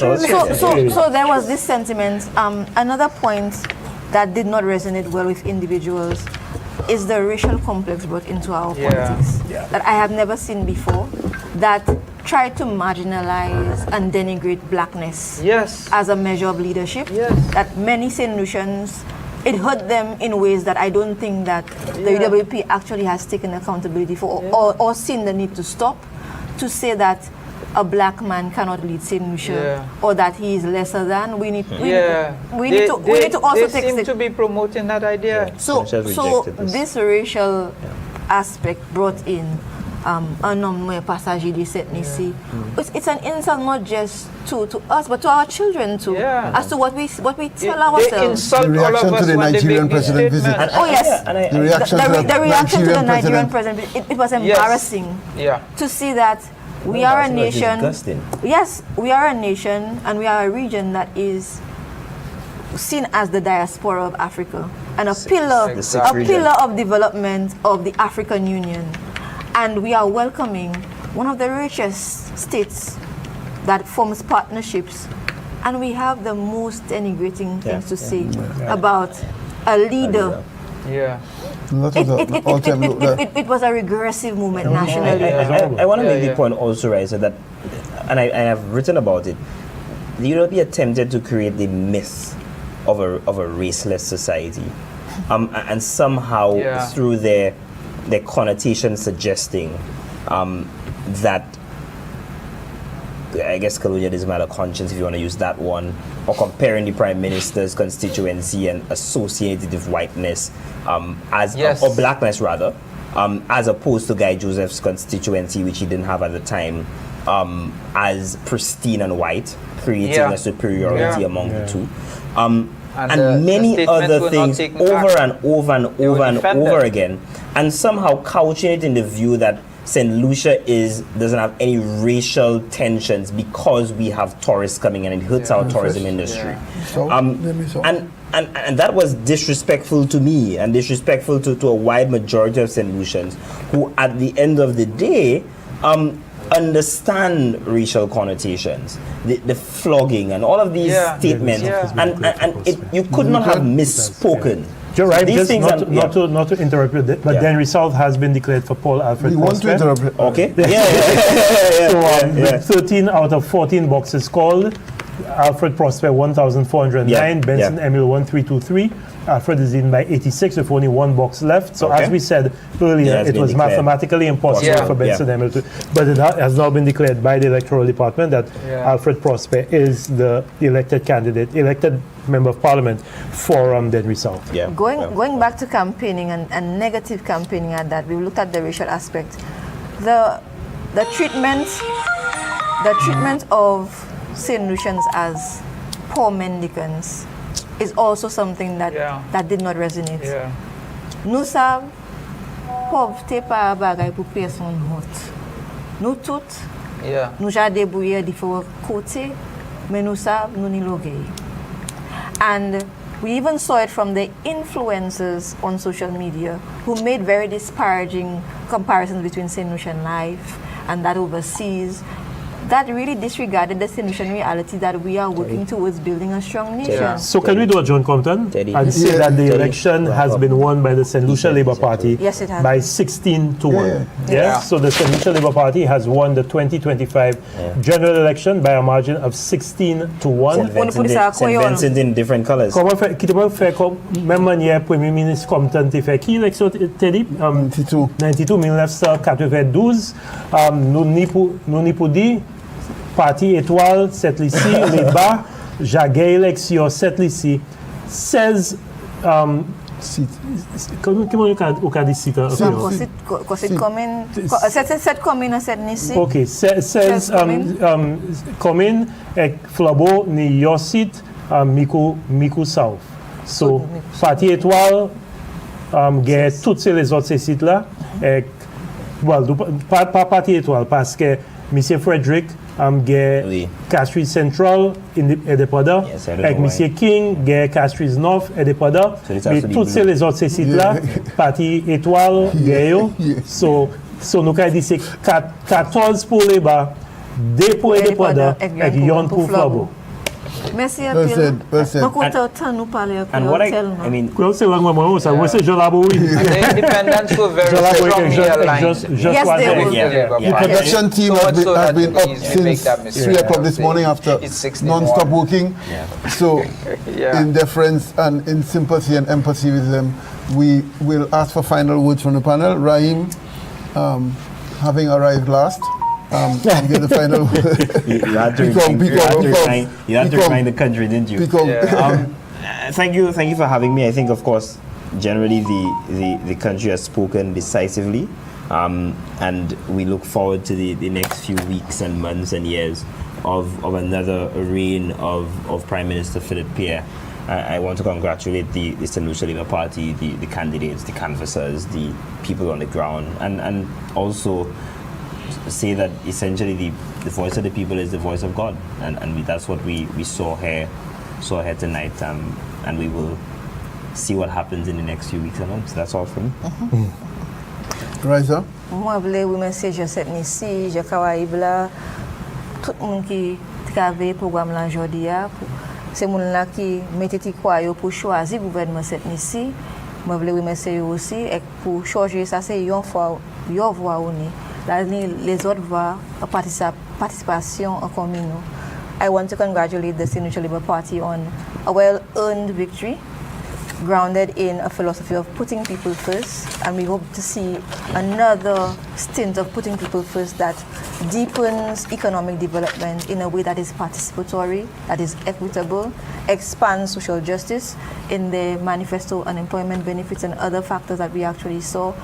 A caring economy of caring for our elderly. We know we have an aging population, stronger growth in cultural development and education, and responsiveness to people. When you listen to people and you build formative relationships, they last.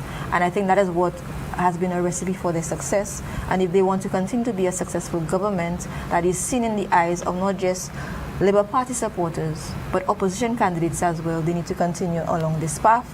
We want to congratulate Philip Joseph Pierre and his team, and also those persons within the communities that form the basis. Your base matters in terms of building good relationships, strengthening your constituency council so that they can work and function properly. And we want to thank the people of St. Lucia and to remind them that this is their government and they are responsible for keeping them accountable. Jimmy and then Edwin. OK, moi, je voulais d'accord avec tout le race dire créole. So, but seriously though, my first election night, general election night, was in 1997. And I distinctly remember that. Teddy, you were there. And we called a 16-1 victory for the St. Lucia Labour Party in 1997. It's almost full circle that, 28 years later, I'm here to call another 16-1 election victory for the St. Lucia Labour Party.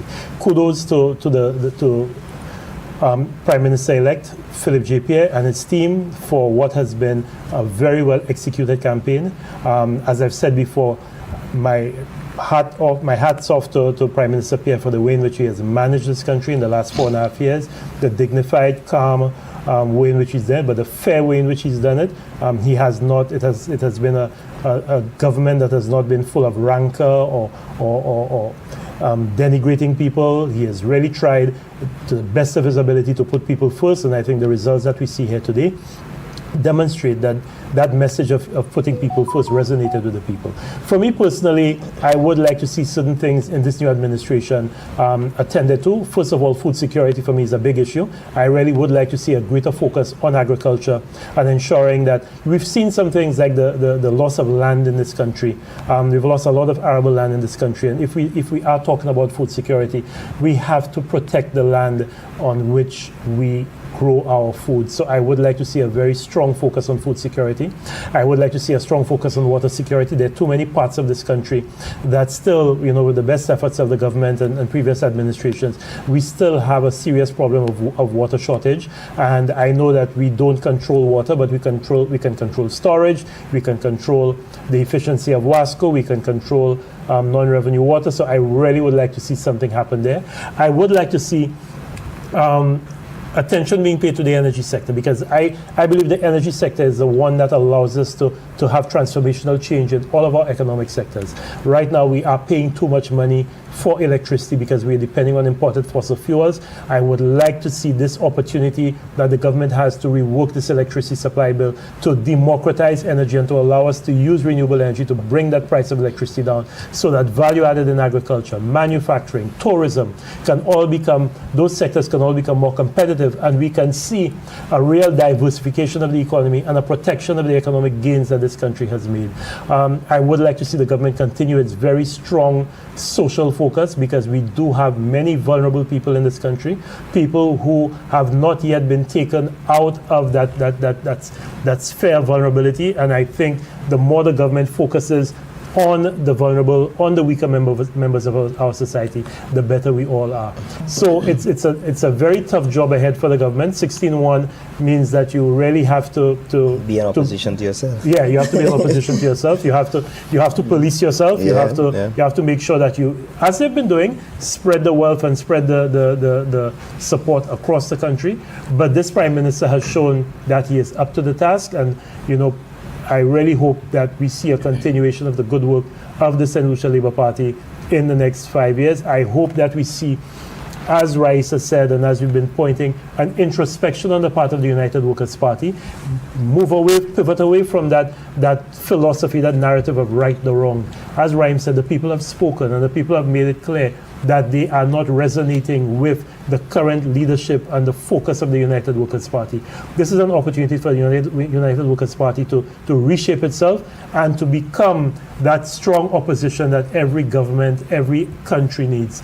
But today, the people have spoken, and the people have spoken very loudly, very decisively, very clearly. And I want to thank the people of St. Lucia for conducting this campaign in a very calm, safe, and dignified manner. And let's remember that we now have a government. There's something that has bothered me for the last 10, 15 years, that campaigning continues or restarts the day after an election. 5 years.